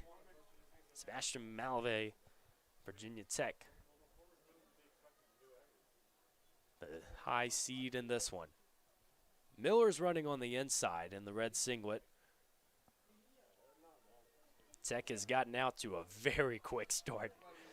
Again, from that outside, a lot of times you don't see your competition, you just got to go with it and see if it pays dividends in the second half of the race.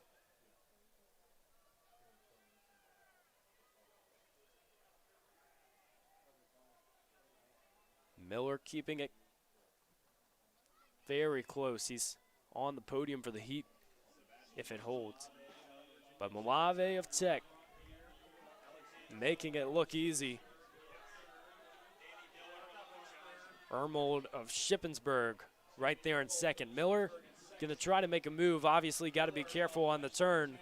They come through right around a minute, so it's going to be close for breaking 2. All of the top 3 going to be right there. Ermold right there with Miller. You have to wonder when the move's going to happen. It's not a question of if, but when.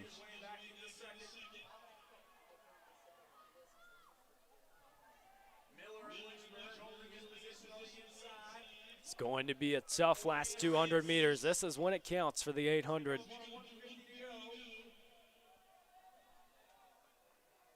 Olave still in that lead, but Danny Miller, 100 to close. Can he do it? Out in lane 2, it's going to be Miller, but there's also on the inside, it's going to be Wellick of Shippensburg.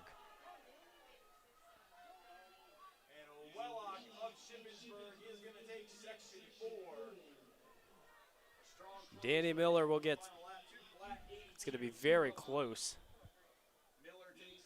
Miller got second, both right over 2 minutes, but looks like Brennan Wellock will get the victory in that heat. As we said before, lots of Hornets running that 1,500, 800 double. And you really have to like what you've seen, especially from those top guys for the Hornets. But credit, too, we've seen a lot of schools that have really stacked the 15 and the 8. We know Virginia Tech had quite a few. They also will have a few athletes in this one, but Shippensburg as well. All started yesterday with Bell Weikert's win in the 10K. Shippensburg is extremely talented on that distance side. We know what they've been able to do at this meet. You can only imagine in conference how capable this squad is. But as we continue, in the men's 800,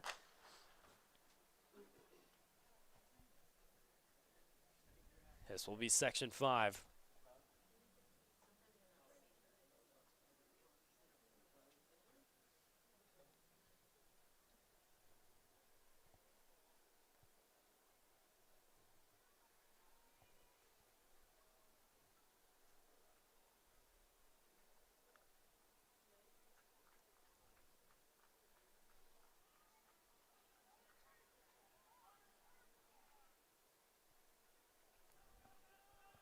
So far in this first lap, once again, see it single file. A lot of times, 800 maybe a little bit tougher to pack in because the pace gets so quick that you're seeing a lot of people stepping on toes. Got a chance of being spiked.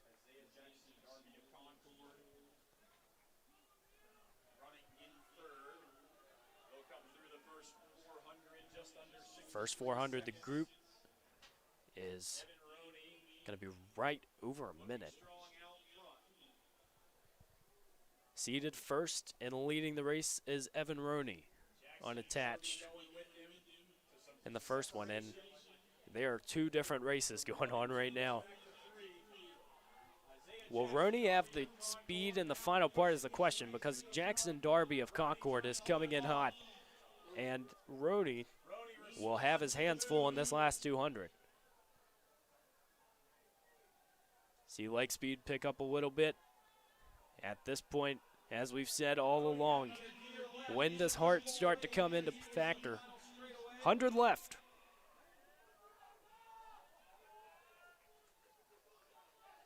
And Roney with confidence. Going to be right over 2 minutes, but still a very solid effort. And as you see, Roney feeling it a little bit.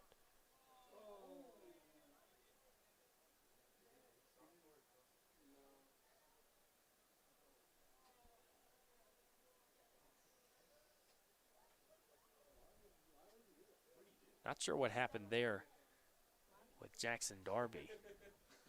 Almost looked like he stepped off before he crossed. At 2:13 because of that, and because of that, it looks like Bertram came in a second. So, very interesting result there. And I mean, the timing doesn't discriminate. You got to cross the line to get registered for it. So not sure what exactly happened there, but overall, a very nice race from the field.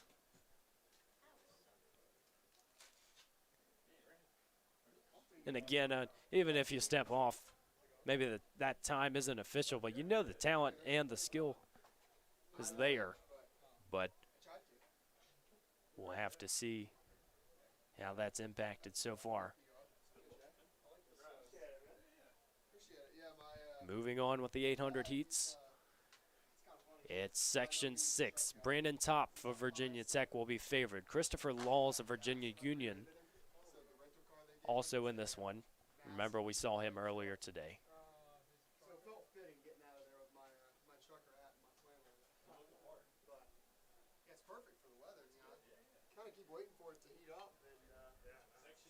Near the middle of this meet, we've had lots of great results,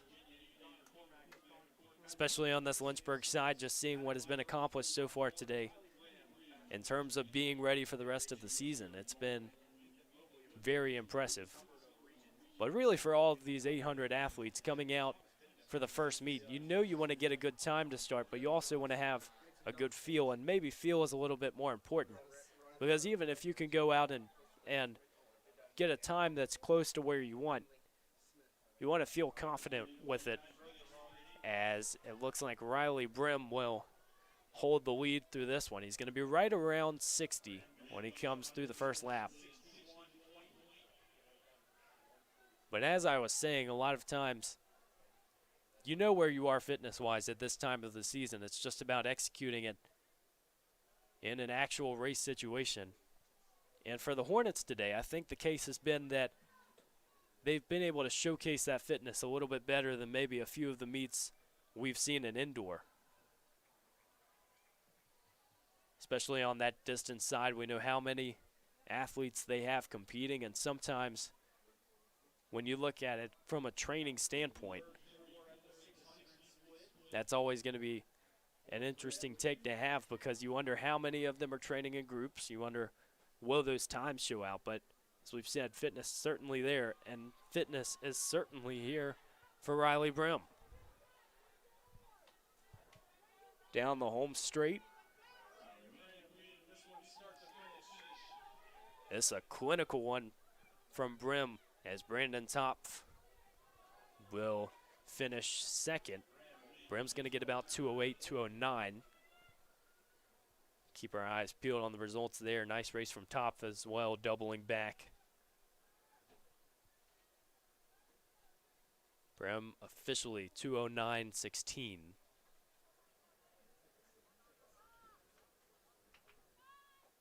See, once again, another heat stepping on the track, not wasting any time. This is the final heat of the men's 800 before we transition into the women's. And once again, the Hornets will have a large presence in this one.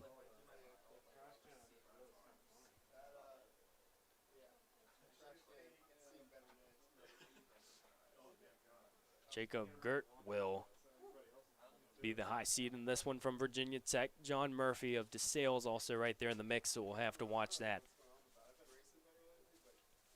So you see the starter having some discussion with the racers.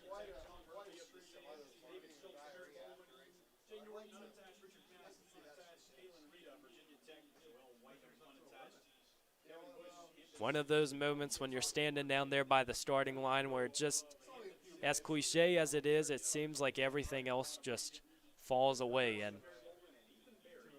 it is all between you and the track and the men standing beside you. No matter what track meet it is, no matter what field event it is, it always seems like you get out there and it's really, the moment just intensifies. Always a special feeling. We're underway here in the final men's heat.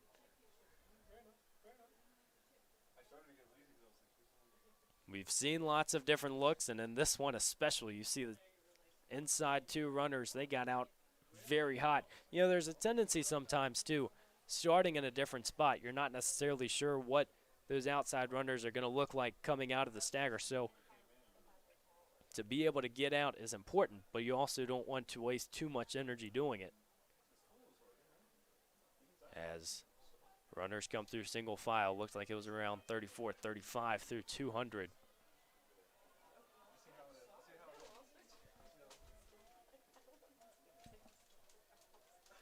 Lots of close races today. And whether it's between one team or not, we've seen lots of very fast times. Runners come through 105, 106 through lap number one. Looks like Virginia Tech's in the lead. We'll get you who that is when they come back around, but 300 to go. Start seeing legs turning a little bit, arms moving a little bit more.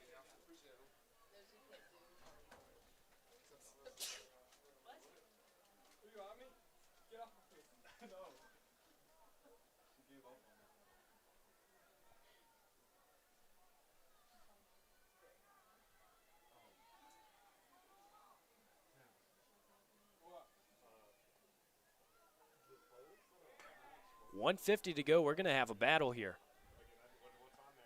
as the runners come down the straight.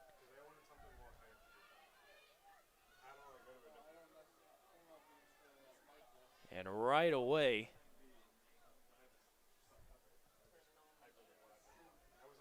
see a lot of separation there.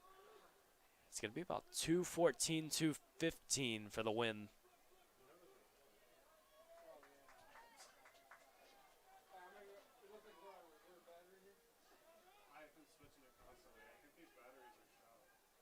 It's going to be Kirksey of Mary Baldwin with the win, 2:14.61.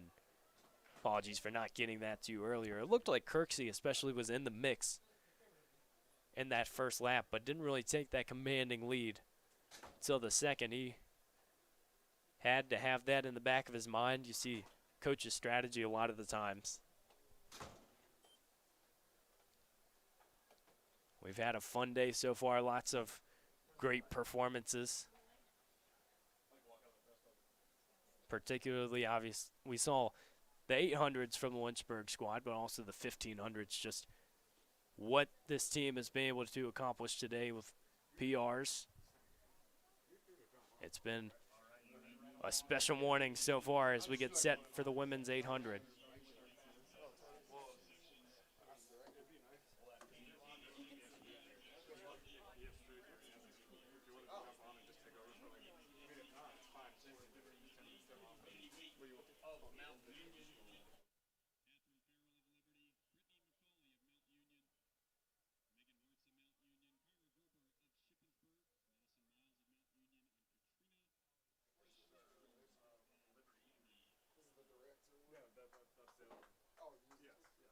As we have the women's 800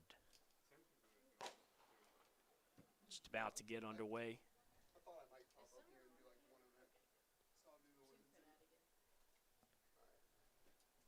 And joining us for the women's 800, he ran in the 1500 for the Hornets, an 8-second PR and absolutely a special performance. It's Sam Graham.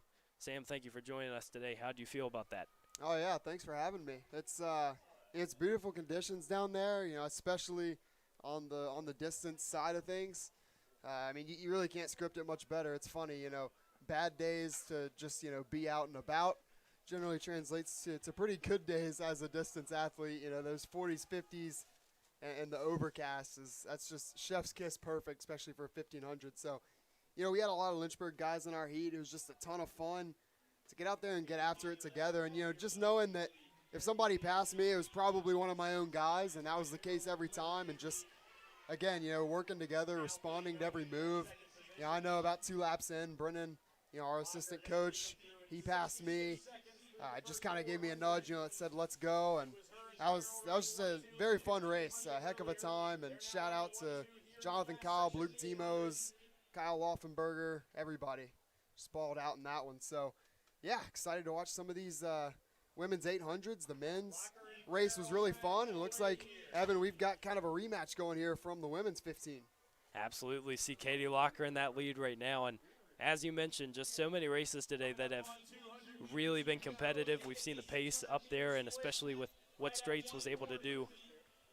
But for now, in the women's 8, it looks like Katie Locker commanding lead as we had about 150 left. It looks like she is probably going to go 2 for 2 here, leading this one pretty much wire to wire. So what a day for her. This is probably going to be just over 210.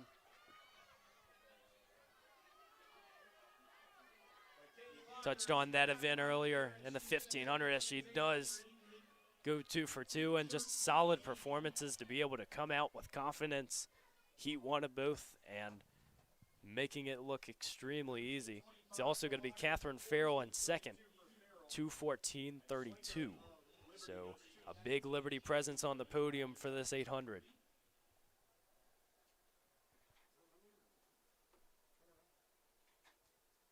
We're going to get set for Heat 2, where we will see some more of the Lady Hornets in this one. Obviously, there were lots of guys in that 800. We had that top heat with Hotung Davidson taking it. But in this one in particular, it's going to be Lauren Massey, Allison Dell, Molly Silva, Sarah James, and Kelsey Lagunas. How about that for starting 5 if you're thinking about it that way in this 800?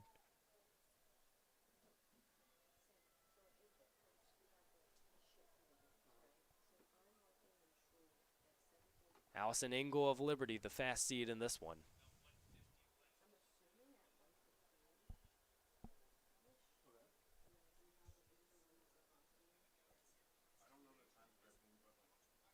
For Coach Reed, it's always interesting seeing what the strategy is. You know you got to get out in an 8.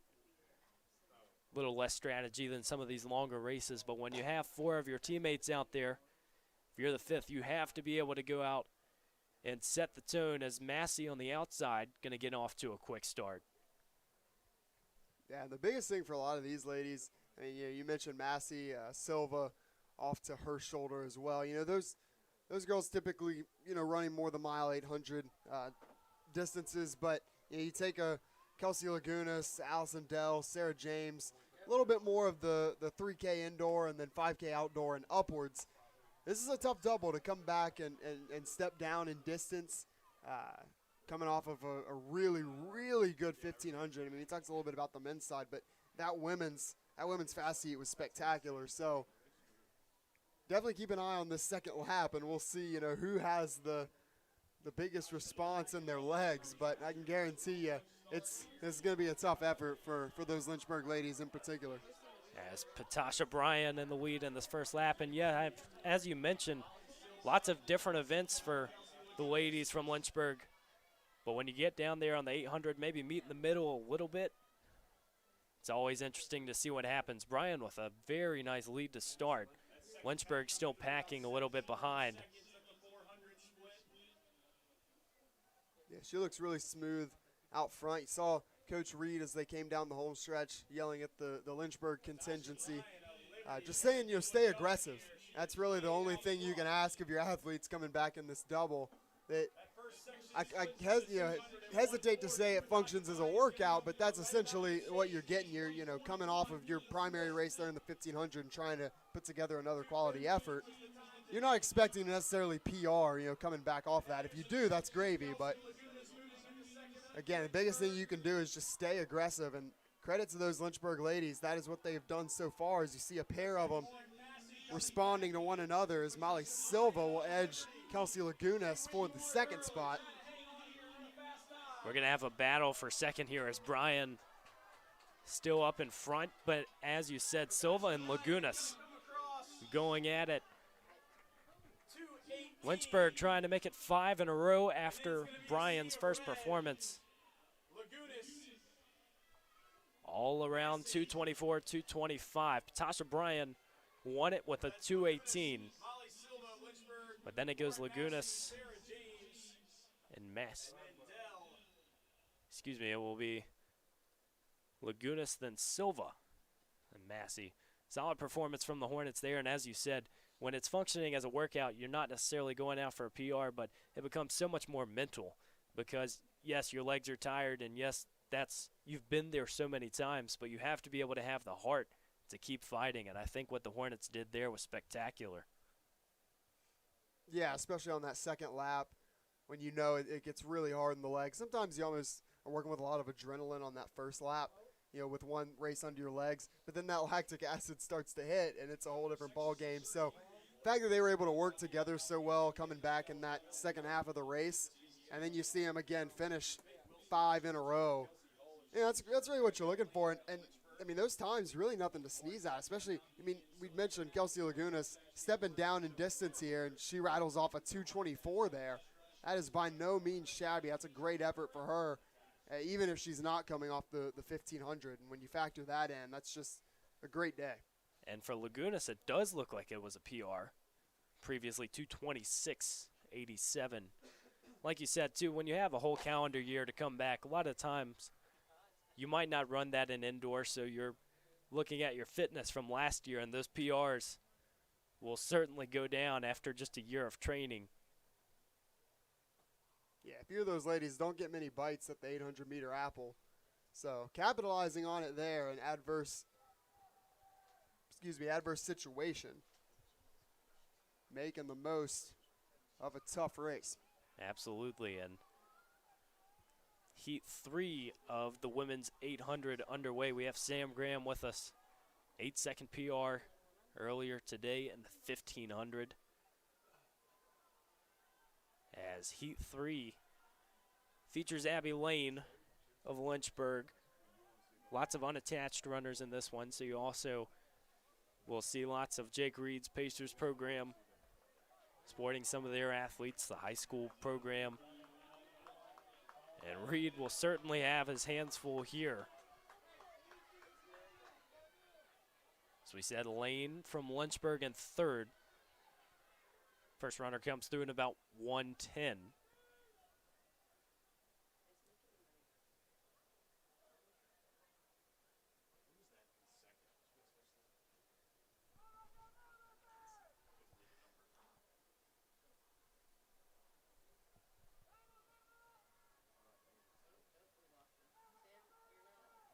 Like you mentioned, it's so easy, I think, to become comfortable with where you're at in an 800, but it's about having that state of mind to just keep going, and especially when you hit 200 out, you have to know when to turn it on.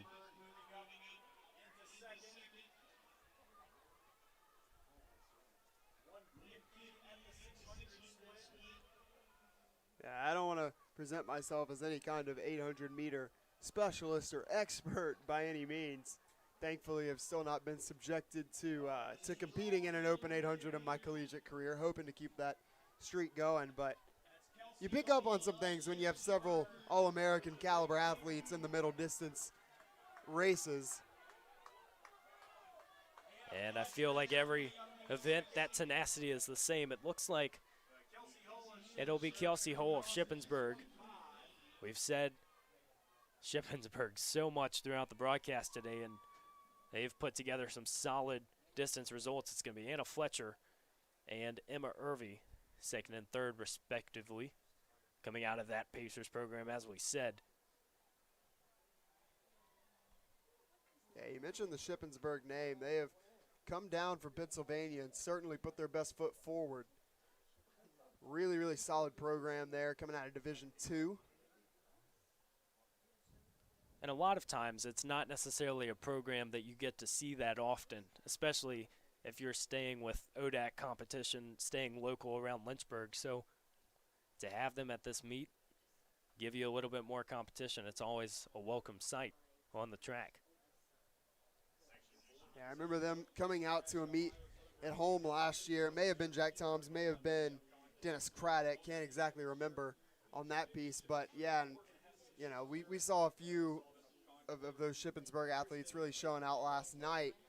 But then looking at today, especially on the men's side, Ian Sherlock, great pair of races there. Really looked like he was going to give Tor Hotung Davidson a run for his money there. Didn't quite have the wheels down the home stretch in that 800, but he certainly put himself right in the race, didn't show any fear, and then really good 1,500 from Sherlock as well, finishing fourth in that one, I believe. So sub 350 effort. I want to say it was 349.99, if I'm remembering correctly. So that sounds correct. And with Sherlock, there's nothing really flashy in the beginning of the race. He just sort of blended in, but as you saw down the stretch, to compete with an All-American like Tor Hotung Davidson, that's something that's a very special opportunity, so you know he has the speed. As we begin Heat 4 of the women's 800s. Top seed in this one will be Cameron Bradshaw Meyer of Southern Virginia. Also keep your eye on Kelsey Goodson of Regent. yeah, now that you say that, I think one of the more impressive things, not from any one team in particular, just across the board, for this being an early season meet, is the aggressive racing style that I've really just kind of observed in virtually every race, especially on the distance side. It's a little different when you get into the sprints. Those are shorter races, obviously. So in a 100-meter, you know, you don't generally have issues with people not being aggressive. But a lot of times early on in the season, coming off of reprieves, it's not that odd to see some of your distance athletes approach things a little bit more timidly than they typically would. You know, it's not so much always the fitness that's not there, but really just the racing, you know, the racing shape, racing efficiency. But really haven't seen much of that today. You mentioned that 1,500, just a lot of aggression across the board, and people that look like they're anxious to get out here, get their wheels under them, and go after some big times to kick off the season the right way. It's been really cool to see. You know, we saw PRs start going last night, and that has certainly continued in a big way into today. I mean, how about Chase and Hunt in that 1,500? Just a freshman, and he comes down working with a little bit of traffic there too with that collision. Again, I've got an update. Frank Sorba, texted with him a little bit earlier. He is doing all right in the hospital, so get some updates on that later. But good to see he's, obviously fully responsive and, good things on that front. But, again, working his way through that, and, again, a freshman almost getting under that 350 barrier would have been just the second active Lynchburg Hornet to do that. So you said scary collision there with Sorba in that race, but Jason Hunt just showing no fear, like you said, in races like that, as it's going to come down to the final 100 in this one. It looks like Allison Henry of Virginia Tech holding the lead down the home stretch. It's going to be about 2:31. It's not every race either, going back to that 1500, that you see a situation like that, and obviously the collision, but just in terms of how congested that turn was, because while a 1500 is fast, it's not anything like the 8 where I feel like there's more movement. I feel like it's quicker. And in that 15, especially just with what Laneza had already faded a little bit, but just having that competition, I feel like it's so tough and so overlooked when you have to maneuver through that. So credit to Chase and Hunt. And, of course, Laneza, he's coming back from, the Raleigh Relays on Thursday. He raced the 1500 there. Really going through the ringer here. He put it together a really, really quality effort there in the 800 as well. Not a PR for him, but, again, 153. Competing with Tor down the stretch was really good to see. And I think from a competition standpoint, he wanted to bounce back a little bit from that 1500. And, one thing about Laneza, he always keeps his head held high, and nothing ever really shakes him. So even if it's not always the greatest result or the one he's looking for, it's not going to affect him down the road. You can always be confident in that. So one of the things I mentioned earlier, just the consistency we've seen from Laneza, and as an All-American, you have to have that in your wheelhouse. I feel that coming out every single meet and contributing and being able to race and not just run, something that has been very important. So as you said, the workload has been high for Sam Laneza, but he has handled it soundly. We're going to move into the 5th heat here of the women's 800. It's going to be the final heat. Happy enough to have Sam Graham with us as runners toe the line, and we are underway.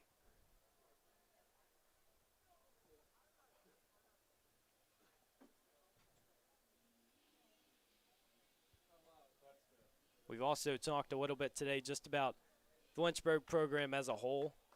It seems as that it's been a very successful start to this outdoor season. Many people have already started, but we know some freshmen making their debuts today. Sam, how do you feel overall, just from a team perspective, that this meet has gone so far and what can be worked on going forward?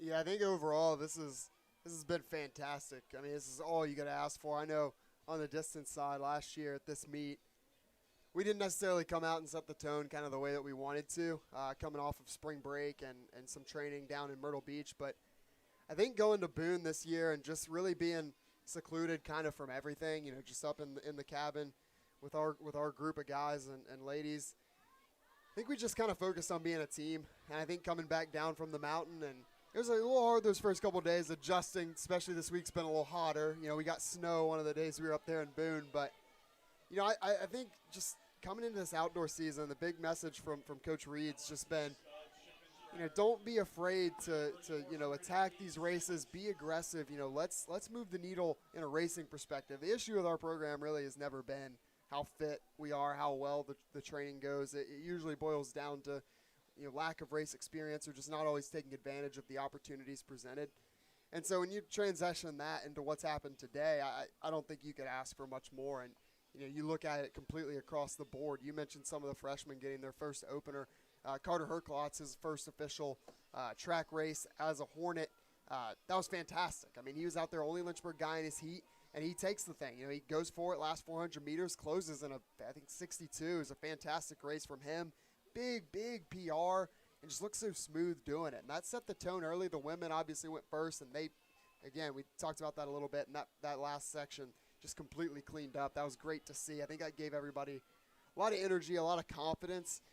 And then, once you're starting to see everybody PR, everybody succeed, you almost feel like you're letting down the team if you don't put your best foot forward too. And I think that's when you get that snowball. And luckily that's kind of continued throughout the day. Absolutely, as we see Hope Calloway come down the stretch. She's going to cash in with about a 2:39. But absolutely, that team dynamic has been something that has never been short on this Lynchburg program side, and we just know what they're capable of. So it's been exciting to see as we round out these women's 800s. We'll get you some field updates in a little bit. As I said, the throws still coming in. Also have jumps that have started to conclude, but field events are really an all-day thing, so you have to be careful with that. 400-meter hurdles are projected to be next, followed by the 200-meter dash, then the 5K and the 4x4. One final 5K heat to end it later today.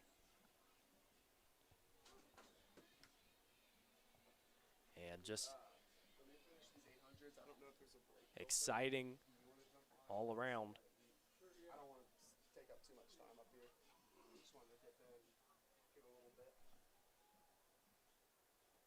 If we can go to commercial, I can hop off. And Sam said you might jump on while he eats. Yeah, sure, I'll give it a go. So as I said, we've been privileged enough to have Sam Graham up here with us. Solid performances so far from the Lynchburg distance and sprint sides. It's early in the season. Times are obviously still developing, but from what we have seen so far, certainly optimistic for both Coach Reed and Coach Specker's program. As we continue, there's a little bit of a break as we begin preparing for the 400-meter hurdles. So, Sam, we appreciate you being up here with us. Congratulations on a great PR, and best of luck as this season continues. Yeah, I appreciate it, man. It's been a lot of fun down there racing. A lot of fun to come up here and hop on the mic a little bit more after last night. So hope to have some great performances to come. Still got a lot of fun events. So I think you'll be sufficiently entertained up here in the box 7, and hopefully all the athletes down below continue to just build upon what's the tone that's been set so far. I talked about this meet probably be one of the biggest and fastest that we've hosted at Lynchburg so far. And I mean, you have 17 guys dip under 4 minutes in the 1500. That was a great way to kick things off, and just happy to be a part of that race. I was just certainly one of the most fun racing moments that I think I've had at Lynchburg so far. But yeah, again, keep things rolling up here, and everybody will try to keep things going down on the track as well. Absolutely. Sam Graham again ran the 1500 earlier today. We're going to go to a break real quick, but we'll have more action along with the 400-meter hurdles coming to you live on LHSN.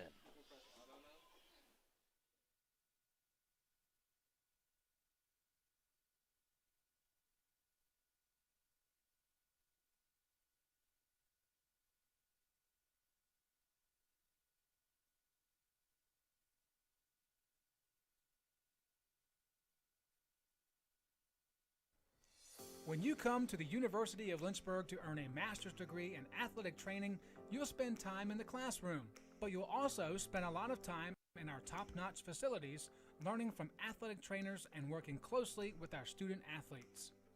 In the Graduate Cadaver Lab, you'll learn about the human body in the best way possible, by actually studying the human body. This will provide a foundation to make you a much better athletic trainer. In the Athletic Training Laboratory, you'll get hands-on experience, practicing your skills, applying concepts from the classroom, and working with faculty on research projects. It's also where our hydrotherapy facilities are. This space is also used by students for studying and practicing skills outside of class time. In the Sports Medicine Clinic and Turner Gymnasium, you'll work with student athletes from more than 20 NCAA Division III sports teams, helping get them back to practice and into the game as soon as possible. As an athletic training student, you're a big part of the success of our sports teams and the success of the local athletic teams. We see this relationship as a win-win situation. You learn, and that helps us win.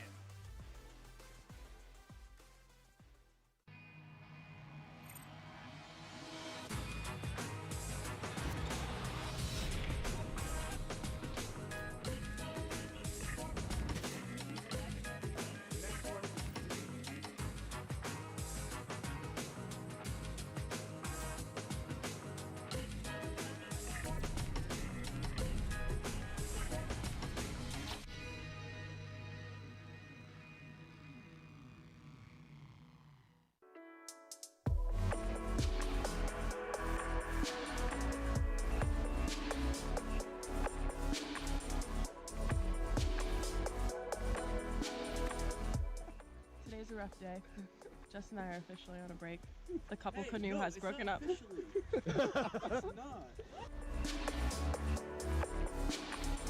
How you feeling? Living the dream. Just canoeing. That's the Mexican side behind me. The U.S. is that way. So far, we're all still alive. I really want a peanut butter and jelly sandwich. Woo! We did it! Kind of.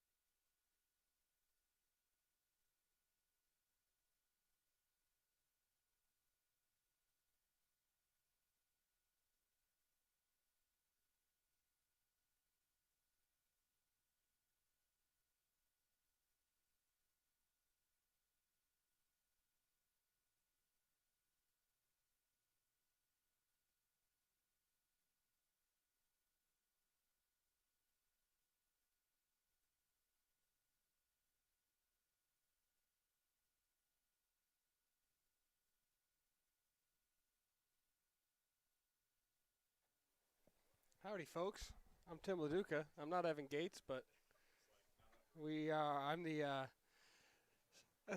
director of athletic digital media here at Lynchburg, and I'm stepping in while Evan gets a little food break, much deserved. One of our great LHSN workers here. But speaking of great, we got a nice event here for you. It's the 400 hurdles, and we got Robert Herbosky from Shippensburg, Dominic Deshouk, Mount Union, Zach Weekman from Liberty, Felix Lawrence is unattached, Ryan Holmes from Liberty, Brody Coleman from Mount Union, Giovanni Daniel from Shippensburg, and Isaiah Brothers from Lynchburg. They're over the first hurdles and off and running.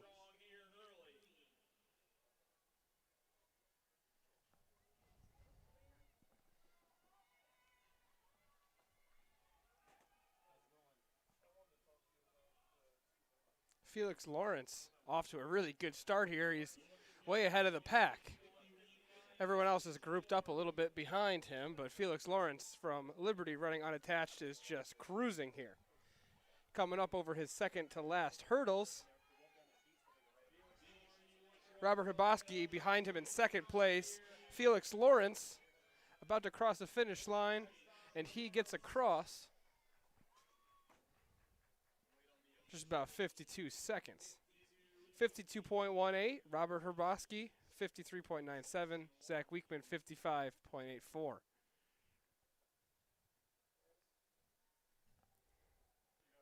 Felix Lawrence just came out flying there after the second hurdles, just about. It was all Felix.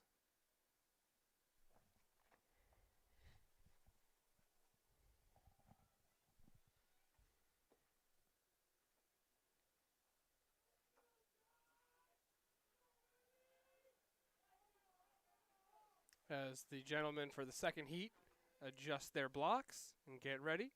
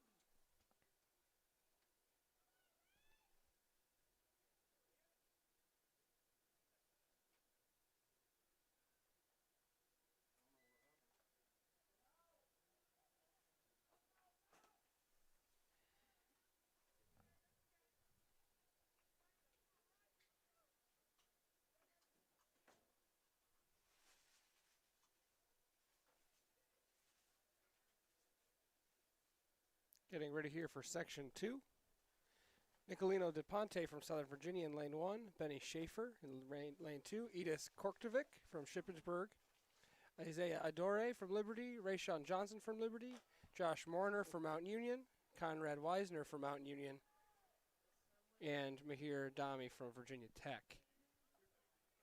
Fast start on the outside lanes.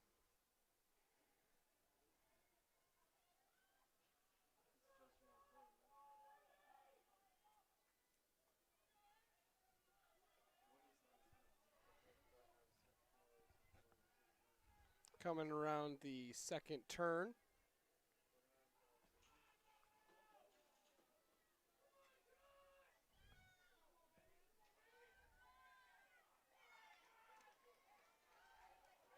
Here to the straightaway, 2 more hurdles left. Looks like Benny Schaefer from Mount Union.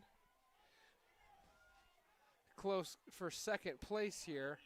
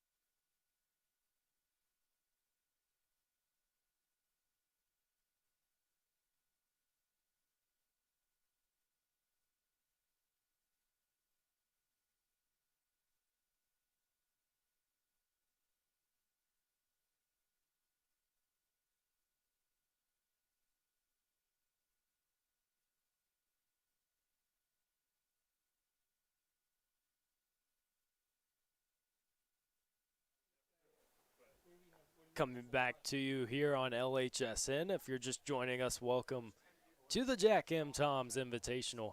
My name is Evan Gates. I will be taking you through the action here. We had a little bit of a break in between the 400 hurdles and what is set to resume this meet, that being the 200-meter dash. So an exciting event. I also want to go ahead and start looking at some of the field event results. Obviously today it's been little difficult. You know that every field event has different times that we start and end, but we'll go ahead and get you what we can.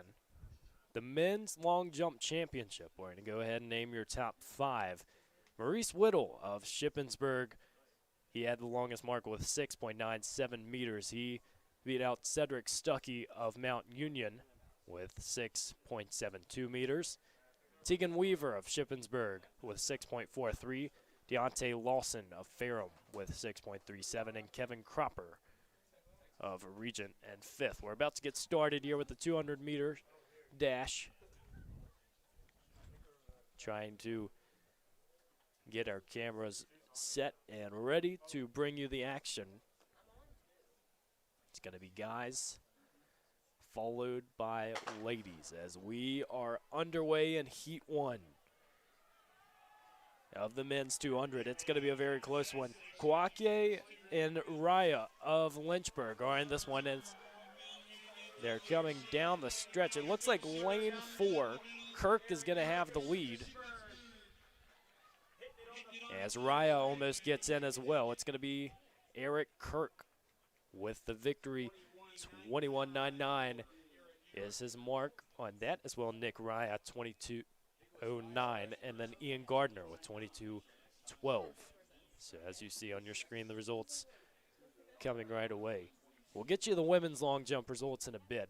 Focus on the 200 now, but just to keep your attention on the field events as they've been happening throughout the entire day. The sun has started to peek out.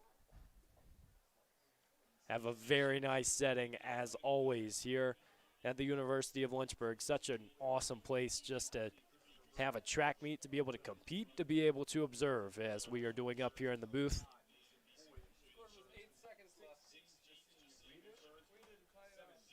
The men's 200-meter dash. It's going to be Heat 2.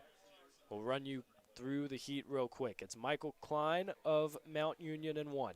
Aiden Malloy in 2. Christopher Burge and 3. Tegan Weaver of Shippensburg and 4. Burge was running with Liberty. Mason Boyd of Shippensburg in 5.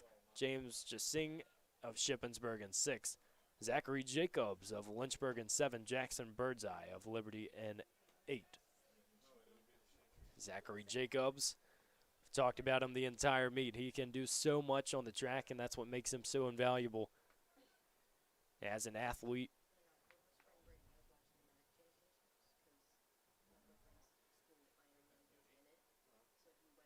.22.61 PR for Jacobs as athletes getting down in their blocks.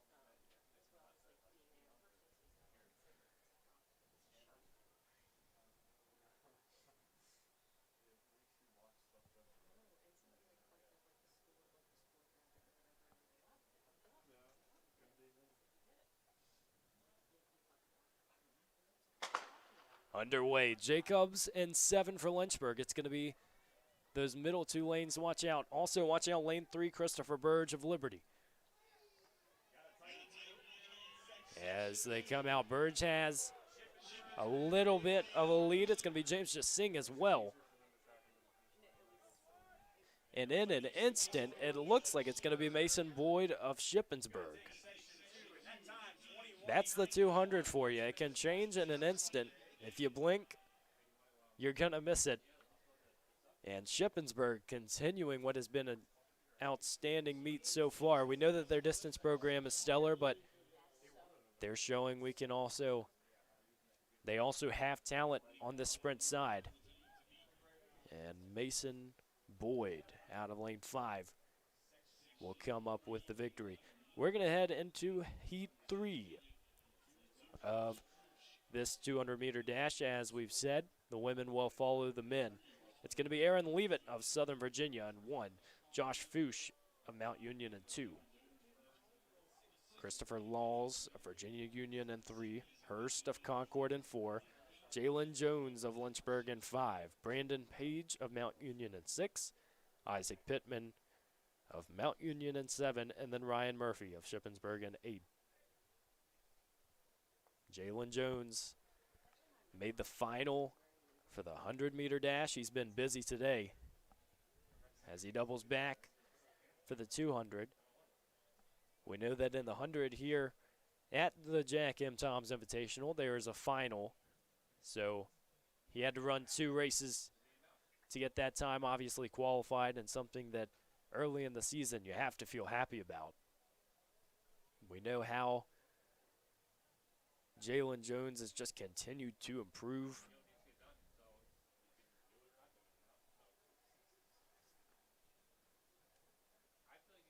And in the second part of today, it's going to be interesting because almost everyone that's running has already had an event under their belt. So now's the time of deciding as a coach whether you want to treat it as a workout, if you want to go for that PR. We've seen PRs happen in doubling back. Obviously, it's a tough endeavor, but nonetheless, getting out, it's possible. It's 2 gunshots, so false start. We'll wait to see the official's decision.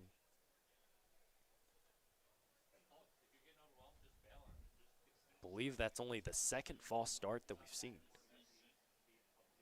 throughout the meet today.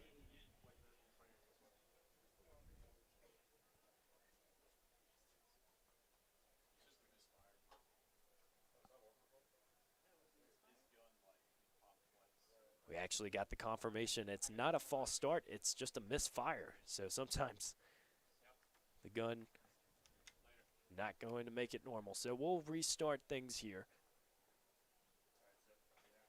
Again, section 3. Jalen Jones, the man to watch, and lane 5 for Lynchburg. Yeah, as I was saying, it seems as if it's been a very smooth meet in terms of starts and results. We really haven't had too many hiccups.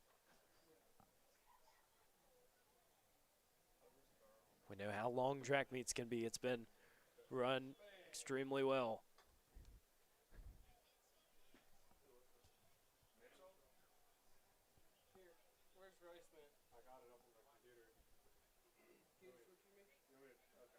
Arm out stretch.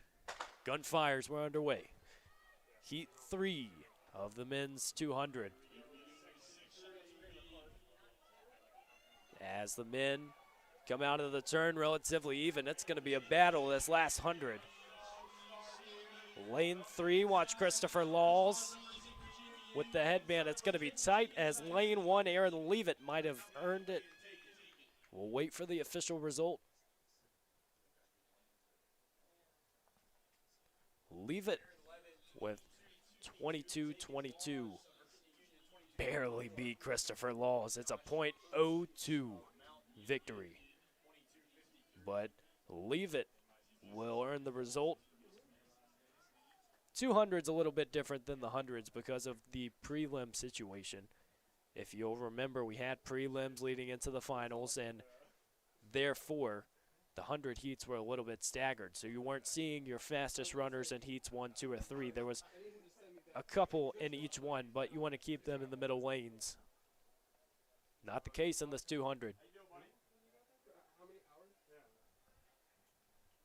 But a solid start.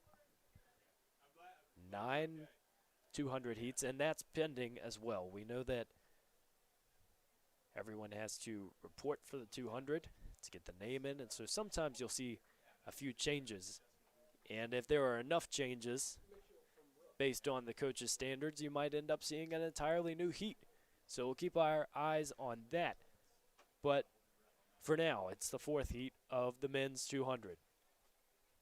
And it features Pinheiro of Ferrum, Holmes of Mary Baldwin, Listner of Shippensburg, Paddock of Mount Union, Campbell of Virginia Tech, Schaefer of Longwood, Santiago of Mary Baldwin, Bleem of Liberty.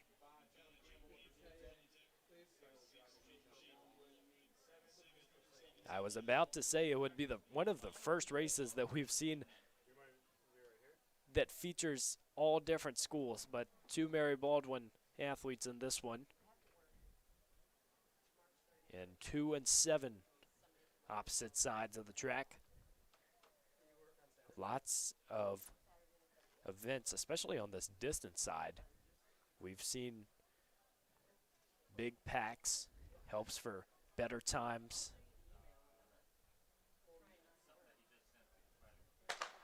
Underway in the 4th heat. Again, watch those middle lanes as they come out of the turn. It's going to be a very tight one. Looks like could be Campbell of Virginia Tech, who got out to a nice start. He's in 5. He's going to battle with Santiago of Mary Baldwin. Extremely close from our angle. I think Santiago got him. We'll wait. Yes, Santiago 22-12. And it's an exact tie. Chatham Campbell 22-12 as well. How many times do you see that? But it looks like Santiago, I guess if you go down to the millisecond, he got him. Like we said, it looked very close from this angle, and it did not lie. But Santiago credited with the victory. You have to assume if you go a 3rd digit in that number that Santiago was the fastest. The 5th heat features a few more Hornets. We'll go down the list. Alex Waddy of Concord in 1. It's going to be Chaz Cordell of Virginia Tech in 2. Wilson of DeSales in 3. Flowers of Lynchburg in 4. Hodnett of Lynchburg in 5. Zach Wendell of Virginia Tech in 6. Robbie Cochran of Concord in 7. And Porter Jones of Southern Virginia in 8. Going back to the 2 Lynchburg athletes, Flowers and Hodnett. We know both of them doubled back earlier. Jacob Hodnett winning the 400. The more consistently that Jacob Hodnett breaks 50 in the 400, you have to think he's going to get closer to breaking 49, because obviously the 50 barrier is something that is easy to become obsessed with as a 400 runner. But what Hodnett has been able to achieve in the short time he has been with this program has been incredible. And you consider his size and his length, especially in a race like the 400, being able to get out. We'll see if it translates today in this 200. Track heating up a little bit. You got to like it if you're a sprinter.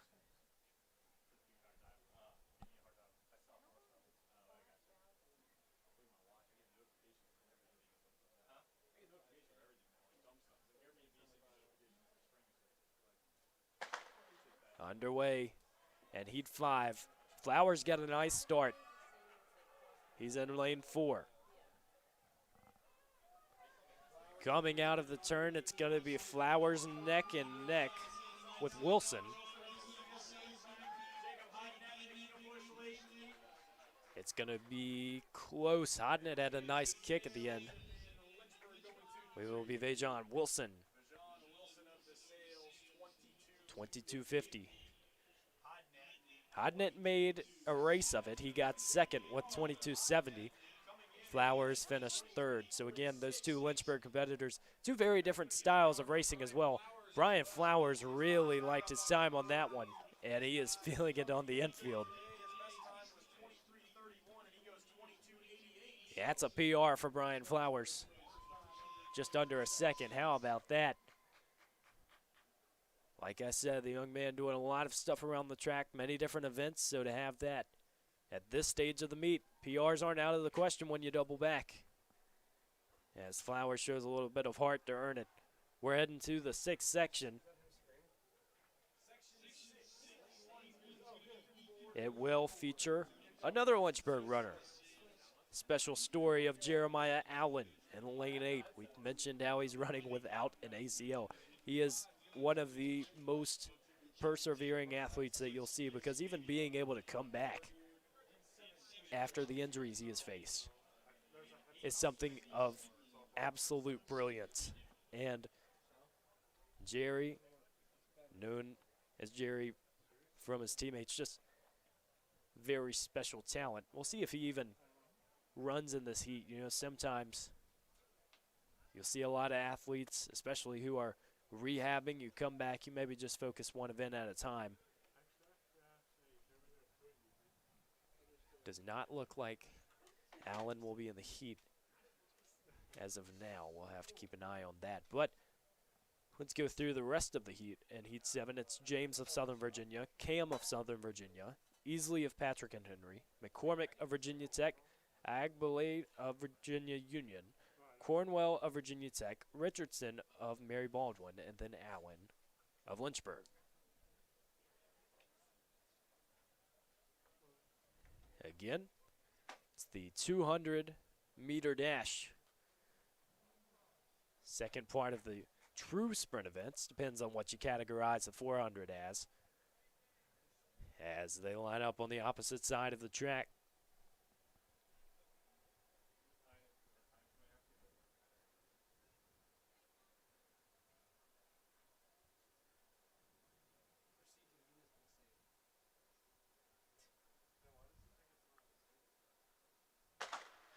Underway. Again, it always seems someone from those middle lanes emerges early. Puts your stagger into perspective. It's going to be lane 5, Agbalade of Virginia Tech.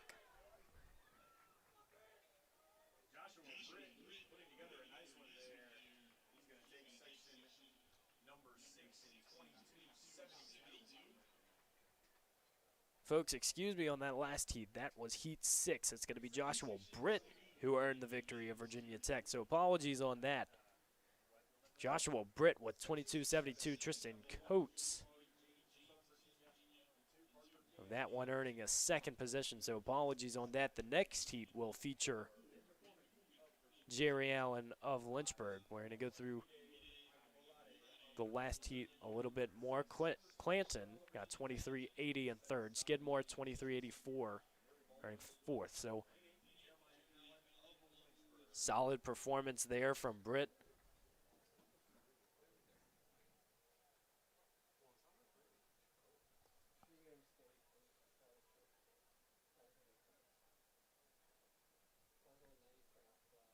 And this one will feature Jerry Allen, going back to that story. Sort of a rehab, if you will.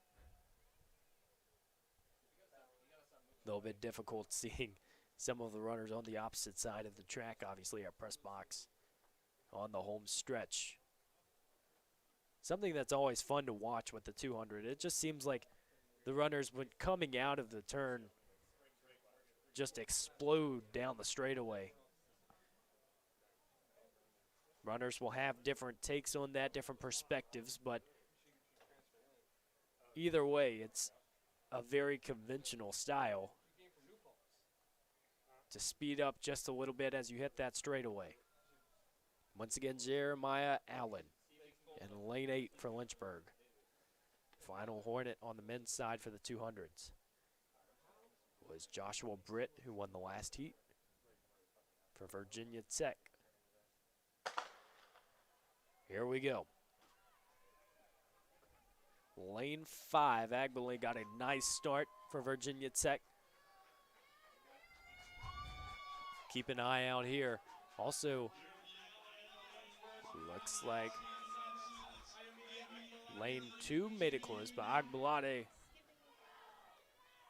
going to earn this one. I believe it's Carl Tyson second. Keep our eyes on that. Agbalade. 23.46. That's for Virginia Union. Jerry Allen earned second with 23.88. Made that one close. We know that lane 8 is not necessarily the optimal position to start a 200, but to start in front, you get a little bit of confidence and you just keep moving.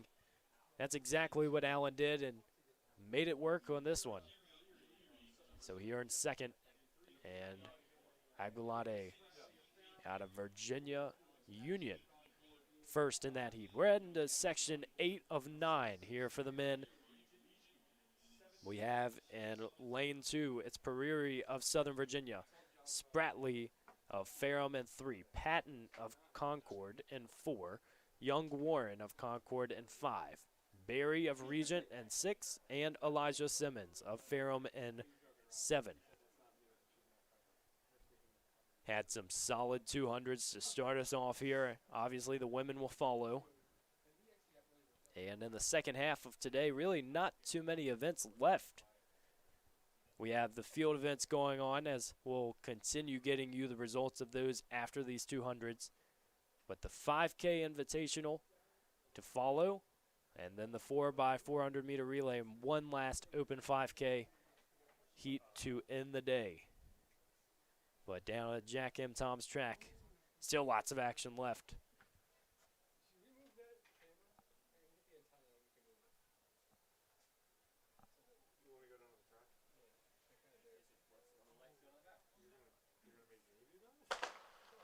Gunfires for Section 8.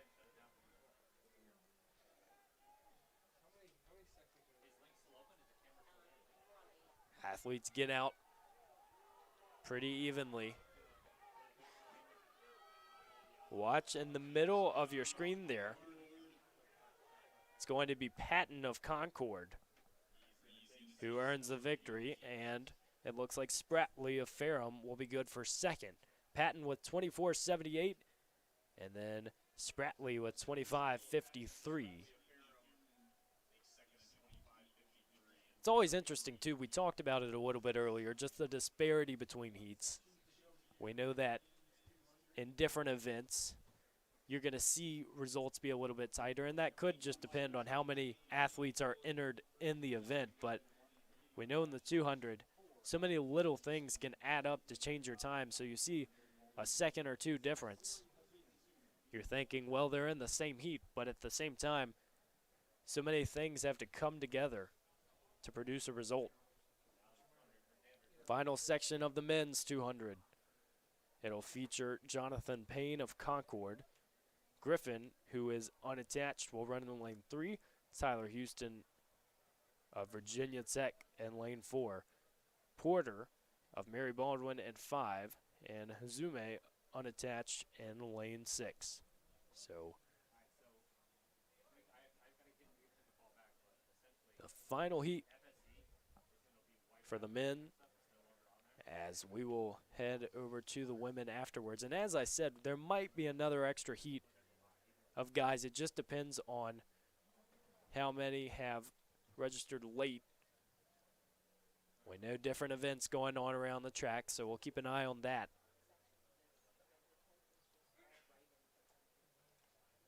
If you're just joining us, welcome here on the Lynchburg Hornets Sports Network. We're covering all events today around the track at the Dr. Jack M. Tom's Invitational. Final heat will be underway.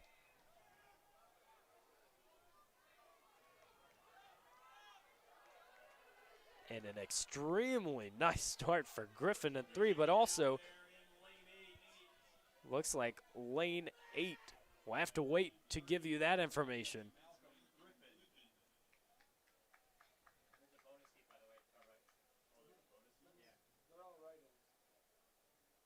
We think it's going to be Travis White unattached. He ran 23.50, and then Malcolm Griffin, as you see on your screen, 23.54, an extremely tight finish.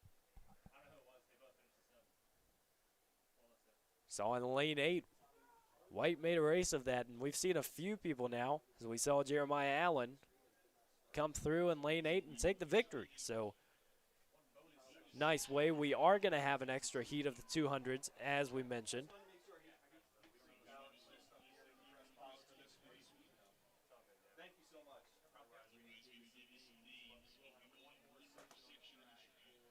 Last section, we'll do our best to describe the results afterwards. Obviously, the nature of the 200, you have some write-ins adding into the heat, so that's why you see this final heat. As we said, when we get results, we will keep you posted.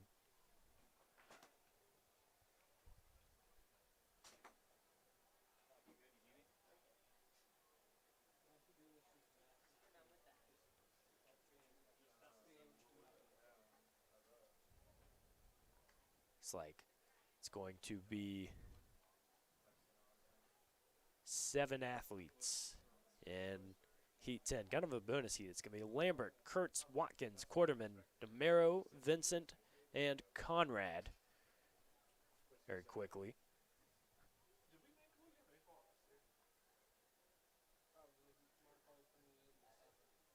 This will turn things over for the women afterwards, but we get a little bit of bonus action. This is the final heat of the men's 200.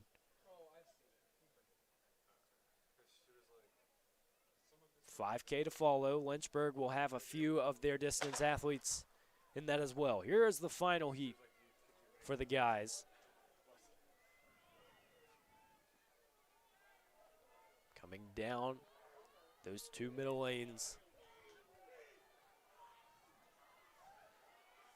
Nice fluid movement. Lane 4 from Shippensburg. Solid result. It's going to be Herb Quarterman. And then Christopher Dameron in second. Colby Lambert in third. For that little bonus heat for the guys. Solid results as well. 22-4-0 for Quarterman. So certainly a result that is solid in the context of these heats. Obviously with right ends, a little bit more of a disparity here at the end. But now it's the women's 200-meter dash. As promised as well, we've had some of the long jump events, obviously within the D zone today. So for the women, it's Ayanna Johnson with 5.76 meter jump. That is best. That is good for first. Meredith Engel is second with 5.71. Rebecca Allen of Liberty, 5.55. Jessica Williams in fourth from Virginia Tech, and Lauren Roncone from Mount Union in fifth. You've heard her name a few times today. So congrats to those ladies in the field events side of things. But for now, it's the women's 200. Once again, it's a Lynchburg heavy section to start things off. Veronica Barnes will be in lane 1 of Lynchburg. Ava Podolsky of Liberty in 2. Joelle Patton of Liberty in 3. Aaliyah Serrano of Shippensburg in 4. Anaya Seward of Lynchburg in 5. She has been all around the track today. We'll see what she can pull off for this one. Emily Coates of Liberty. Meredith Engel of Liberty. And Kayla Dahlhaus of Shippensburg rounds out Heat 1. We know the 200 is fast. There's a tendency.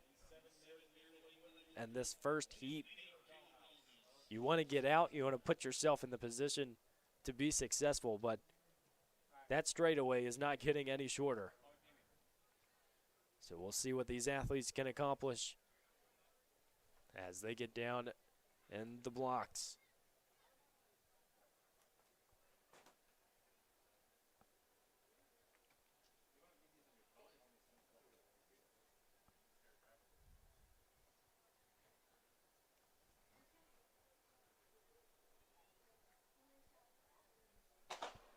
Underway in the women's 200.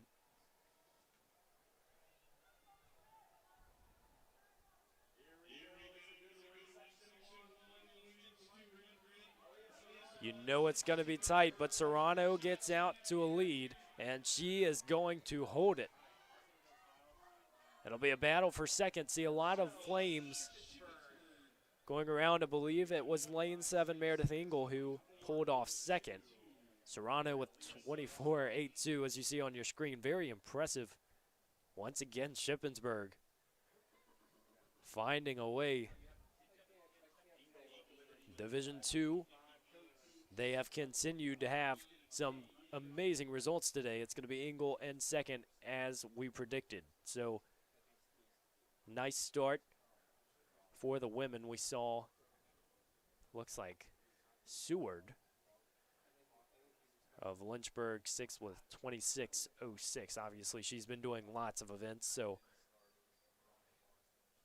you don't necessarily know about that. But we'll move on to the second section here for the women. As I mentioned, the 5K coming up afterwards.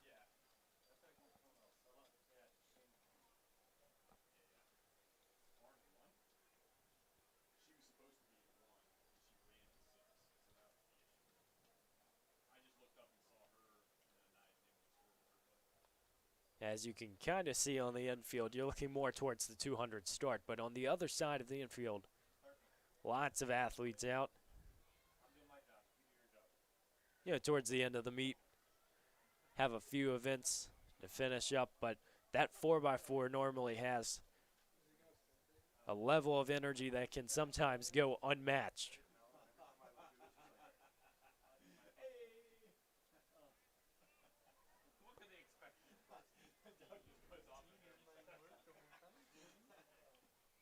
Heat 2 of the women's 200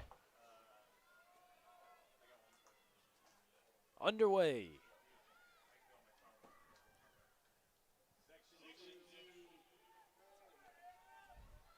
As always, it's going to be tight coming out of the turn, but it's going to be Wirt of Shippensburg with the lead. Watch lane 7.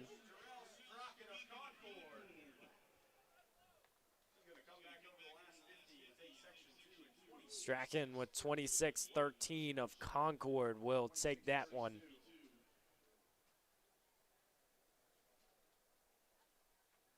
I believe Wirt went for second. Madeline Boyce of Lynchburg, as you saw in that heat as well.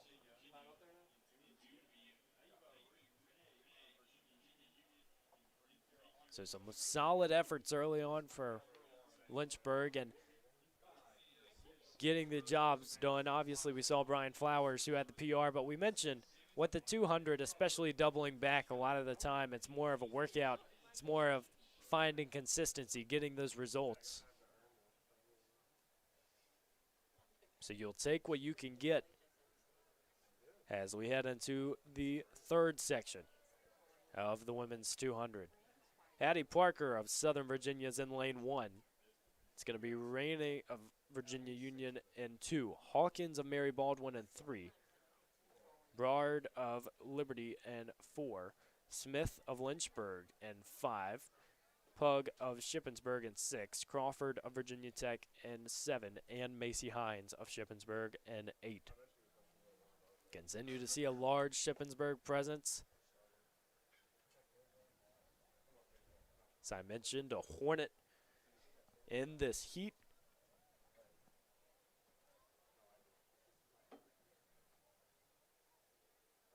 I believe will be the final Hornet to run a sprinting event, I guess, until that 4x4 a little bit later. Never seems like entries are finalized for the 4x4 until it happens. As the ladies are underway.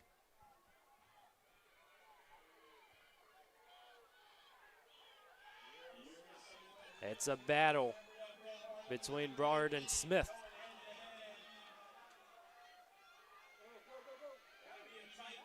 Going to be tight. I think Smith got it. Lane 5 has been extremely favorable. Looking back at the last few results, as Smith, a solid finish there. Lynchburg continuing to have a little bit of success here in these 200s.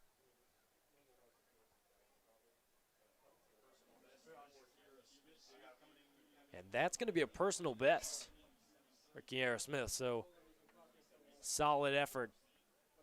As we said, you never know when that PR is going to come, and you have to go out and work to get it. She certainly did in that heat. I think it's about taking advantage of that opportunity. Just knowing that, as Sam Graham put it earlier, you don't know how many bites of the apple you're going to get. We move to the fourth section of 6 for the women, so 3 left. Here on this now sunny Saturday at the Jack M. Toms Invitational. It's Paulinger of Concord in 1. Castle of Southern Virginia in 2, Jennifer Moore of Randolph in 3, Peller of DeSales in 4, Roper of DeSales in 5, Donlin of Virginia Tech in 6, Bednark of DeSales in 7, and Blodgett of Southern Virginia in 8.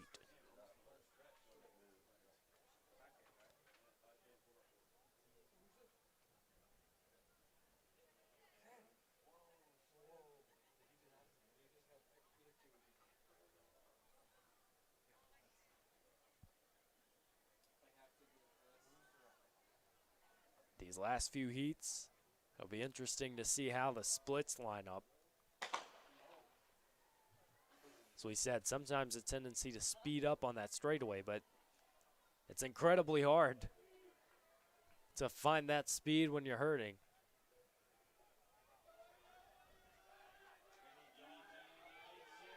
Coming out of the turn, it looks like Donlin of Virginia Tech was right there, but it's going to go to Roper of DeSales.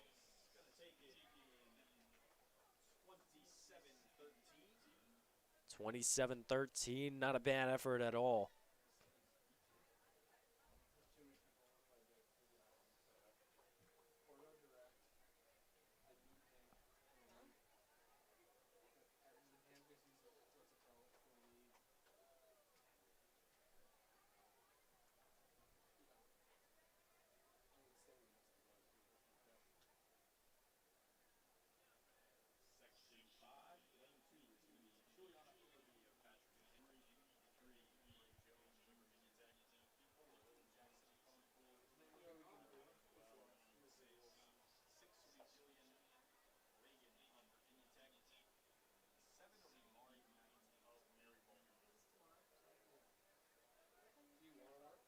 Still waiting on a few field results, and we'll go back to it after the 200s, but some of the throws still in action.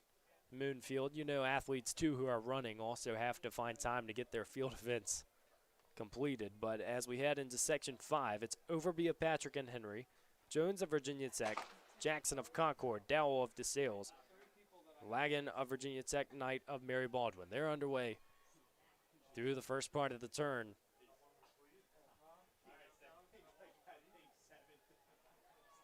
As you see on your screen, it looks like it's going to be lane 5, Allie Dowell once more of DeSales, but very tight battle. It's actually going to be Lily Jackson who gets the victory there, 28-69.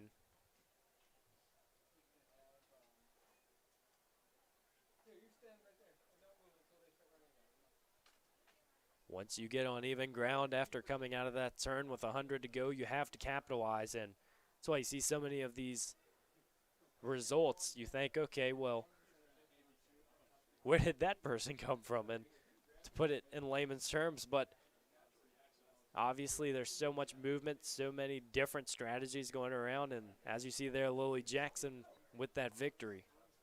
Further example. Section 6 for the women. Believe there will be another right-in heat as well, if you remember, with the men.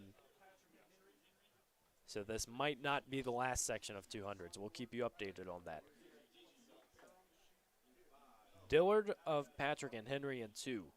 James of Concord in 3. Yates of Ferrum in 4. Tarpley of Mary Baldwin in 5. Goodson of Regent in 6.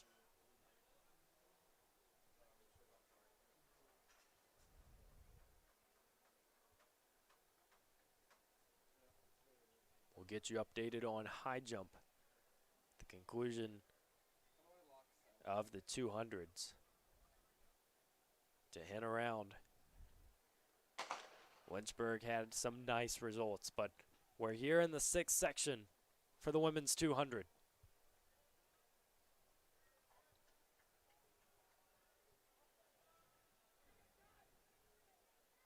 Four in the heat, it looks like it's going to be lane 6, Goodson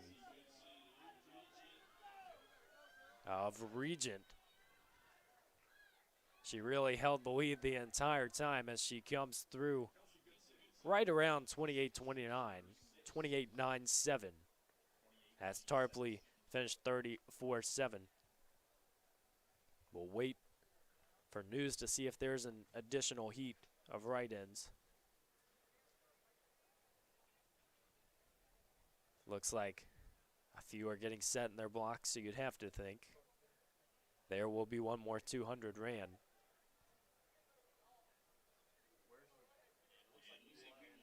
Again, a little bit of variety in a heat like this when their right-ins might not be the exact same seed time, so it's always exciting to see who's going to come away with the victory. It's going to be Jaden Turner of Randolph. Hannah Peterson will run lane 2 of Mary Baldwin. Patrice Forsey of Randolph in 3. Ryan Davis of Concord in 4. So 4 athletes in the extra heat 7. You always hear in overtime for basketball, you're getting some free basketball. Maybe you're getting some free track and field. I'll let you make that decision. But we have a 7th and final heat here in the 200. As we get ready for the 5K to begin afterwards, the Invitational. Some of the distance athletes beginning to congregate on the other side of the track.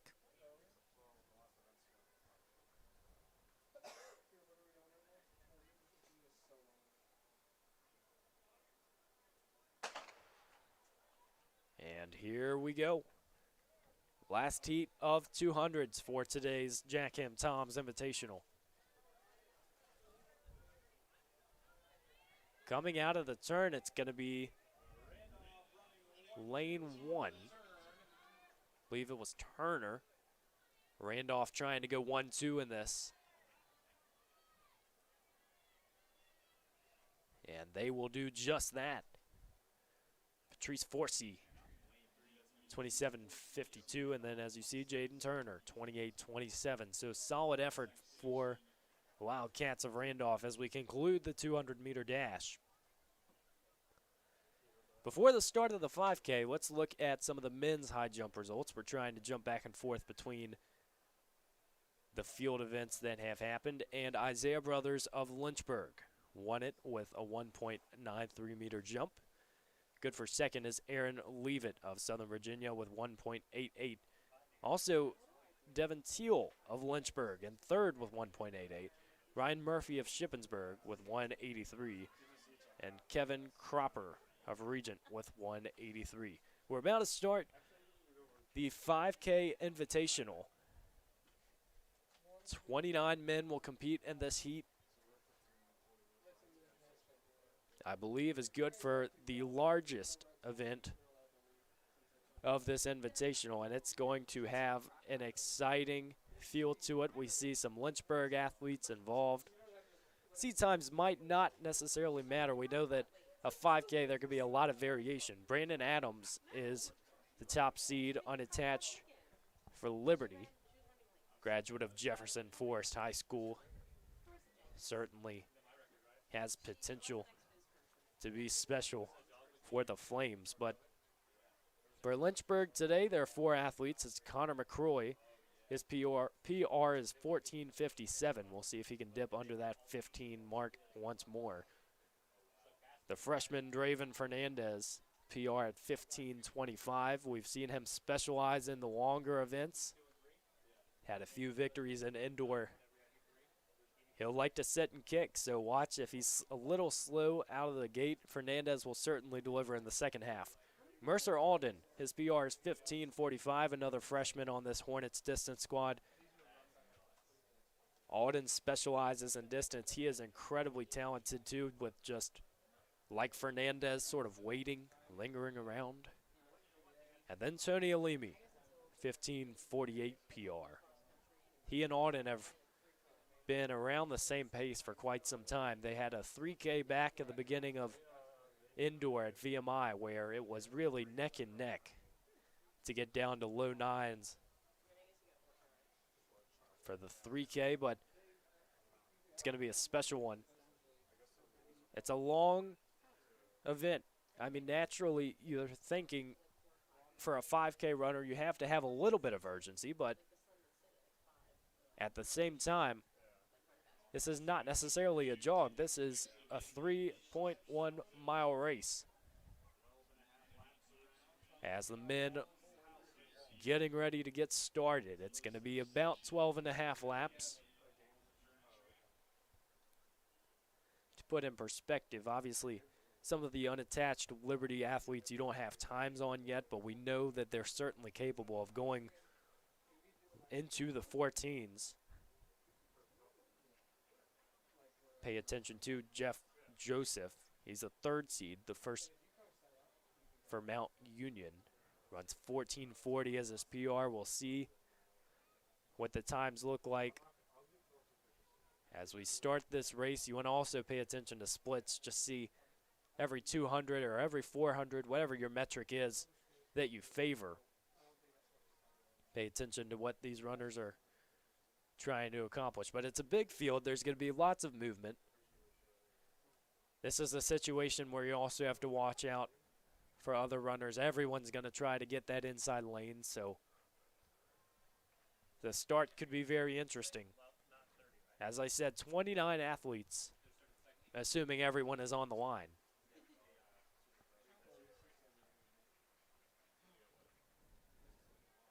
Have some triple jump action going on as well in the opposite D zone. So things starting to heat up as we near the conclusion of the Jack M. Toms Invitational.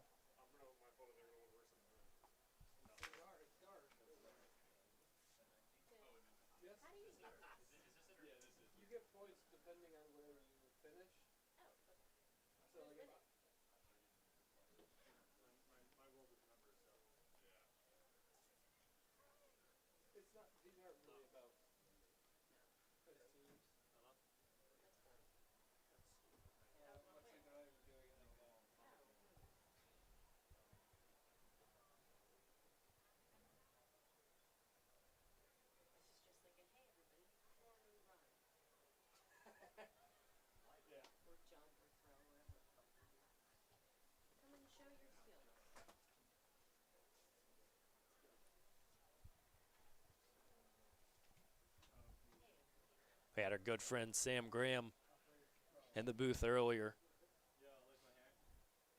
One of those athletes who specializes in 5K, 10K. Obviously earned an 8-second PR earlier today, but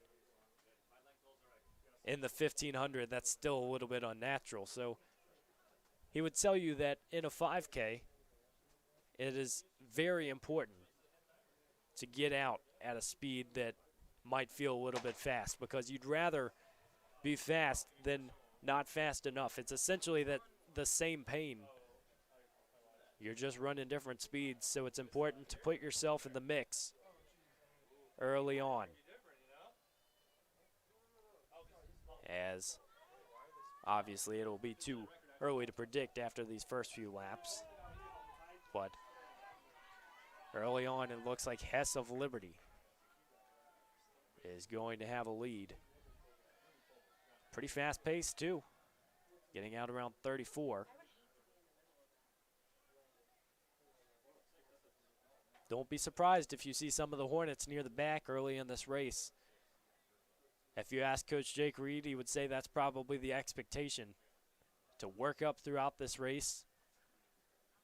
Let the front half of the pack do the hard work and just latch on.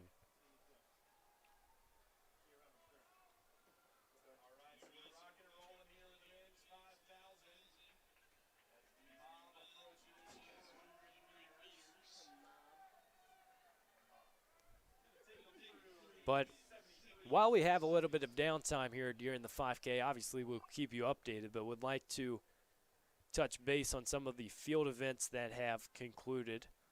Mentioned how Isaiah Brothers won the men's high jump. We'll go to the women's high jump. It was Allie Richwine of Shippensburg with a 160-meter jump. Macy Hines followed right behind from Shippensburg, 1.50 meters. So a solid performance there. And then Rebecca Garcia in third from Regent. Jumped 150. Lily Jackson from Concord fourth with 150. And Nora Vallon of Shippensburg in 5th. 1:45.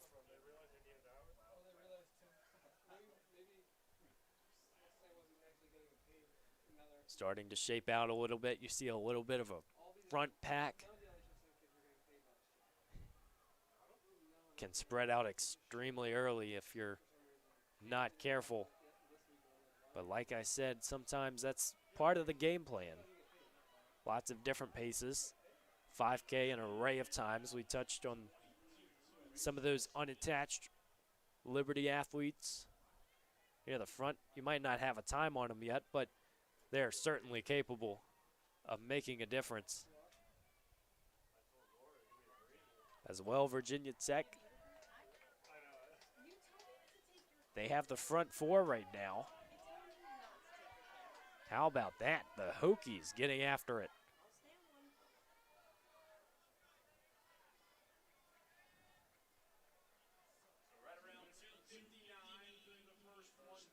Ryan Chevalier of Virginia Tech was in 1st, and it looks like William Jones was in 2nd from Tech. Mentioned Tech has both club and team athletes represented in this meet.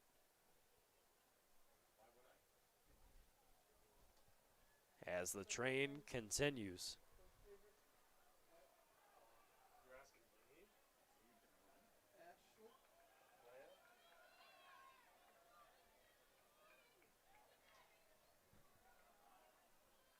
About 1,200 meters down, we'll keep an eye on that mile mark when they circle back around.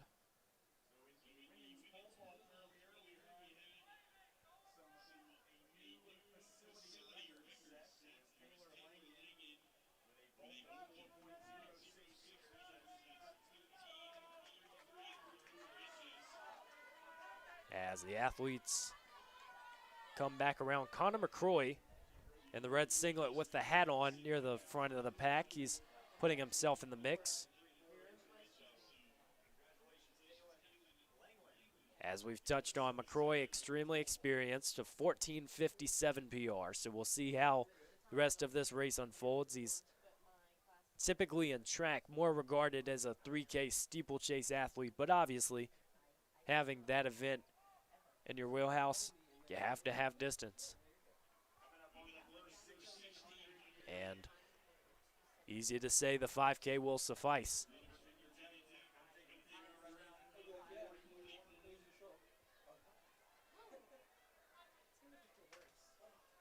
I want to offer congratulations to Taylon Lingen of Liberty. Set the facility record for women's pole vault, 4.06 meters. Second place, Maya Bowers from Liberty with 3.65. As runners almost all single file come back around. Again, Virginia Tech, William Jones still leading. You knew that Tech would have a few up there, but the consistency is really the question of how many can they get in that front pack. And so far, even though single file, they still look very confident in what they're doing. You also wonder what the paces will look like. We see sometimes pacers will get out, so maybe one or two of them are just out there for a mile or two to get that front pack going. But Tech extremely talented. As they continue rounding.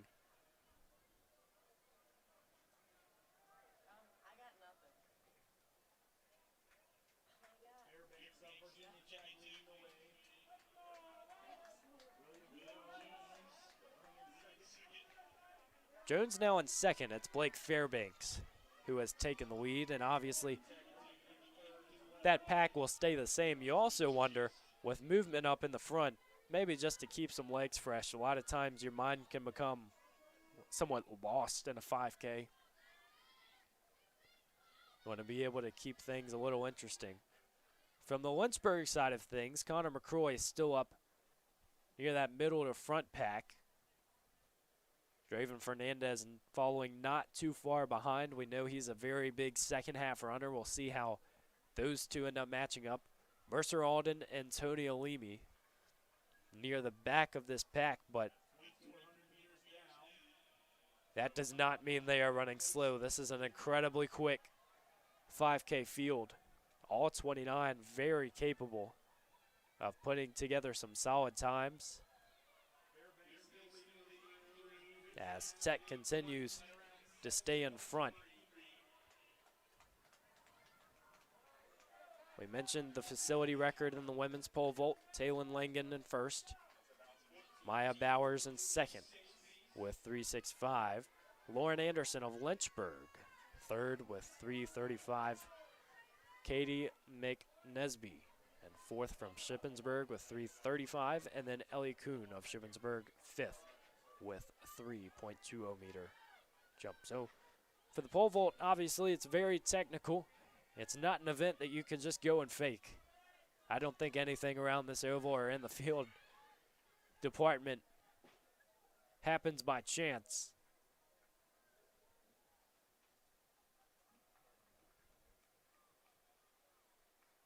See, it looks like this front pack certainly capable of going sub 15. I feel like that's the expectation. The question will be by how much. We know that a lot of the Hokies will likely get down into about 1430, 1440 range.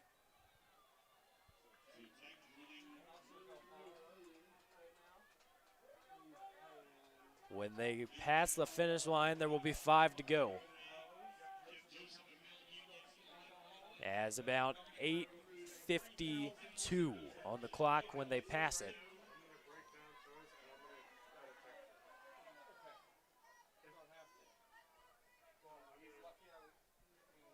McCroy and Fernandez are continuing to get closer as Fernandez crosses the line about 9:10 with 5 left to go. McCroy just about 5 or 10 seconds ahead. As you see that Virginia Tech front pack making work easy. Alden and Alimi of Lynchburg right now at about 9:28. So almost 18 seconds behind Fernandez. They come through the finish line with 5 to go. With a mile to go, it will be very interesting to see where this Tech pack is, because I would venture to say that the pace will continue to be quick.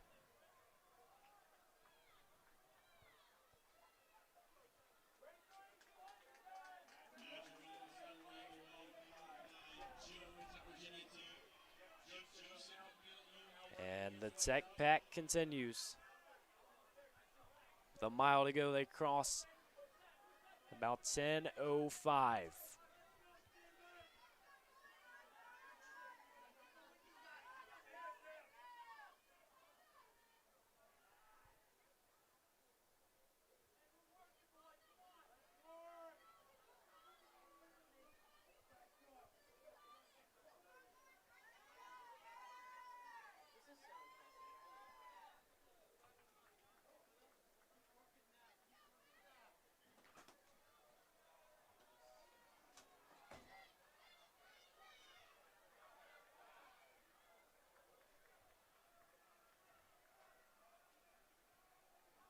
Lots of times in a 5K, you hit that final mile, and obviously you got to start going, but it has to be a controlled aggression.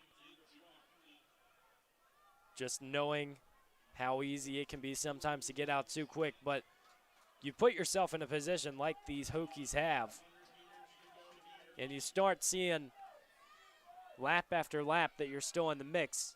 Confidence starts to build a little bit, and you know you are capable of going, but the Tech pack getting a little disrupted right now.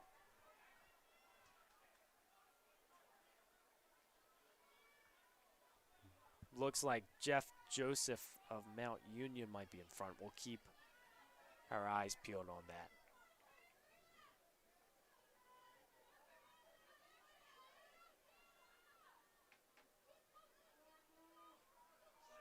Fernandez for Lynchburg.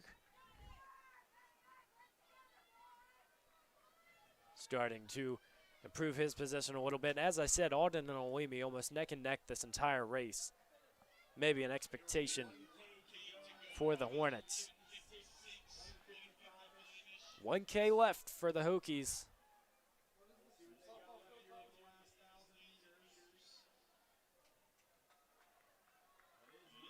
As they continue going forth.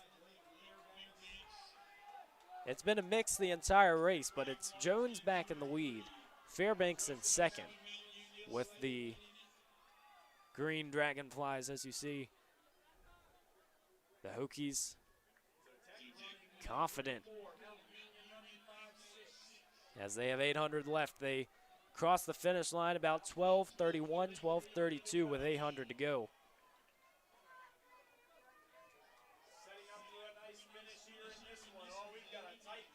Have to imagine it's going to be pretty tight, under 15.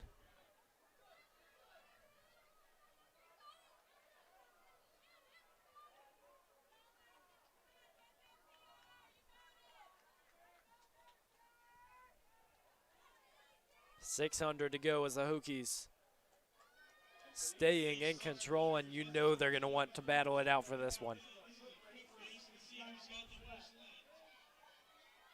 As there's not much of this race left, you have to start thinking who's going to be the first to make the decision and move, because they are all very capable.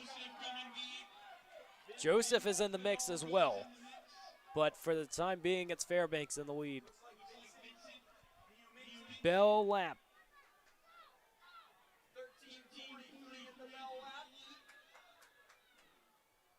On pace for around 14:50 if they hold pace from their last lap. We'll have to see how long that lasts, as Virginia Tech getting after it. This is the final lap of the men's 5K.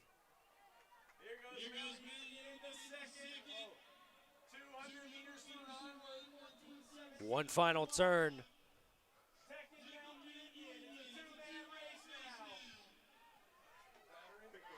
As you have watched, it looks like Fairbanks was in second.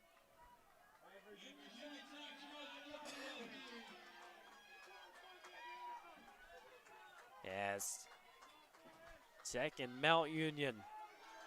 It was the battle the entire time at the front of the pack. It's going to be about 14:46.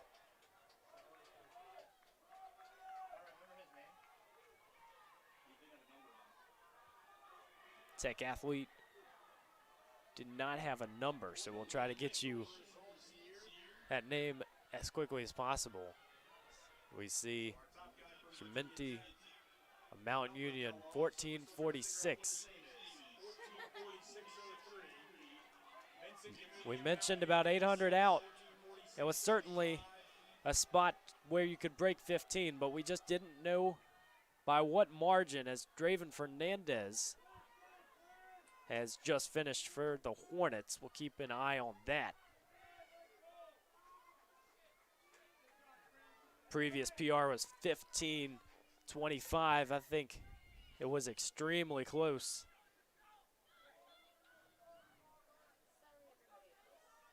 Alden has just finished as McCroy was second for the Hornets. Alimi coming in. It's going to be right around 16.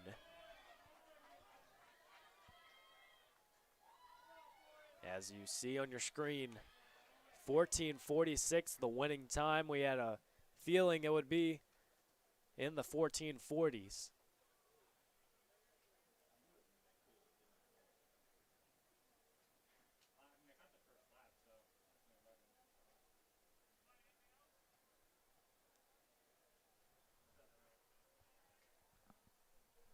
All the athletes running relatively close to their PRs for Lynchburg, which is at this point of the season, coming out of indoor, your first 5K of outdoor, that has to feel pretty solid. You know that it's a long season. It just depends on how many times do you run the 5K, because we've seen too that Some of those athletes will go up to the 10K come conference. We talked about Connor McCroy, who will favor the steeplechase. Solid efforts all around. As we saw Fernandez, that was around mid-1520s. We'll see if we can get official times there. Mercer Alden as well, who has run about 15:45 as his PR. It was in the ballpark. Connor McCroy, whose PR coming into this was 14:57. You better believe he got that. A great effort from McCroy, as you see on your screen, 15:39. Alden's going to be a few seconds off of his, but overall, you like the effort from the Hornets. Virginia Tech, see quite a few names in that top 10. That's what a pack will do. Draven Fernandez, 15:25. Pretty much hit his PR right on the dot. So overall, a solid start for the Hornets. We know that the Wadies 5K will be beginning momentarily. Just to show you how quick that heat was, 29 men and almost all of them under 16.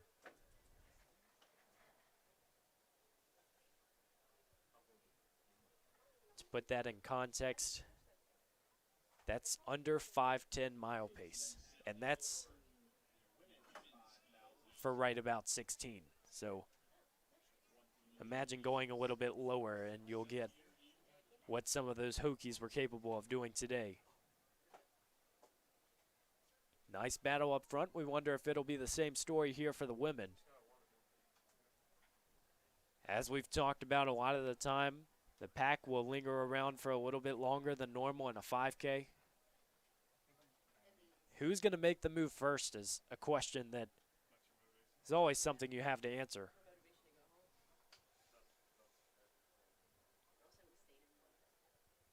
We're getting closer to the end of this meet. It's been a phenomenal experience all day here at the Jack M. Toms Invitational. If you're just joining us here for the latter part of our broadcast, I'm Evan Gates. Thank you for joining us and the LHSN crew on this Saturday afternoon at the University of Lynchburg. We just finished the men's 5K Invitational, setting the table for the women's.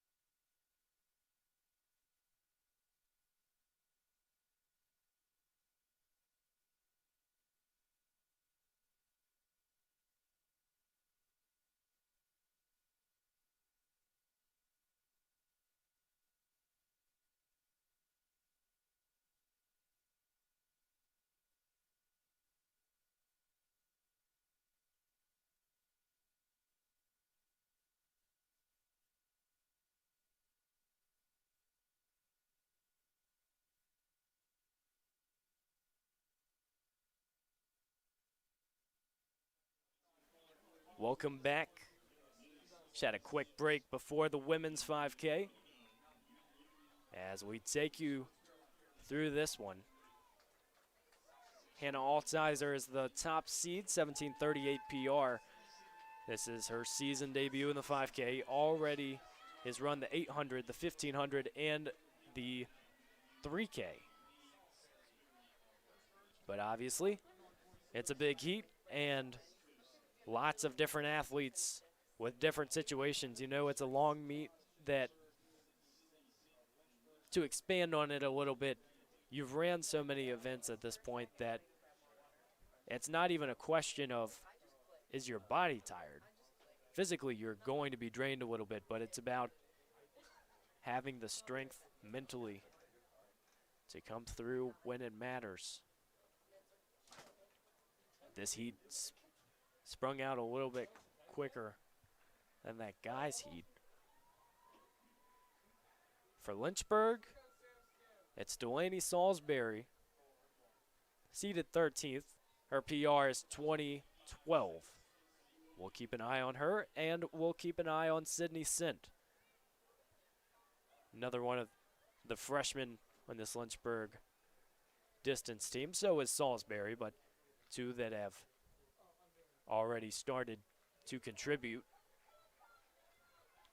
Sint ran a 6:10 mile in indoor.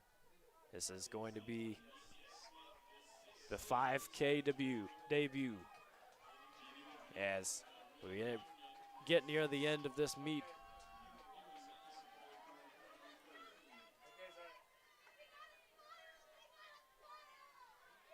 Demeanor is such a big part of running the 5Ks and just believing that you can get there.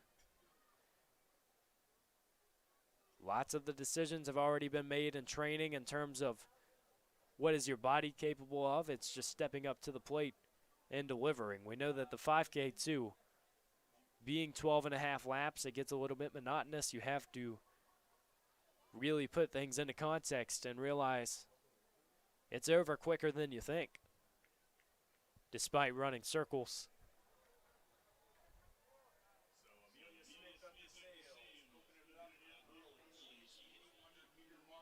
As we said, this one spread out relatively quickly. It's Amelia Smith of DeSales, an 18:33 PR, who leads this one at the moment. And really from the gun, there was not a question that she would be out in front, so you have to think it's tactical.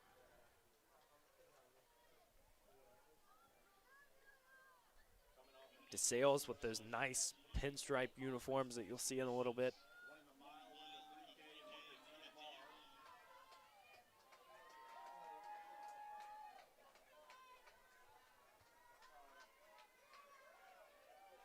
Mount Union, also a heavy distance presence in this meet, as you'll see in this one.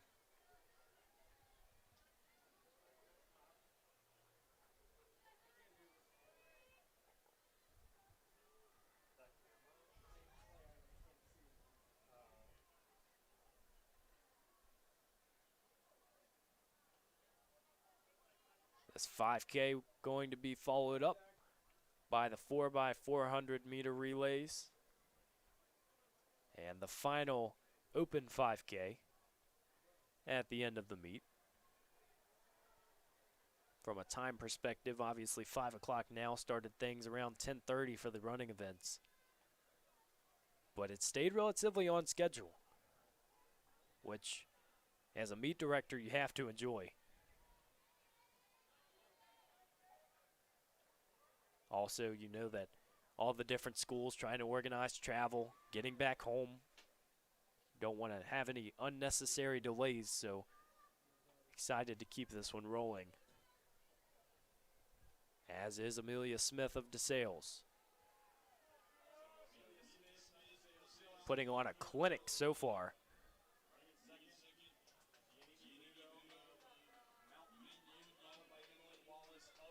We'll keep an eye out on her mile as she rounds that 100 turn. She's about 100 meters out from the mile. Right now it's about 5:15 as a majority of the pack now passes through that finish line. Again, the 5K starting on the opposite side of the track. That's why you have to wait a little longer for the mile mark.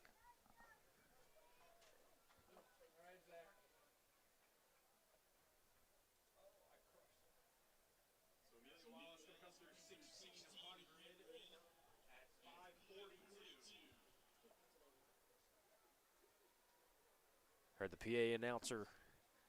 It's a 5:42 for Amelia Smith, which is certainly on pace for sub 18:30. As we said, 18:33 will be the mark for Amelia Smith to try and cover.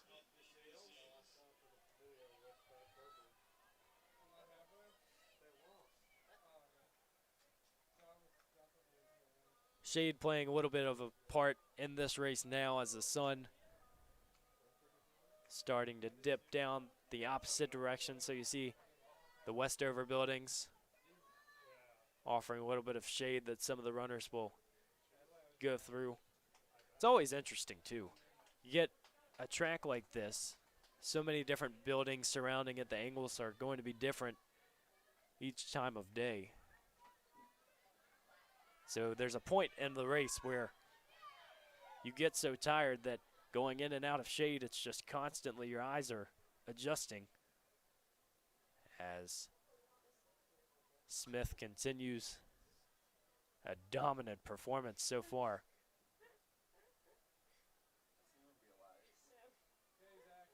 Lots of little quirks of the 5K that many people won't pay attention to. Obviously, it's such a long race that's difficult to run.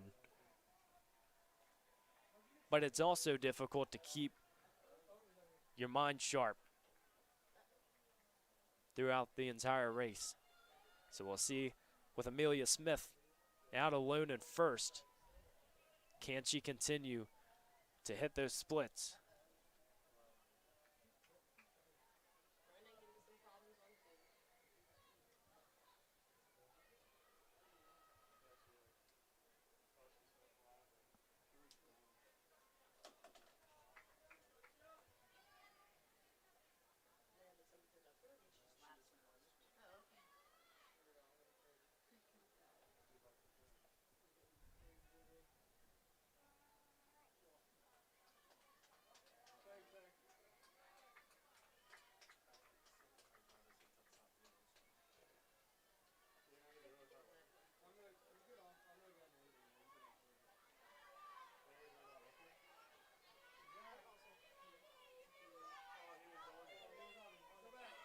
We've touched on this quite a bit throughout the broadcast. We know that early in the season, seed times might not mean as much.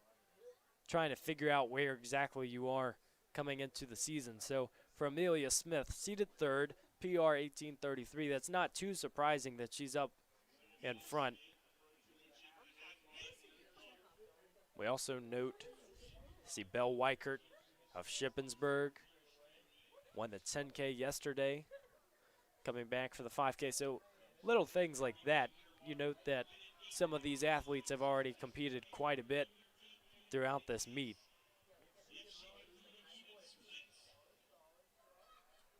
But for Amelia Smith, what a joy it would be to be able to come out and PR.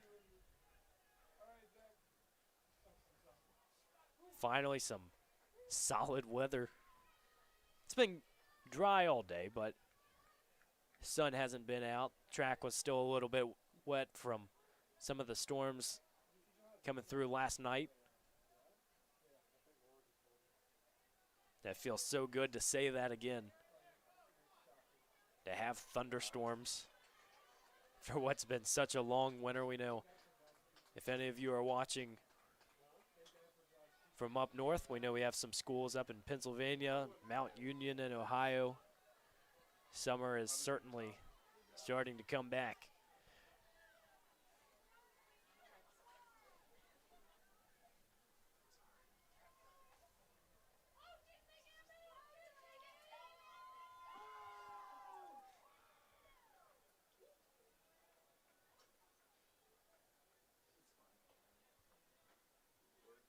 We've mentioned this 4x4 that's coming up, obviously the pinnacle of many track meets. If you're scoring it for teams, that's always interesting, but there'll be a heightened focus on this Lynchburg Hornets squad to see who they throw out there for the 4x4. Lineups can get switched around a little bit. We know many sprinters and distance runners capable of going out there and running the lap and handing it off to the next person. But without team scoring, maybe you lose a little bit of that championship feel that you'll see in conference meets.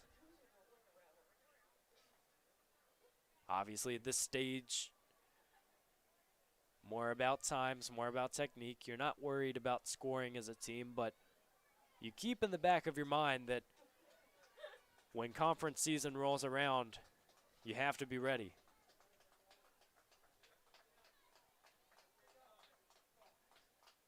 So we see some of the middle of this pack. Contrasting quite a bit from the men's race. Men's race honestly stayed like a line or a train or whatever you want to call it for the majority of the race.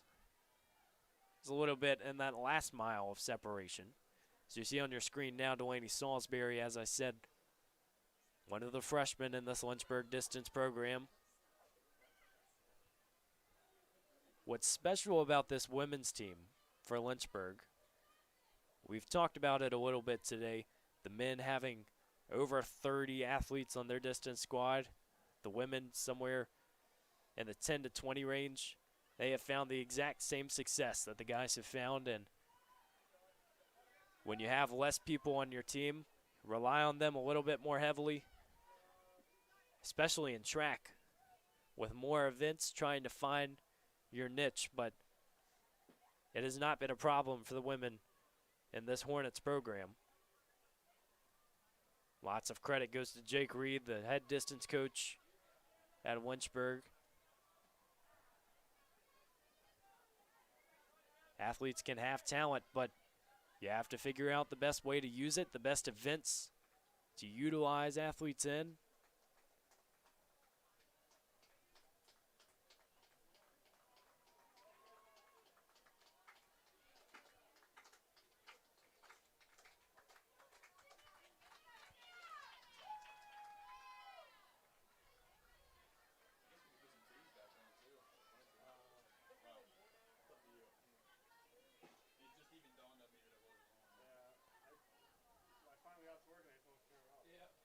For meet info and results after our broadcast today, you can visit Blue Ridge Timing online. They have done a phenomenal job. They have all the heat sheets, all the results, all the scheduling that surrounds this meet, the Jack M. Toms Invitational. So we turn the page on March in about a week's time. We know that the Dennis Craddock Invitational will come on a little bit later this season. It's also a very competitive meet. If you remember as a Lynchburg fan, big sub-4 attempt for the men's mile last year. Sam Laneza, one of the highlights in that meet. But back to our 5K. Not too much movement. We know Amelia Smith of DeSales continuing to stay in a good position.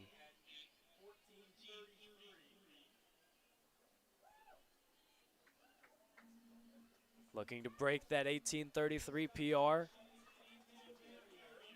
I don't think it's going to be very close. And essentially, she's done it on her own.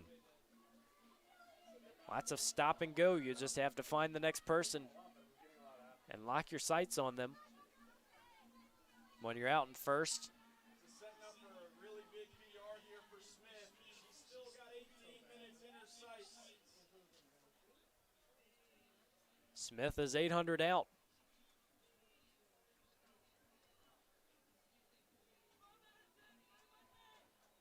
Four by fours to follow. See some of the athletes walking around to the infield. What an event that will be.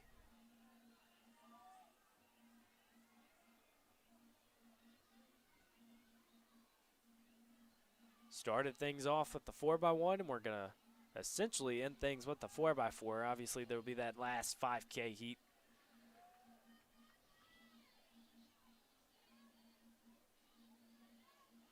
I'd like to thank the entire LHSN crew for allowing us to broadcast this one, putting it all together. No one person can come out and just run a meet or broadcast a meet, so we've had a lot of fun today. Hornets having found some success both distance and sprint side. this point in the track season, as we enter April, it will be meets almost every weekend. And so for this Hornets team that has a large number of athletes, it's always interesting seeing what events they will go into in conference. But right now the focus is Amelia Smith. 1 lap to go, 16:45 on the clock. Have to think she's feeling it now. Would take a lot for her to miss this 18:33 PR. It's going to go down here at Jack M. Tom's track. Also keep an eye on Salisbury and Sint. Either way, Sydney Sint is going to PR, being her first 5K of this outdoor season. Delaney Salisbury, however, PR's 2012 recorded in the indoor season. Smith approaching 200 to go. She's had quite a bit of support along the way with all the athletes on the infield.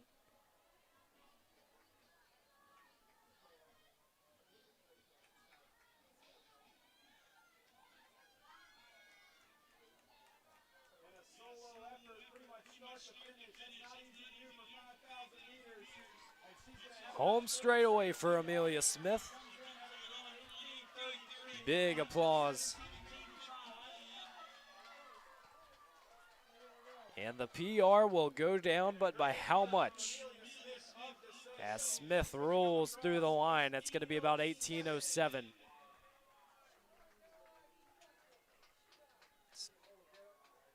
An incredibly solid effort, 18:07. 26-second PR.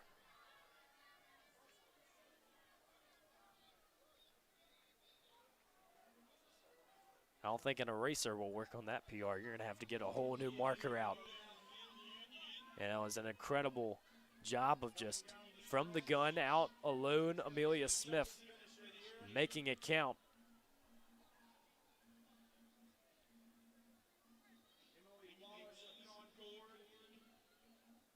Now having some company, as it is Giannini Venuto of Mount Union, 1846. This race was so spread out from the start. As we mentioned, it's no easy task to try and find your pace. That's Emily Wallace of Concord, who had finished third. Fourth, just crossing the line on your screen, will be, as we wait, Jasmine Arnold of Mount Union, 1913. So solid efforts all around. You know, this Mount Union squad and Shippensburg, as we've seen today, but quite a few distance athletes.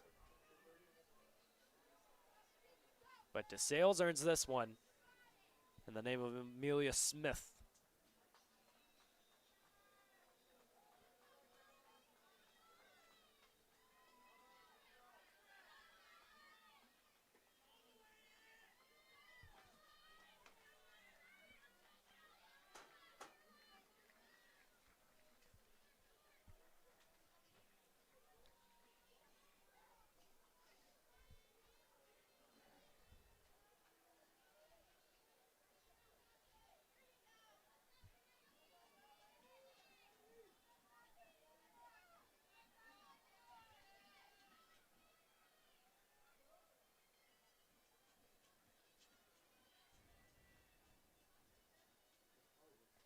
Crossing the line now. Once more in the Home Reds, it's Delaney Salisbury. One of the young Hornets that have made up this freshman distance squad, both on the men's and women's sides. Bringing in quite a few athletes.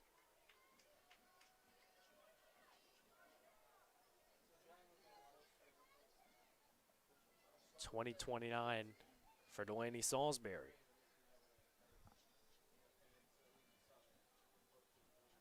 Near the end of this meet, 4x4s to follow the 5K.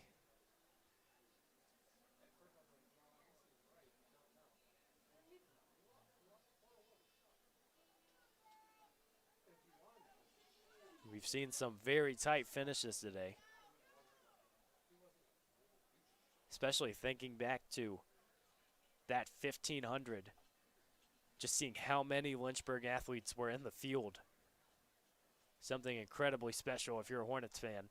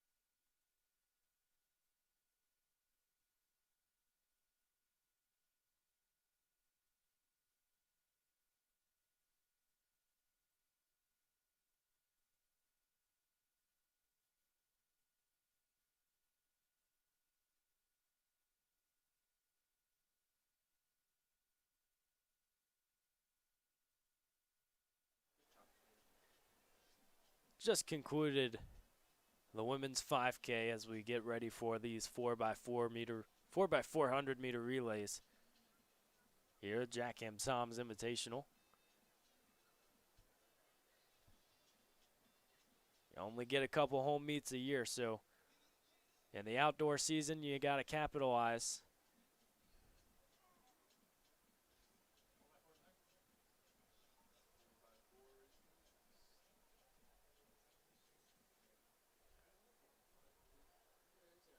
We'll continue to keep you updated on the field side of things. Some of the throws still haven't come in from Moonfield. We know that it can be a little bit different timing, but we do have the men's shot put, so let's get you updated with that.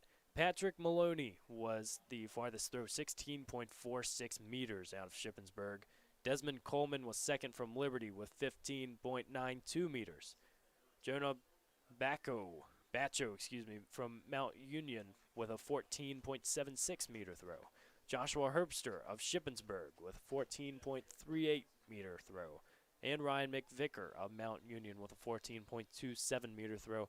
We had talked about how he was a sprinter and a thrower, which is an interesting combination. You see it more in high school than maybe at the college level, but if you're proficient at it, you have that strength. That's a lot of the same training. But once again, Maloney wins it out of Shippensburg. Getting set for this 4x4. Always the final straw for any track meet. We're also going to get you updated on the women's shot put. So Megan Mann of Liberty had the farthest throw, 13.68 meters. Second mark was Sophia Mojica of Liberty with a 12.89 meter throw. Peyton Bauer of Shippensburg, third with 12.26. It will be Maya Scott of Liberty, fourth with 11.79. And fifth is Michaela Sitzler with 11.54 meter throw. So congratulations to those field athletes. Again, Moonfield is seeing quite a bit of action today. Men's triple jump, we're going to continue updating you before this 4x4 starts. It's going to be Evan Masik of Virginia Tech with 12.54 meters. Isaac Armstrong of Southern Virginia with a 12.43 meter jump. Jonathan Franklin of Ferrum with a 12.41 meter jump. Kenneth Suero of Old Dominion, 12.27. And fifth is Dylan Luke with 11.74 out of Virginia Tech. Let's go ahead and start updating you with the 4x4. You see athletes starting to get on their starting blocks. For the men's, looks to be 2 sections. Actually, wait a few seconds as the officials start to get everyone together. But Lynchburg will have a 4x4. Sometimes you never know who is going to be in what relay because there is an A team and a B team. Throw out some names at you right now. Brian Flowers, Jacob Hodnett, Isaiah Cornish. It's going to be Zachary Jacobs, Jalen Jones, Gabriel Kawake, Nick Raya. And obviously need one more for 8. So Magnus Hutung Davidson has been in the conversation. We'll see if he ends up running.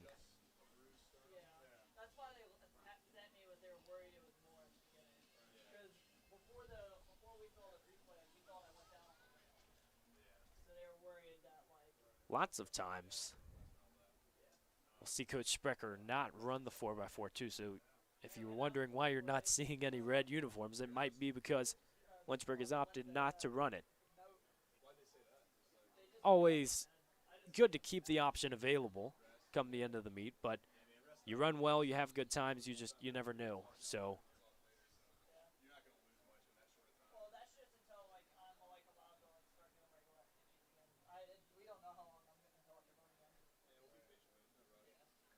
and it looks as if Virginia Tech, who has 3 teams in this 4x4, might be involved in this first heat. But we'll go ahead and start discussing the first section. It's DeSales in lane 1, Mount Union in lanes 2 and 3. It's their B and A teams respectively. Lynchburg A team and 4, again, if they decide to run this. Shippensburg in lane 5, Lynchburg in 6, Virginia Tech running clubs A team and 7, and Concords A team and 8.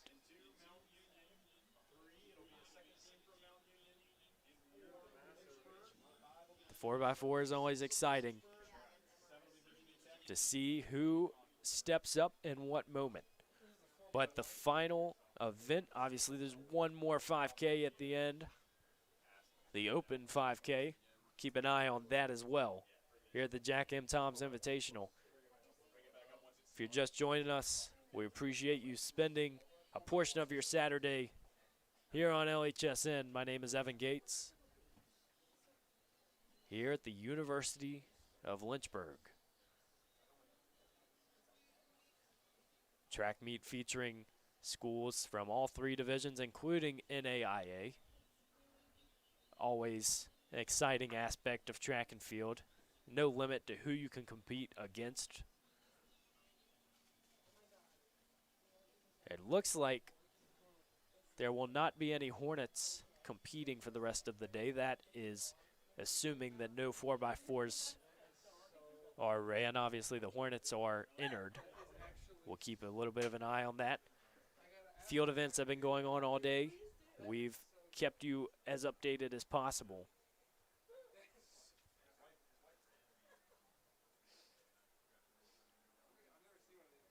Throughout the day, lots of athletes running a few different events as well, and that's always fun to see. Wondering how creative you can be.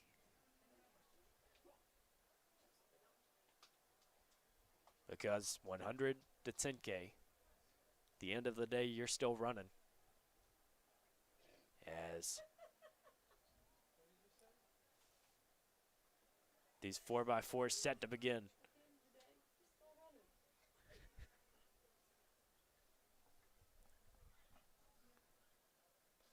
Arm outstretched, gun fires. Here we go. And this 4x4.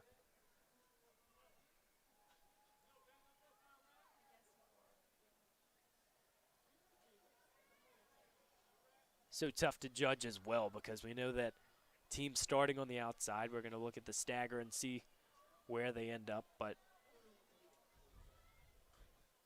they will be able to break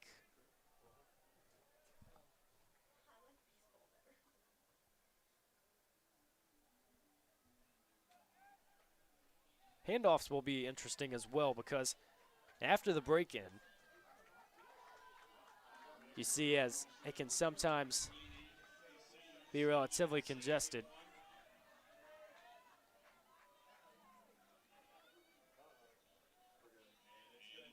You wonder where it will look like, but staying in lanes for now.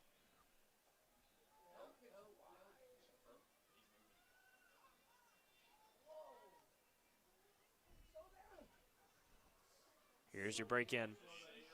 So quickly to the inside, and it's so crucial to get inside when you can because in larger heats too, when there are a lot of athletes out there, you have to make sure that you're not making contact with anyone else. We've seen a couple times today runners either go down or get clipped. But it's going to be a dogfight here as we continue the second leg. It looks like DeSales and Concord going to battle.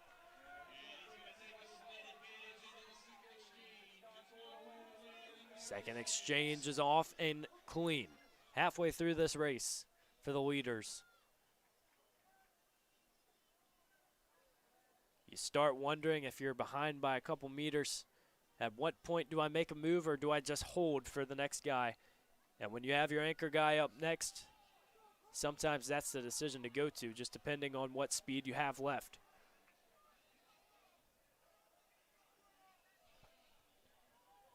So these two men have really kept the same distance between each other. The last 100 might change that of this third leg. Concord still leading, but here we go. You see the move right before the final leg, and it's going to be a battle. 2:34 runs across the time.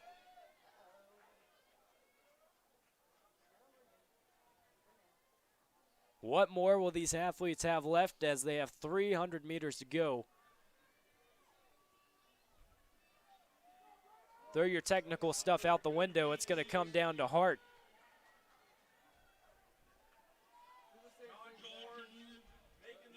Concord has made the move with 200 to go, and you have to think he's confident in holding it. That was an aggressive move as 100 left. DeSales down but not out. Mount Union trying to get in on the mix, and it looks like Concord is going to come away with the first heat victory. And DeSales will follow second. The Raiders of Mount Union in third. So an entertaining end to that 4x4. Saw lots of movement. That sometimes is to be expected. We've touched on it all meet too. You're getting athletes who have ran different events. You don't know what their freshness is like.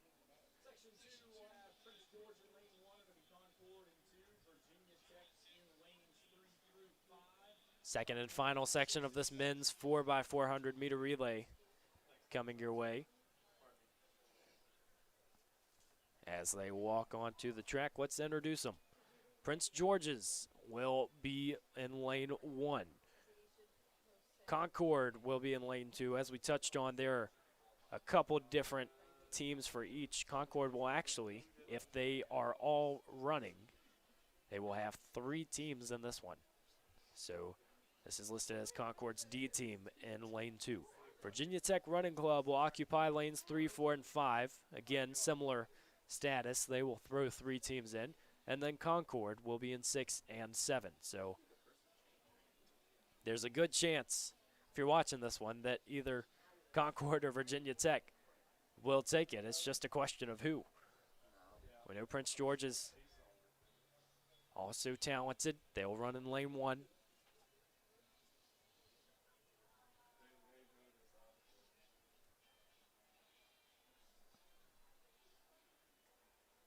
Waiting for the starter.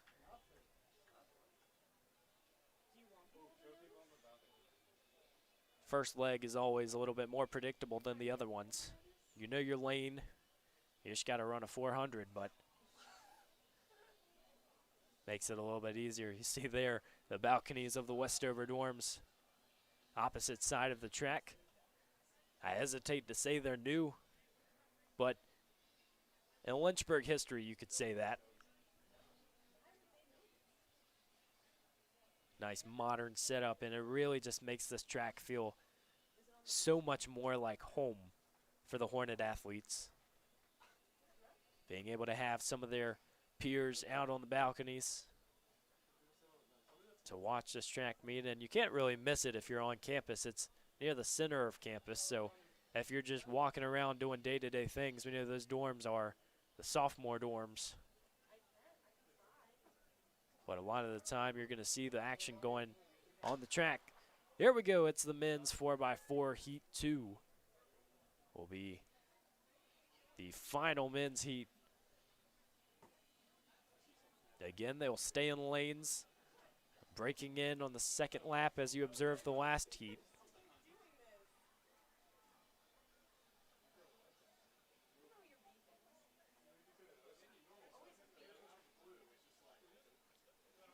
Talked about field events. The only ones we've really not been able to get to are the men's hammer throw and the men's discus, and that is because they are still in progress. Again, results are available on Blue Ridge Timing. As we see Concord and Prince George's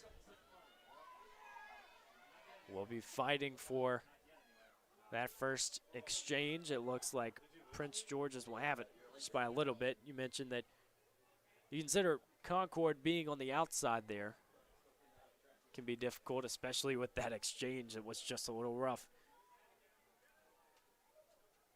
Prince George's will need to get inside, but they are in first place.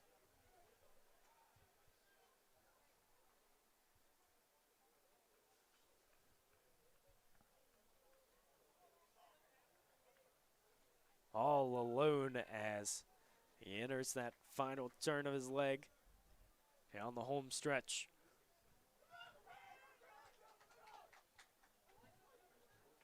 There's still lots of time in this 4x4, but you get a lead like this early on.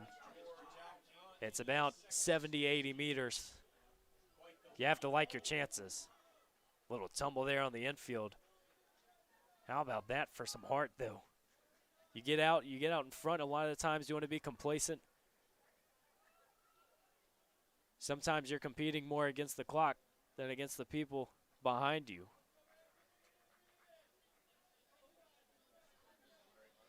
As they are still running smoothly.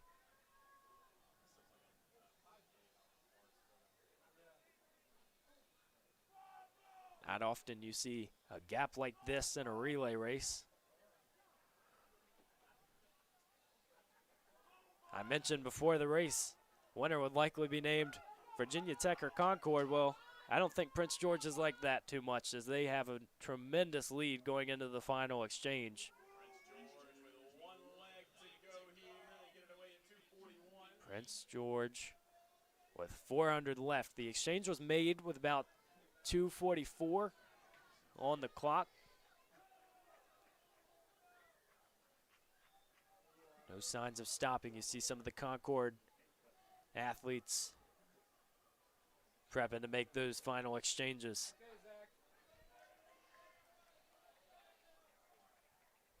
Women's 4x4 to follow.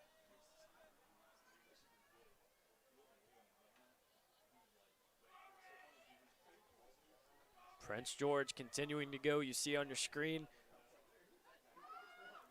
a little over 3:30 will be the expectation.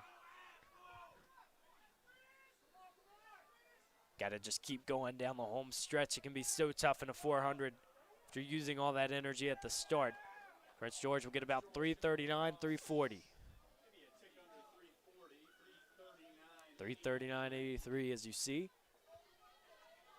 Virginia Tech. The Hokies will settle for second. Still under 4. Everyone in that relay, you would assume for the Hokies, right under a minute to earn that result. As Concord continuing to scratch a couple off through the finish line.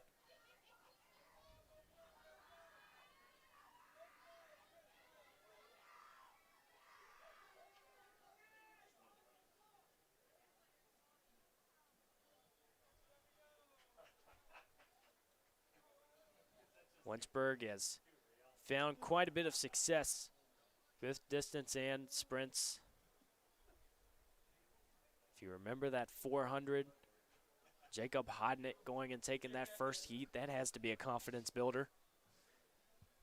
We know where this team is projected, obviously, in the ODAC.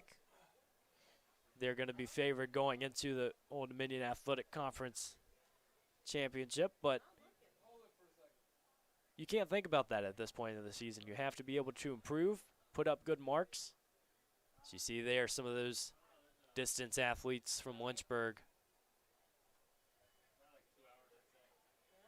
The Lynchburg women will put in a 4x4. Interesting decision.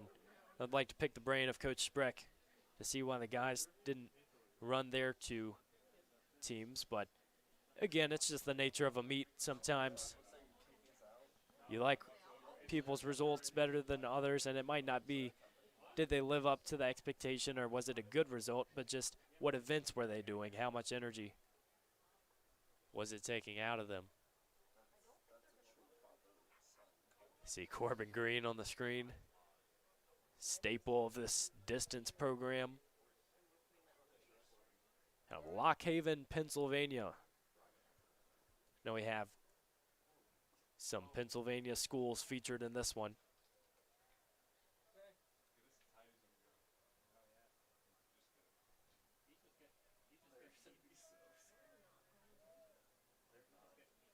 Athletes preparing to start as they're down on the blocks, so we need to prepare to start. Let's take a look at the women's 4x4. Concord will be in lanes 1 and 2. Shippensburg will be in 3. Lynchburg in 4. I believe there might be some changes for 5 and 6. 5 will be Lynchburg, 6 will be Southern Virginia, 7 will be Concord. So that is your answer. 3 Concord teams. A little bit of a speed training race if you consider the fact that Concord has entered 3 in this one. You remember the guys, they threw in quite a few as well. Winding down here on the Jack M. Toms Invitational, but we've had a great day of racing. And I'd venture to say, for an early meet in outdoor track, it's been much more aggressive than you would predict, especially in some of those distance races, getting after it. That's what you like to see as a coach. You don't necessarily just want to see that time down, but it's about experience and getting out there, getting into competition mode. The 4x4, a great example of how to do it.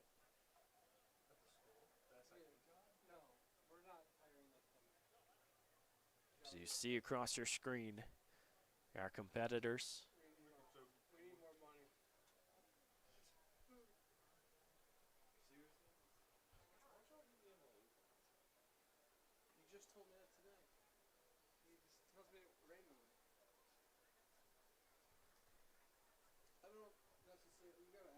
Men's hammer and discus. We're still waiting for results. And we're underway. Here in the 4x4.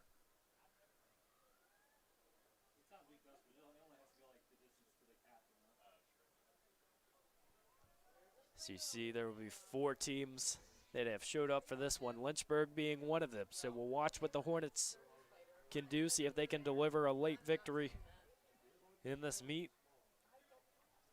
Whether the first or the last, every single event you can get would add up if it was a championship scenario when you're trying to get points. So you have to get used to feeling tired and still being able to deliver when it matters.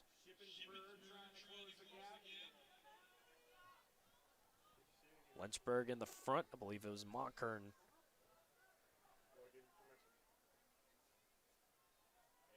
Pass of the torch and on to the second exchange.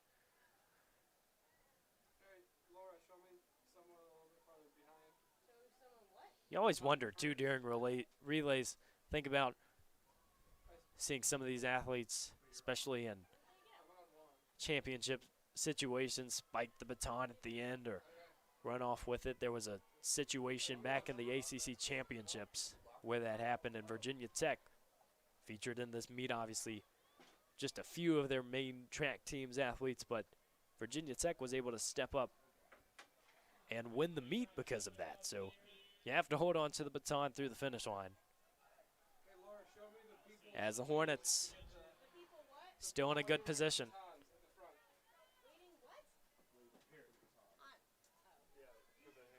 About a 10-meter gap between first and second. The Hornets will have the exchange. It's going to be Abby Lane getting the baton.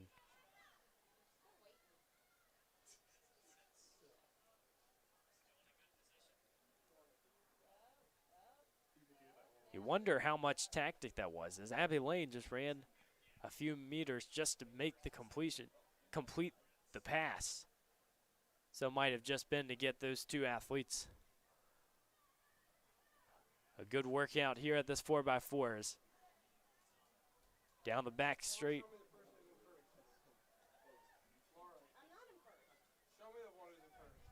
Athletes continuing.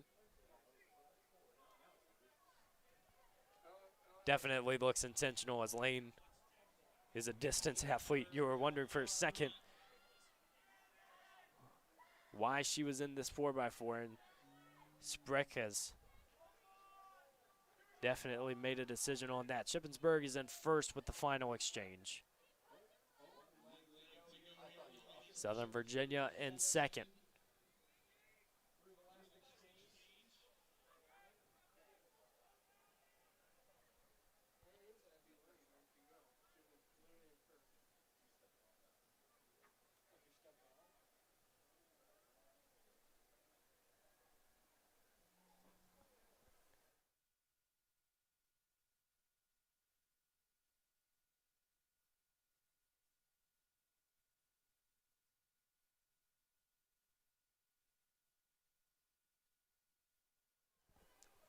Here in this 4x4,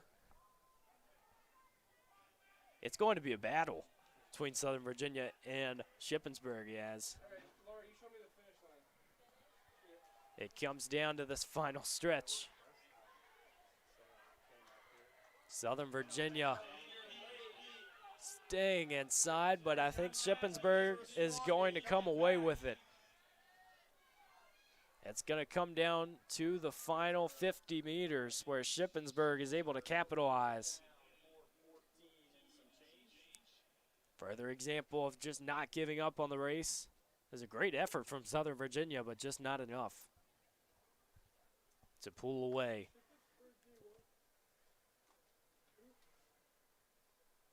Final event of the day about to unfold. It's the Open 5K.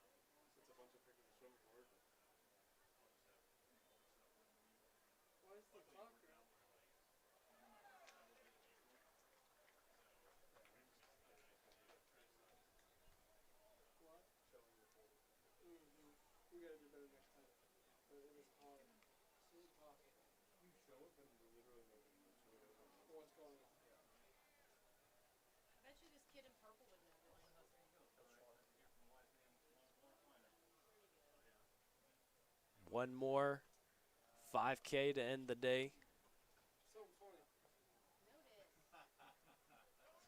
And it's always interesting.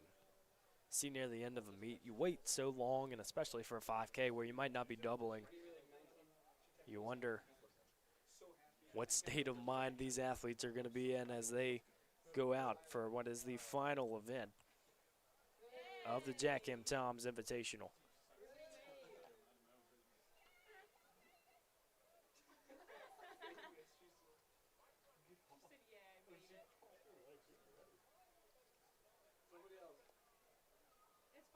Here and the open 5K. Large D1 presence between Longwood and Virginia Tech in this one. Obviously, Virginia Tech's club team will more than likely be participating.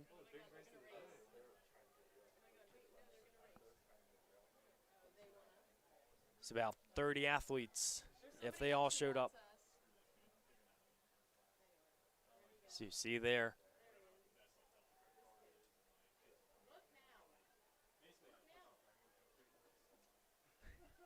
see some enthusiastic athletes to get on the stream. We have to have a little bit of fun. It's been a long track meet. You're welcome. He said thank you.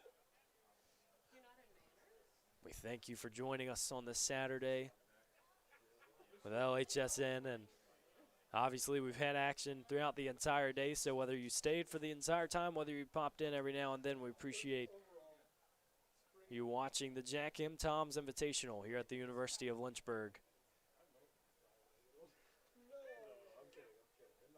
For track fans, it seems that there's something for everybody, whether you enjoy those sprint events that are over and done with relatively quickly, or distance events that come down to the last lap. And this one, the 5K, going to be a battle.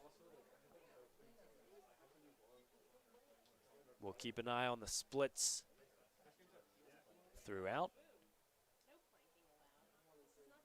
As I mentioned, Blue Ridge Timing will have all the results from today's meet, as well as a little more detail about these field events that we've touched on.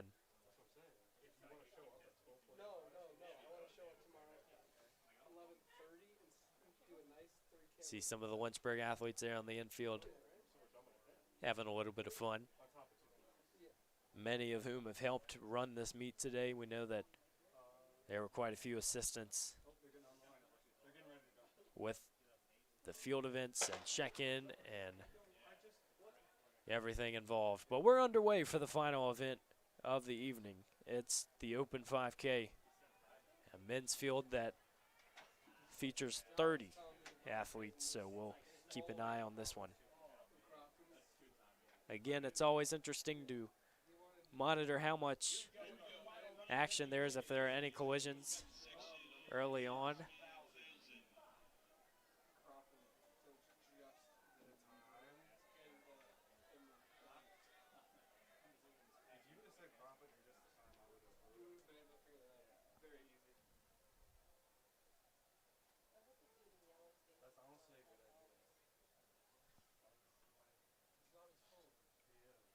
Lynchburg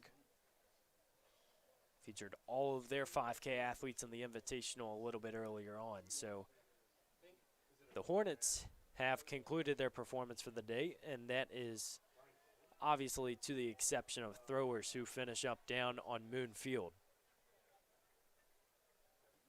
But a solid performance. Today we saw Ronan Creamer last night as well, getting a little bit of a workout in during that 10K.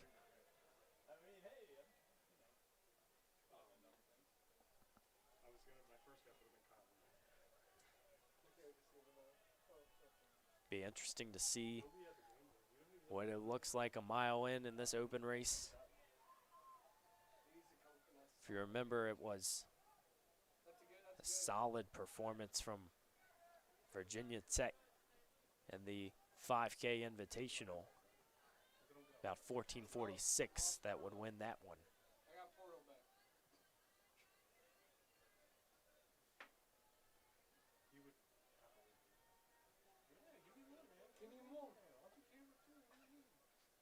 Okay, maybe that's a little too much.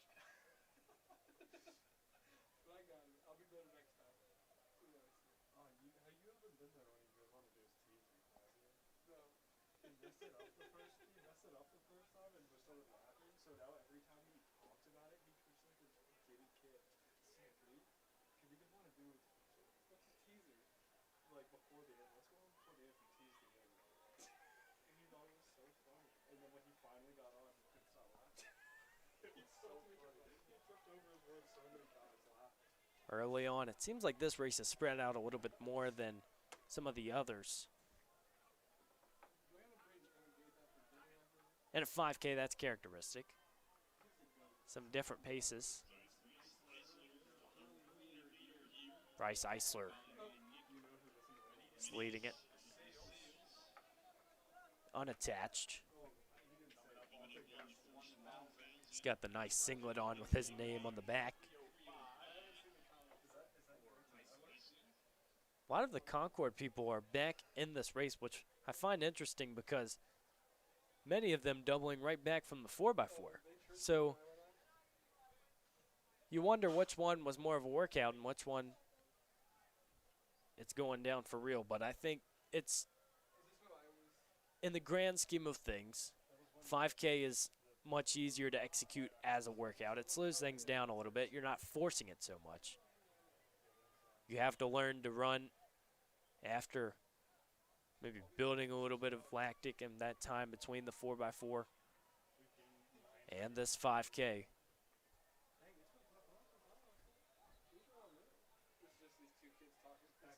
But so far, it's all Eisler here in this open 5K.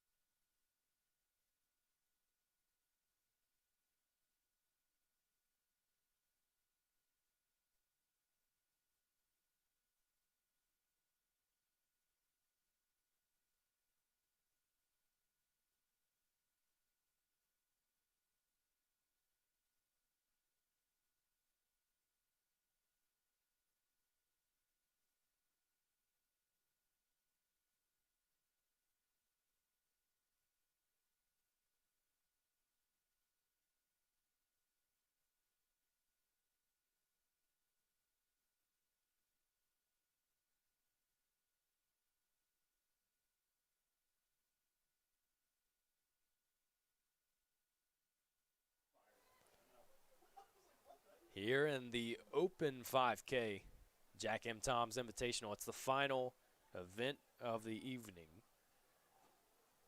As we see Eisler out in front.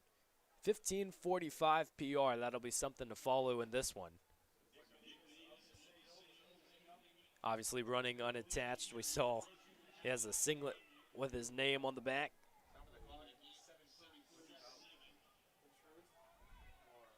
But we have been pretty spoiled with some good races today, especially if you go back to just the intensity of some of those distance races we saw, especially with the 1500. Not every day that you get races at that level.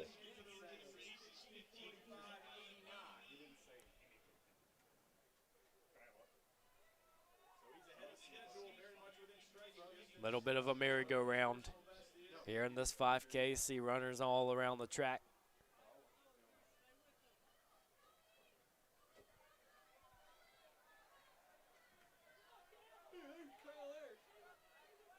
When you start having the situation come up where you have to maybe lap a few athletes, it reminds me a lot of baseball when you say station to station. Just focusing one at a time. You get the same result. You don't have to pass that entire field right in one lap. And I think having your own pace, it's pretty easy to recognize when you're in the middle of a race. But for Eisler especially out in front, something that have to pay attention to. But some nice paces so far in this race.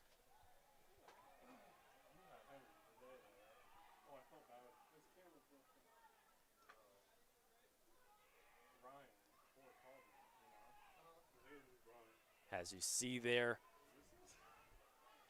coming down the home straight, DeSales, who has had quite a few athletes throughout the day, and I love just seeing distance and sprints and field athletes being recognized, not just one for each program, but that was Nick Menendez of DeSales. Bryce Eisler also in the mix, an unattached athlete, but what DeSales Menendez has been able to do from the start, even in the open 5K, the last event of the day, got to keep the intensity high.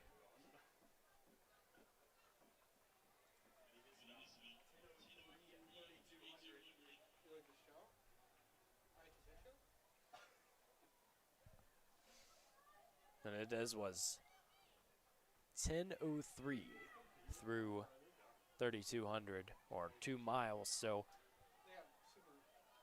when he comes around, he will have 4 laps to go.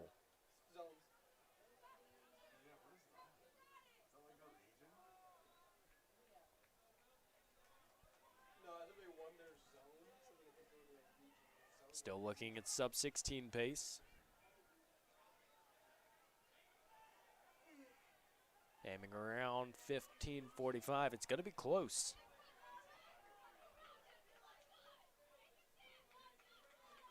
Sometimes in 5Ks it's difficult to know when to make the decision, when to pass people. It's about staying patient and letting the race develop.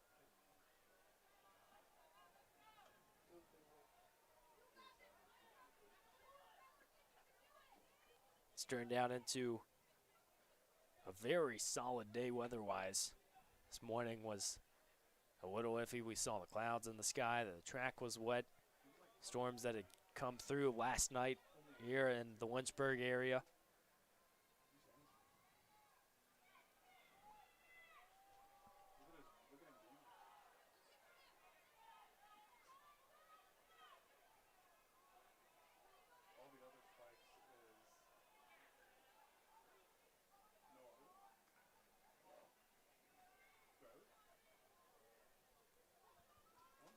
Sales represented by Menendez.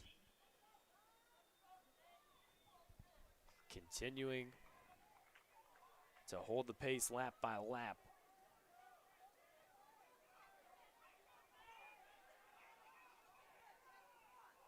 As I mentioned earlier, so many different runners in different positions in the 5K. It can be a little unorthodox if you haven't watched it before, but this is normal to watch, normal to see in a race like this. We'll go ahead and highlight some of the meets coming up for the home Hornets of Lynchburg. Next weekend it will be the Colonial Relays at William and Mary, so not too far of a travel. And then April 8th, back home to the Wildcat Track Festival right down the street at Randolph College. We've seen a few of their athletes in the yellow singlets today. That will be another nice meet to be able to capitalize on the home experience. And then the week after, back here at Jack M. Tom's Track for the Dennis Craddock Coaches Classic.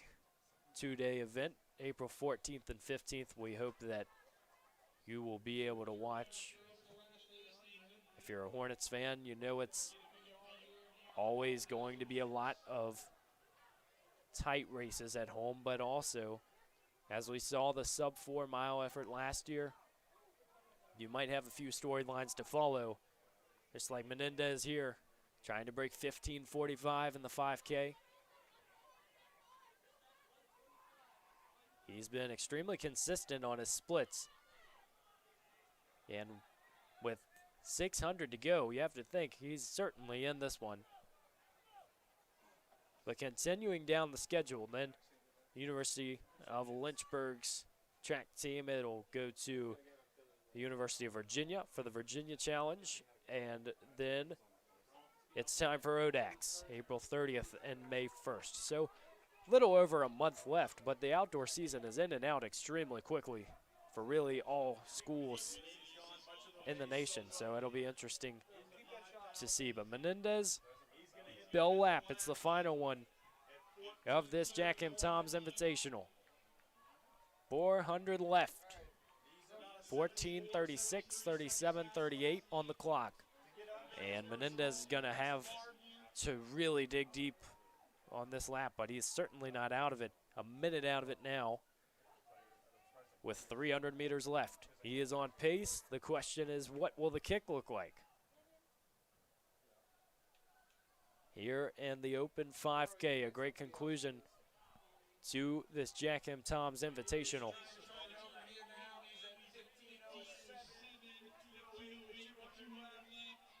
Menendez with 200 left, 15:12 on the clock, as you see on your screen. Legs starting to move a little bit quicker. You think he knows it. And it is looking like Menendez will have a very nice PR as he steams down the home straightaway. It's going to be about a 6-second PR. 15:39. It was Menendez with a very sharp PR, and he did it alone. Eisler will finish, as we said, the red singlet with about a 16:05:06, depending on what the results say here in this open 5K. We'll wait to get that result on your screen. Great effort from those top two athletes. It's never easy in a 5K. I cannot think of a situation that there's a race that is perfect. But that's the beauty of this event. It's coming out and being prepared to roll with the punches, as Menendez and Eisler both did in this one. Tanner Cochran third with 16:18 from Randolph. Talked about them. About a 10-15 minute drive down the street. So today has been a great meet for a lot of schools in different divisions, different situations and conferences, but that's what's so beautiful about track and field. It's all around one oval today, and we saw some good performances from the University of Lynchburg. The Hornets, early in the season, sometimes have a tendency to get a little comfortable and not push the pace, but what they have done this weekend and last weekend is certainly setting a different tone, and as we watch the Hornets throughout the rest of the season, it is going to be special. So results continuing to pile in here in this open 5K. Once more, you can find the Hornets in action next weekend at the Colonial Relays at William and Mary.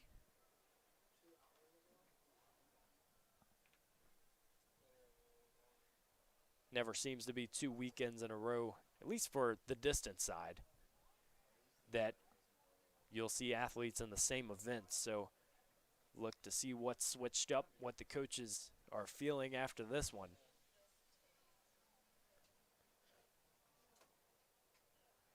Once again, Blue Ridge Timing will have all your results from this Jack M. Toms Invitational. We saw a facility record in the pole vault. It was extremely impressive. Talon Lingen. But the big takeaway from today is going to be the PRs, because even if you get a season best and set it early on, to have a PR and add some longevity to the start of the season, it's not an opportunity you get every single year. So as this open 5K comes to a close, you'll continue to just see confidence being built and fast times being run here at the Jack M. Toms Invitational.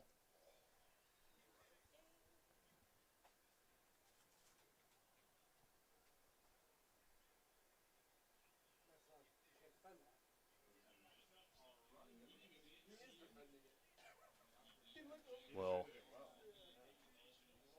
obviously conclude the running events here. Like I said, Blue Ridge Timing will have all your results, and especially for some of those field events that weren't directly covered. But we appreciate you watching here on the Lynchburg Hornets Sports Network.